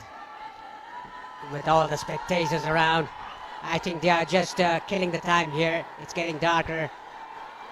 Well, let me give you the update, because at the end of the 39th over, if Nepal remain 5 wickets down, they would need to be 228 for par. They need to be 229 to be ahead. 5 runs off these 2 balls, and the umpires take them off. Nepal win on DLS. Look at the drama, more drama. I think it might be that nasty area in the inner groin. And the umpire rightly is coming over and saying, we don't have time for this. We don't have time barely to get the game in as it is. Hazrat Bilal's going to go off. For the first time today, boos ring around the TU International Cricket Ground and ring around it in a big way. Yeah, they have been supporting good cricket throughout the day, but they are booing Bilal at the moment, who looks in a bit of pain there, but gets off after the umpire included. I really don't know who writes these scripts. It's 1 minute to 5 p.m. local time. We've got an hour and 13 minutes before sunset apparently, but the way UAE have been bowling their overs, could be playing the final overs in the dying gloom. Nepal have stayed alive in this chase. They've almost always been behind. A couple of boundaries to close out this over. They'd move ahead on DLS. Then maybe the fans will turn the smartphone lights off. They'll say, call it off. Umpires, take them off. We'll take a DLS win. We don't mind how we get to Zimbabwe. We want to make it 11 from 12 by any means.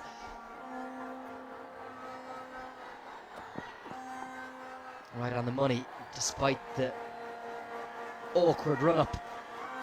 Sheikh, he's been the rock, hasn't he? Yes, cool as a cucumber, a rock, and very determined to see his home through, to chase this target.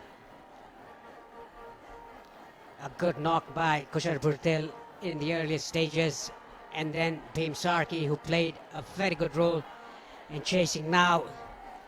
Arif Sheikh doing a good job. Even Gulshan Shah is getting very close, improving his strike rate as well.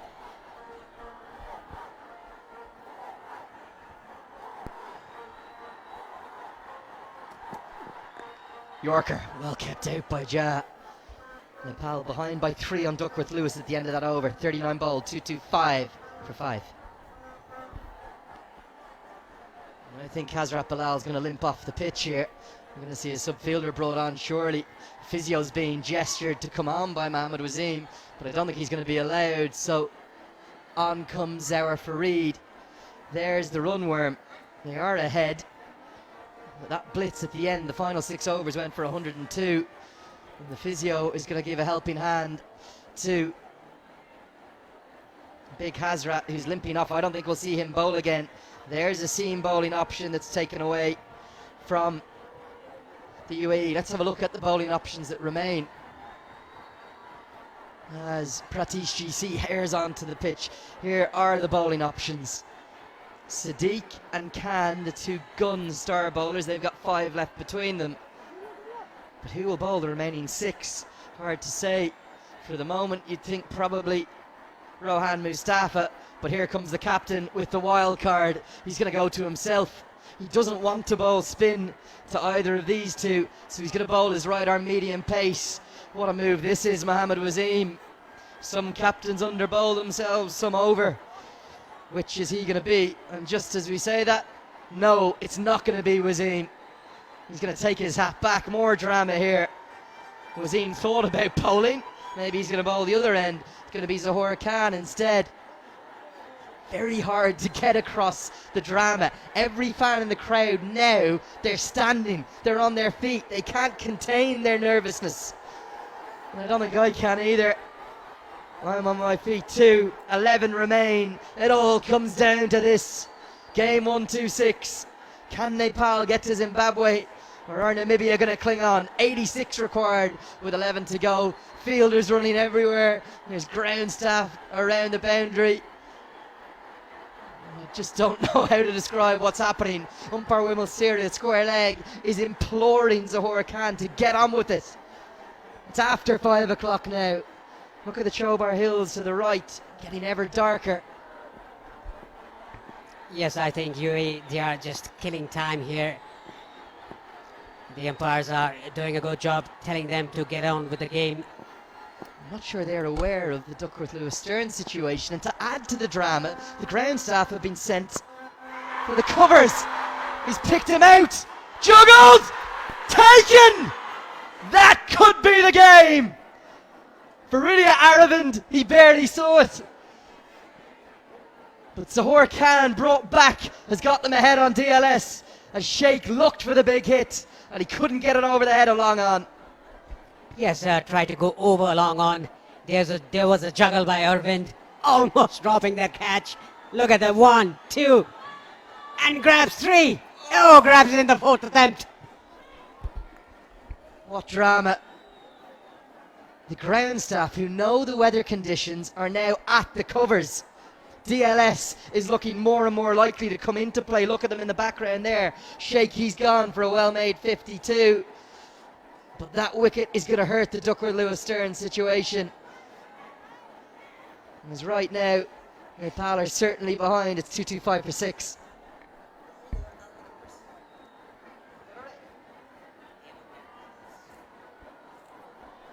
Gayanendra looks ruefully towards the skies. That wicket has completely changed the DLS picture. The end of the 40th over, 6 down.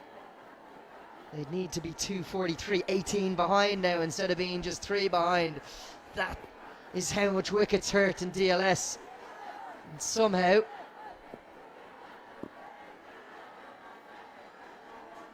it is going to be Dipender Singh Airi to the crease. He'll have a lot to do.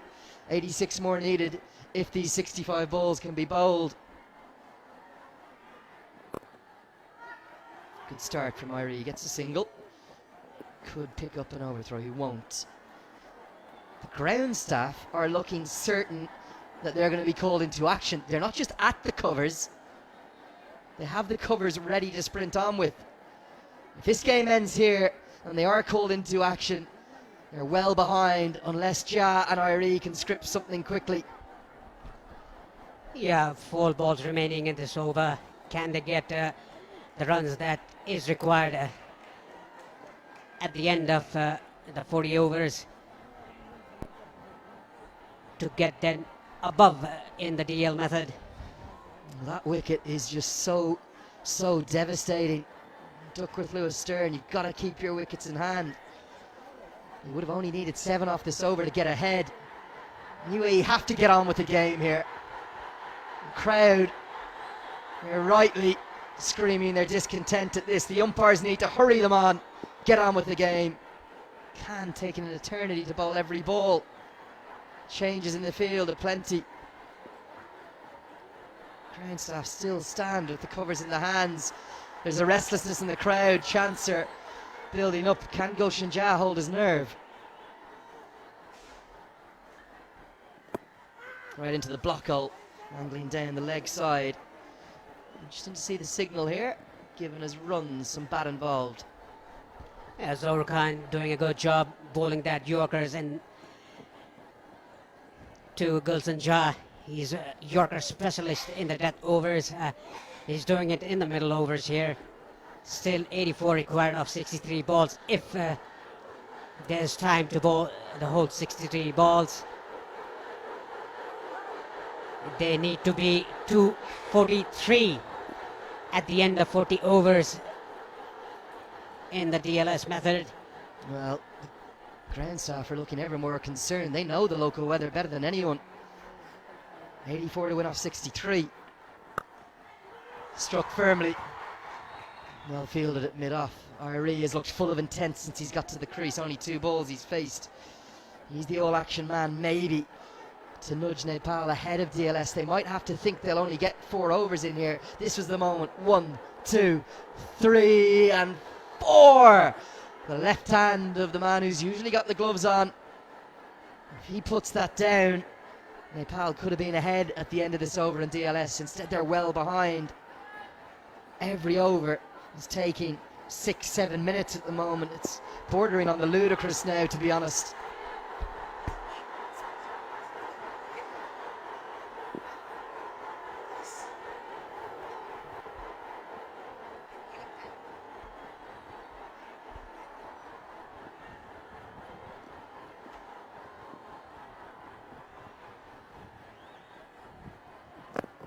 Right into the block. Oh, brilliant bowling. The keeper spills it.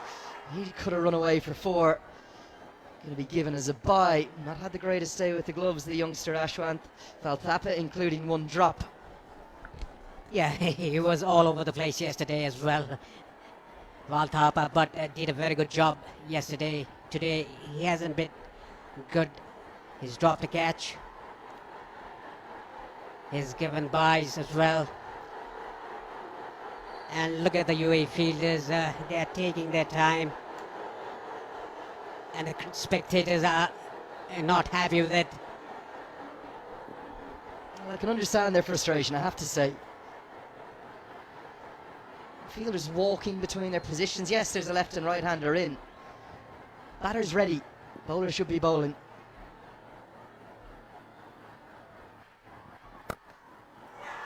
Hit straight to the extra cover fielder. Attempted to into the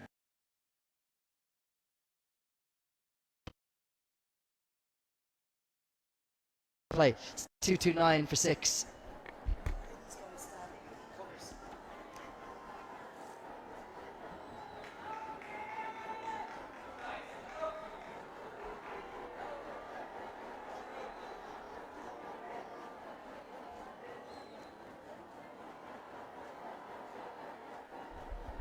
Now hearing there are a few spits of rain, maybe just some moisture in the air as much as anything. And as if to drag the game further and deeper and longer, Mohammad Wasim is going to go to another one of his quicks. Junaid Sadiq is going to bowl his 9th over. Khan and Sadiq have just 2 left apiece. There's a definite feeling of moisture in the air though. 10 remain, it's 82 to win. There's 4 wickets in hand. And Nepal, they are currently behind by 14 on Duckworth Lewis.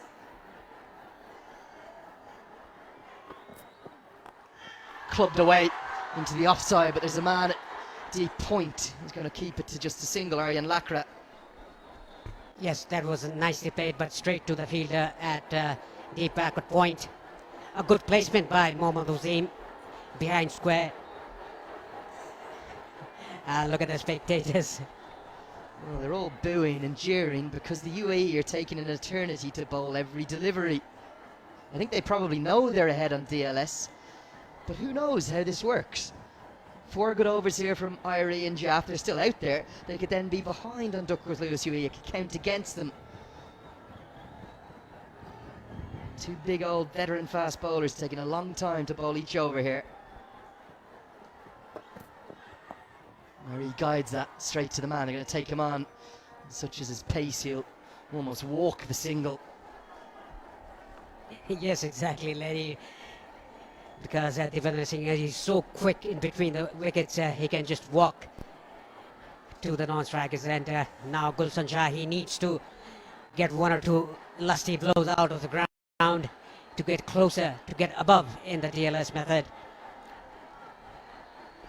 We are getting very cold breeze out here. That shows that moisture is in the air. Good news though, the ground staff have put down the covers again, so none of them are now have them picked up. Big swing and a miss. Irie wants the single. He's ended up running the best part of one himself halfway down and back. Keeper Valthapa just about does enough. Yes, it's all drama here at the center. The crowd getting restless. The required rate itching towards 9 now, 8.42. Let's just hope for one thing, is Ahmed Raza. We can see him in the background, the former captain. Almost feels like the de facto head coach. He's the assistant coach, shouting orders at his former teammates. Let's just hope this game goes the distance, whatever way it goes. Guided for a single. Gyree is desperate to get hitting boundaries, isn't he? Still looks a good batting surface, and big thing is, if the game does go the distance, remember, just 1 over of Sadiq left after this one and 2 left of Khan. They have to find 7 other overs from somewhere. And I believe Hazrat Bilal is still off the field. Obviously Mustafa will be used, but at least maybe 1 or 2 overs of the young left arm spinners will need to be turned to as well, you'd think. Yes, the 2 left arm spinners will be definitely used if this game goes the distance.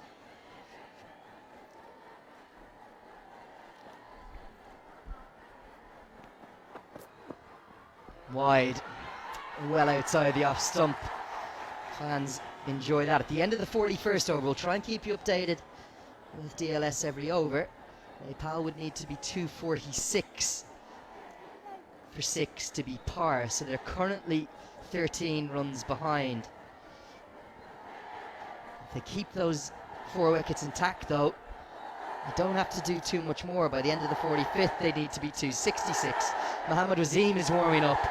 The crowd really getting into it. This is the Nepali wave, not the Mexican wave. And down the ground, man out there will just be a single. Yes, that was attempted Yorker by Junaid Sadiq. Nicely bowled again.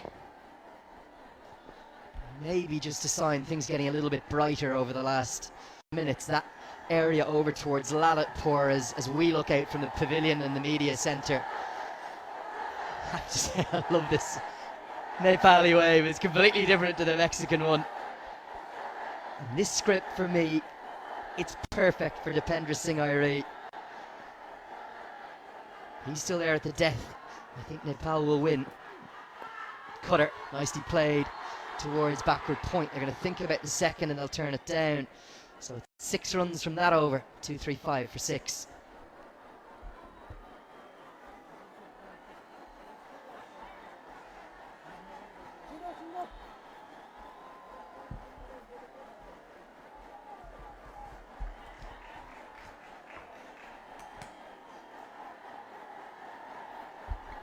Yeah, this graphic, it's going to be a bit deceiving until we get to the final 4 or 5 overs. The reason why, at this stage of the game, after 41, it was 191 for 5 that the UAE were. They were miles ahead.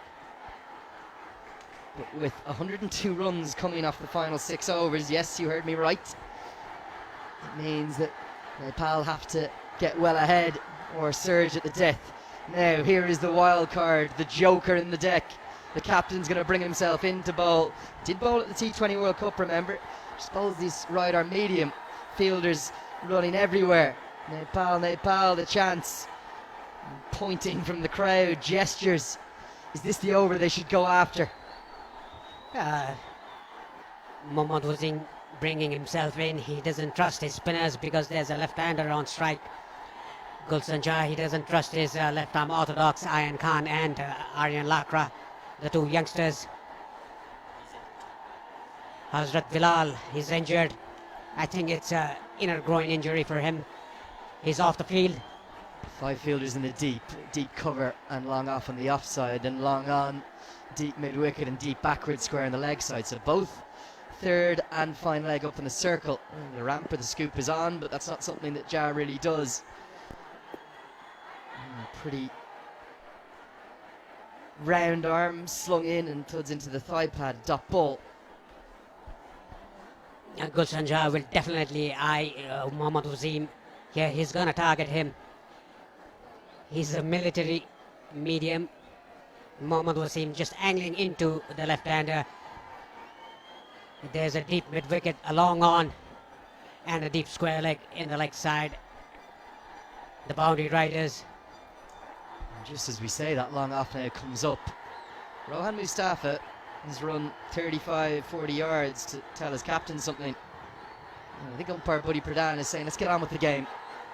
Not sure what's going on here. And Mustafa, of course, has to be involved in the centre of it all, and he's in front of the busiest part of the crowd too. Every ball is taking, feels like forever. 5:15 local time now. Clubbed into the offside. Should be at least 2. May even think of a third. Irie would have liked 3, but Ja won't be able to pull it off. Mustafa does well, keeps it to a couple. Yeah, that was well fielded by Mustafa. After running 30 to 40 yards in and doing a very good job in the boundary line there, he saves 2 runs for his team. And if you're just wondering how much drama there always is in associate cricket, Wasim has never taken an ODI wicket before. Hammered high, handsome! And I think it's gone all the way. Just the one hand of Aridia Aravind. The crowd are indicating 6. So too now is Buddy Pradhan. And they're dancing, they're jiving, they're on their feet. What a strike by Gulshan Shah here. Definitely he's going to target Wasim here. A good strike. There was a fielder there in the boundary line. Deep mid-wicket. Goes over his head. Oh, that's a very good attempt by the fielder there. Our replay shows it probably should have been 4, I reckon, but it's given us 6. Hit away. Where's this one gone? Back-to-back boundaries. 6, 4.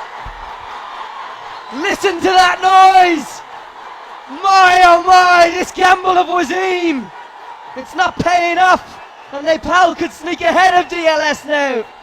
Yes, a good strike by Gulshan Shah. Moves to 37 of 40. Improving his strike. Look at this strike. Opens his left leg, the front leg, and hits it in the gap on the offside for a boundary. 6 and 4. My oh my, who writes these scripts for Nepali cricket? The cardiac kids, they're at it again.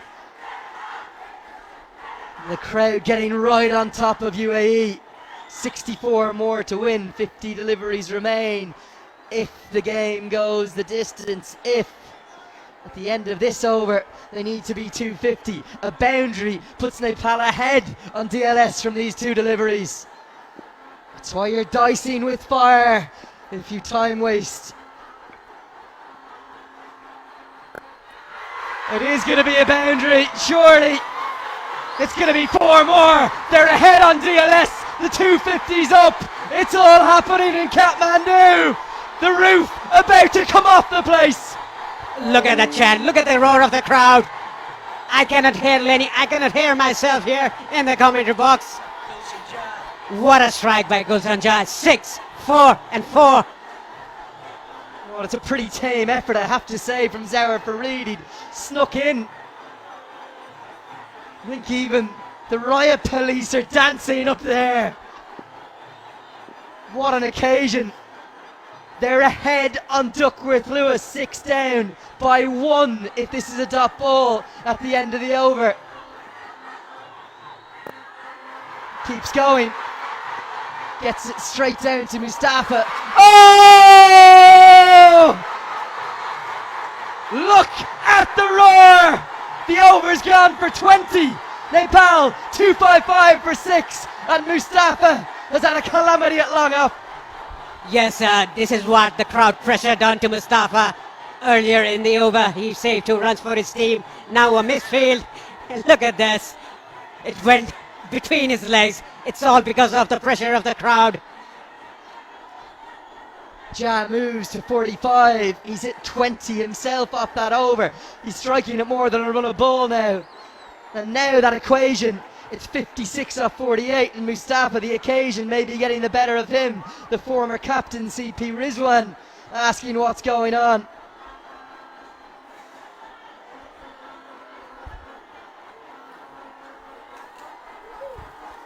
This is quite extraordinary. He needs tea or caffeine to keep him calm.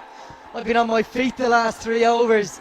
This game is giving us everything we promised, everything we expected, everything that everyone deserves. It's the very best of the associate game. It's the very best of the sport that we love, Paresh. Yes, exactly. 56 more needed of 48 deliveries. Mind you, Nepal are ahead in the DLS method if the rain comes into play or if it's a bad light. But definitely Nepal right on top because of the crowd, because of the spectators. They're backing their team as a 12th man. The required rate is down at 7. Look at the current rate, it's over 6. That's the big over they needed. It gets them ahead of where they probably hope to be. And Kushal Mala asking Vinay Kumar Jha, are we ahead? Can we go off? Let's call it a day. Junaid Sadiq with the off cutter. Irie wants 2. He's bumped in to the fielder. Given not out. A moment of real drama. Real drama. And I'll tell you why. Sadiq is furious. And things are escalating. Almost out of control here. Irie ran his line and Sadiq has body checked him. Let's take a look at what's happened. He always wanted to. Here's the incident. Oh, we're not going to see it on that angle. Just if we can go back to the down the wicket replay. The dive got him home, only just. Real drama, real controversy. Let's see if we have the replay from straight down the wicket, because there was a flash point.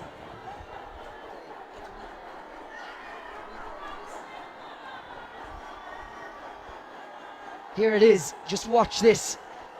Oh, that camera's just veered off. I wonder if we have another angle of it. The two have cannoned into each other, and Irie needed to be at his fastest to just get home. The last thing we needed is more drama, Paresh. Yes, defender serving ID is a live wire in the field. That is why he was able to take 2 runs. He was in. Full toss helped for what should be just a single. And Irie and Sadiq, they come together again. Sadiq is saying, you barged into me, and a pat on the back. All is well that ends well, luckily. This is a good sportsman spirit shown by the 2 players there, Sadiq and defender Singh ID. After all the incident that's happened, a big smile on both their faces. Pat on the back by Sadiq to defender Singh. It's good to see that even though it's very tense out there, smiles on the faces of the batsman and the bowler. 4 balls left in Sadiq's 10 over allocation. Off cutter, well kept out by Jha. Rizwan CP tumbles to keep it to a single. Sadiq is not happy. He's been very, very animated. Yes, that was an off-cutter ball, very well bowled by Sadiq. This is his last over, mind you. He's already taken 3 wickets. Good, important 3 wickets that he's taken. I think it will go the distance because it's not getting darker. It's the same. I think it's getting a little bit brighter. Yeah, if anything, it's got brighter. And even though those ground staff are sitting over on the far side of the ground, they're sitting on top of the covers now. I think this game could go the distance, and great credit to the umpires for keeping them out there. It's nearly 5:30 local time. This game started at 9:30 a.m. Every twist and turn and piece of drama you could have imagined so far. Guided away behind square. Pressure on the man down there. He fields cleanly. Hazrat Bilal is back on the field. Maybe his overs will be used. Surely Mohammad Wasim is not going to bowl himself again. Paresh, that 21 over, has that swung the game back to Nepal? Yes, it definitely has. And the crowd behind the players here, behind Nepal, doing the job of the 12th man. Gulshan Shah on 46. He's improved his strike rate over 100 now. Defender Singh ID playing well, 8 of 8. The required rate is under 7 now.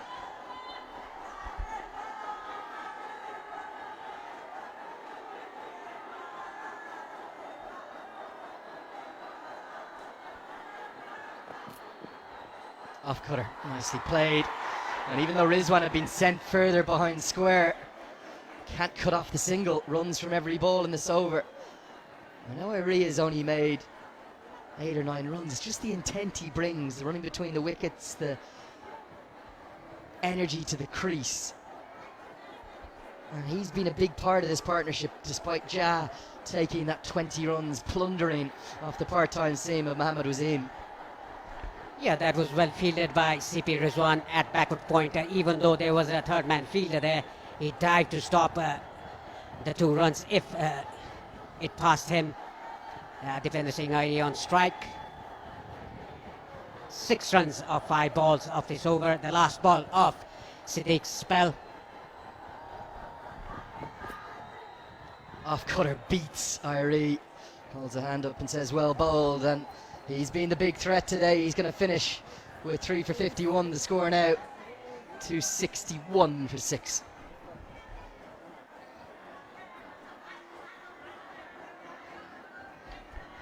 There's his figures. 3 for 51. What a match. One last reminder of the points table. This is what it's all come down to. The 126th and final one-day international of this league series. If Nepal win, they take that third and final qualification spot from Namibia, who played so well throughout the series. Scotland and Oman, they already have their tickets to Zimbabwe. And for USA, UAE and PNG, the final question is who will join them in the playoff alongside Jersey and Canada. Is it going to be Nepal? Will they come up short? Remember, they've never posted more than 300 in a one-day international before. Or will it be the dream big Nepal shout that we've seen across the city and the country? Achieved in 11 wins from 12 for Monty Desai's men since he's taken over to get them over the line. It's 50 to win exactly now. There's 7 overs remaining. Sahur Khan to bowl the 44th. Right into the block, well kept out by Gulshan Jah. Problem for Mohammad Wasim is who's going to bowl the remaining overs. Obviously Khan will bowl 44 and maybe 46. Who's going to bowl the other 5? Well, it'll have to be the spinners. Probably Rohan Mustafa will bowl. Not the left arm spinners though, because Gulshan Shah is there. He's playing on 48 or 45. What a game of cricket this has been. I wish Yopesh would stop showing us. I want to stand up. I can't get the nervous energy. I'm just too tense. I'm up and I'm down. It's been quite incredible. I think maybe the greatest ODI I've seen. Where is this game going? I just don't know. Let's just hope it's settled on the pitch and not by DLS. It looks like it will be. It's 7 overs, including this one remaining. It's 5:28 p.m. It's a 6:13 p.m. sunset. The final over could be bowled in the gloom, but the umpires are not going to take them off, surely. Movement in as Irie again. He's just so busy at the crease. Good single. Yes, this is good bowling by Zohar Khan, not giving that room. Bowling that Yorkers and back of the length as well, with some pace, darting into the right-hander. Good bowling by Zohar Khan. Talking about Gulshan Jah, he's improved his strike rate over 100 now. It was on 30s when he started his innings. What a change by him. That particular over of Mohammad Wasim, he hit 6, 4, 4 and 4. A courtesy of a misfield by Rohan Mustafa in the boundary line. It seems like Nepal is right on top now in the latter part of the innings. Still Zohar Khan taking his time to set his field. Wasim screaming at all of his fielders repeatedly, just trying to get them exactly where he wants them. Can the death specialist? How has that not bowled him? How's it missed the leg stump? It looked for all money like the in-swinging Yorker had cleaned up Gulshan Jah. Instead it's 2 boys. Again the young keeper can't lay a glove on it. How is this missed? That was perfect delivery. I think the ball did a little too much for Zohar Khan's liking. It was a perfect delivery, an in-swinging Yorker to the left-hander. Very well bowled Zohar Khan. Very unlucky, though, didn't hit the stumps, missed it by inches. Gulshan Jah has led a charmed life at the crease. Not once, not twice, but thrice could he have been run out on the scores of 2, 13 and 14. Each of them he wasn't even in the picture with a direct hit. Add to that the 3 drop catches that UAE have put down. Nepal are living a blessed life in the gods here. Heading to the offside, should be at least a couple. Singhari so quick. Every run is being roared at. 50 for the young man. Extraordinary from Gulshan Jah. We forget how young he is. It's his career best. What a time to make your first one-day international 50. The 17-year-old standing up to be counted. Yes, extraordinary batting by Gulshan Jah. He started off very slow. His strike rate was 30 odd, but he's improved. His strike rate is over 100 now. 50 of 47 deliveries. Everything happening here. I'm not sure how much more of this I can take, Paresh. I honestly don't know. The emotions here in the commentary box. Paresh is in pieces. I'm in ribbons. The crowd don't know what to do every ball. My oh my. A 17-year-old, a maiden 50. Nearly cleaned up by Zahor Khan again. Singhari holds his line, gets through for a leg by. They won't mind how they come. It's now 43 to win off 37. This is going down in the annals. One of the all-time great games of cricket. Which way is it going to go? Well, it looks like it's going Nepal's way at the moment, but if a wicket goes, then it'll move to UAE's way. Everything happening here. Look at Lenny. He's out of his breath. They call them the cardiac kids for a reason. Where's the defibrillator? Where is it? Keep it on standby. It's very muggy, very murky, sorry. Birds are flying around the ground. 6 overs remain after this one. A reminder. Ahead on DLS now, Nepal. Yorker attempted, driven, and a good tumbling stop from the skipper. He is determined to see Nepal come up short. 44 ball, 269 for 6.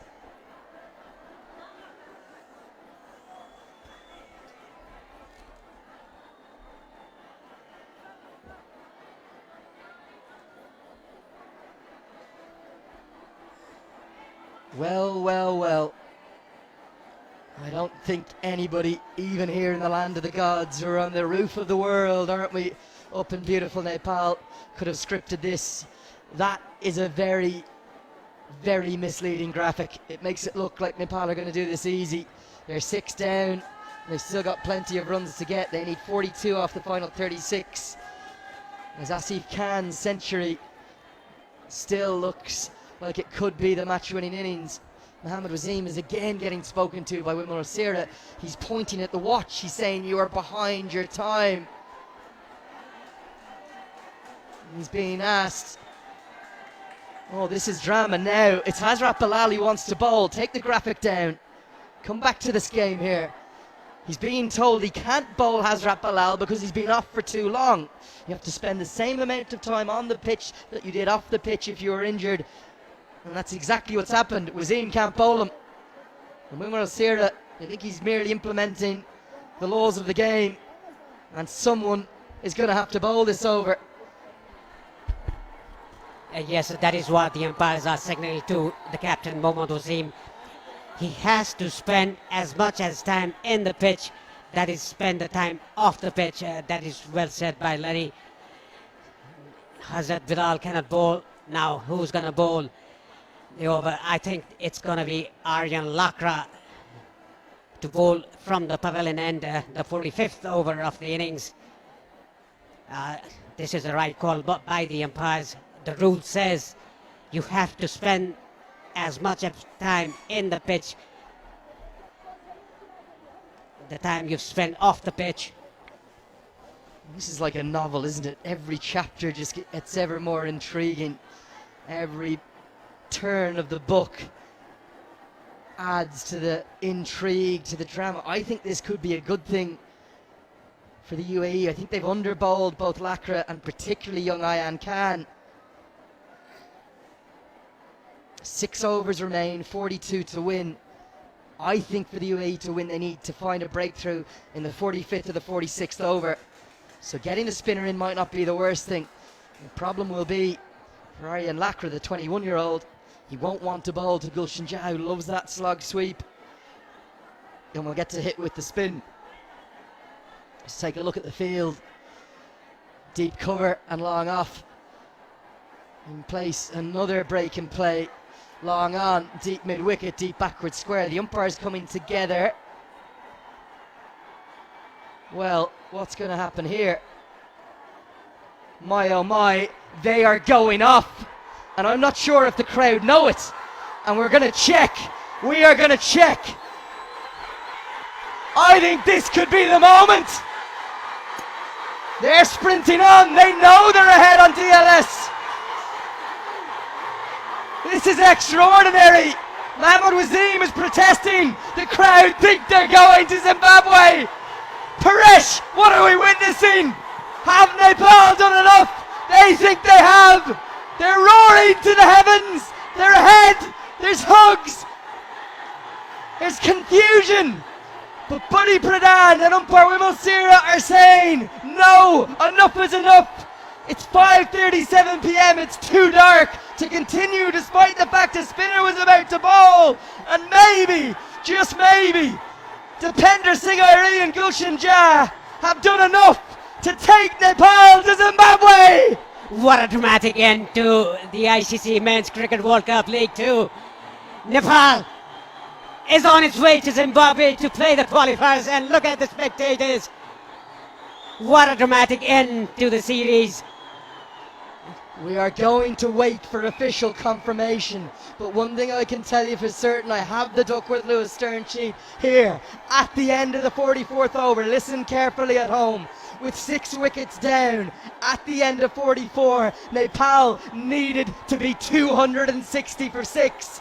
They are 269 for 6. They are ahead by 9 runs. It feels to me as bright as it was 6, 7, 8 overs ago. There's always the chance that they might get back on. We have not confirmation this game is over yet. Such drama. UAE look beaten, they look bowed. And the fans, I have no idea how. 11 wins from 12 games, it looks like it's done. It looks to me like handshakes at dusk. And the umpires have taken the stumps out of the ground. And Nepal, they've done it. They have got there by 9 runs on the Duckworth-Lewis Stern method. It's in great drama, but they have done enough. The umpires have said they've seen enough, and off they go to take 3rd spot. And right now the UAE don't want to shake hands. There's slightly ugly scenes now as Junaid Sadiq is barking at the opposition. We will wait for official confirmation. It's not our call to make, but we believe that by 9 runs on Duckworth-Lewis Stern, you can see the flashes in the background. It's that dark now. Come back to the pictures on the TV, please. Here we are. Mohammad Wasim right now is refusing to lead his men off the pitch because he's saying it's bright enough to play. It's not. It's pitch black out there. Yes, it is, and I think because of UAE took their time, they were killing time, and that has backfired. That is why the umpires had enough of that. That is why they're walking off, shaking hands with the Nepali players. It is the umpire's prerogative to make the call, and the two of them came together. And UAE, I called this, Paresh. They have themselves to blame. They took an eternity to bowl their overs, and that has been what's ended up costing them. They were ahead of DLS, and the overs from numbers 39 to 44, it took the best part of 40 minutes. In fact, it took more than 40 minutes. 6 overs in 40 minutes. And the UAE, in my opinion, they only have themselves to blame. And I don't think they can believe it. Robin Singh is going to go over to the ICC match referee with his captain. He will protest, there is no doubt about it. The implementation of the playing conditions seems to be as such. Surely we're not going to get back on at this stage. And they are asking long, heavy questions whilst Nepal are starting a lap of honour. Yeah, it's getting worse. The conditions is getting worse. It's getting darker and darker by every minute. Look at the Nepali players. They are celebrating. And there is a protest by the head coach of UAE, Robin, saying UAE dare to blame for themselves. They took a longer time to finish. There were only 44 overs bowled till now. It's already almost 5:45. If we add up the cut-off times, this game started at 9:30 a.m. 3 hours 15 minutes in and around that. First innings should end at 12:45, 30 minutes for the interval. The second innings should start at 1:15. It started more like 1:30. That is 4 hours and 10 minutes ago. And ultimately, I think UAE have themselves to blame. And I have to say, Nepal, they deserve this. They somehow managed to do enough to drag themselves over the line. These two sides, they still haven't shaken hands, but the flags are flying high, and Nepal are saying they've done enough to get to Zimbabwe. We will wait for final and official confirmation. We should get it any moment. It's now 5:42 p.m. The sun is setting in less than 20 minutes. It may look bright on your TV screen, but as you'll see from the flashes, from the lights in the crowd, it's close to pitch black, and great drama in the gloom, the gathering gloom of Kathmandu. I knew we'd see a game that gave us everything. I'm not sure anyone could have predicted this finish. Yes, what a dramatic end to the series and to the final game of the ICC Men's Cricket World Cup League 2. I think UAE, they killed time. They took plenty of time to change their bowling, to set their field. The blame, they have to get the blame to themselves because of the late over rate depth. Oh, look at these beautiful scenes. They're not going to mind how they got there. This will be on the front page of the Kathmandu Post tomorrow, the Himalaya Times. Name your paper. These men have somehow pulled off the improbable, the impossible, the unlikely, the ever unimaginable, the big dream of 11 from 12 to get to Zimbabwe. They've taken the third and final qualification spot. We're still searching for official confirmation. Yopesh Pradhan, our producer's out in the middle of it. Extraordinary scenes. Nobody could have scripted this ending. Yes, Len, exactly. As the UAE players are still at the pitch talking to the match referee, the ICC match referee Manu Nair from India. They took a very long time to bowl 44 overs. They took almost 4.5 hours to do so. 6 overs yet still to bowl. I've just got the official time. It's over 4 hours they have taken. And look at this. Rohit Paudel, the 20-year-old national team captain, is being lifted onto the shoulders. He doesn't want to be. He doesn't want to be the centre of attention. He's a team man. 4 hours to bowl 44 overs. I have to say, the UAE only have themselves to blame. Not quick enough, tardy as anything. Kushal Malla doesn't know what to make of it all. He can't quite understand it. I don't think anyone can. We will wait for official confirmation. We believe it's a 9-run victory on the Duckworth-Lewis-Stern method. The 3 most beautiful words right now in the world for any Nepal supporter. Yes, it is. And look at the players. They are thanking the spectators. They came out in numbers, in thousands, waiting to get in the ground. 4 o'clock in the morning, staying in the line. That is what Nepali team has produced. A victory here over UAE. We'll still have to wait for the official confirmation about the result of the game, but surely Nepal has won by 9 runs in the DLS method. UAE. What a dramatic end to this try series here in Nepal. And look at all the players there. Arif Sheikh still padded up. Look at Bhim Sharkey. He played a vital innings today of 67. Steadied the ship after losing early 2 wickets. Kushal Gurtel played a very good knock of a half century as well. All the spectators are on their feet. Karan Casey didn't play today. Defender saying the pick up the bowlers for me in the first innings. Bowled 8 overs, 2 maidens, 19 for 2 his figures. What a dramatic end to the ICC Cricket World Cup League 2. 216th game today. What a league in more than 4 years we had comes to an end with a dramatic finish here at the TU International Cricket Ground in Kathmandu.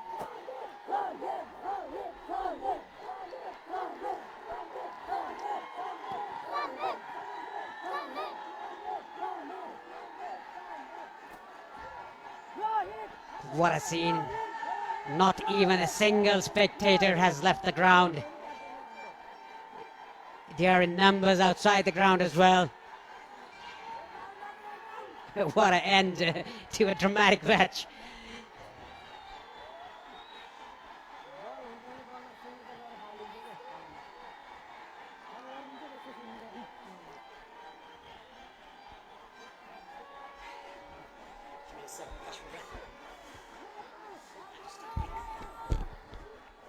Well, official confirmation.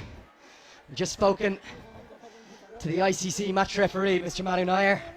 He confirms Nepal have won by 9 runs on the Duckworth-Lewis Stern method.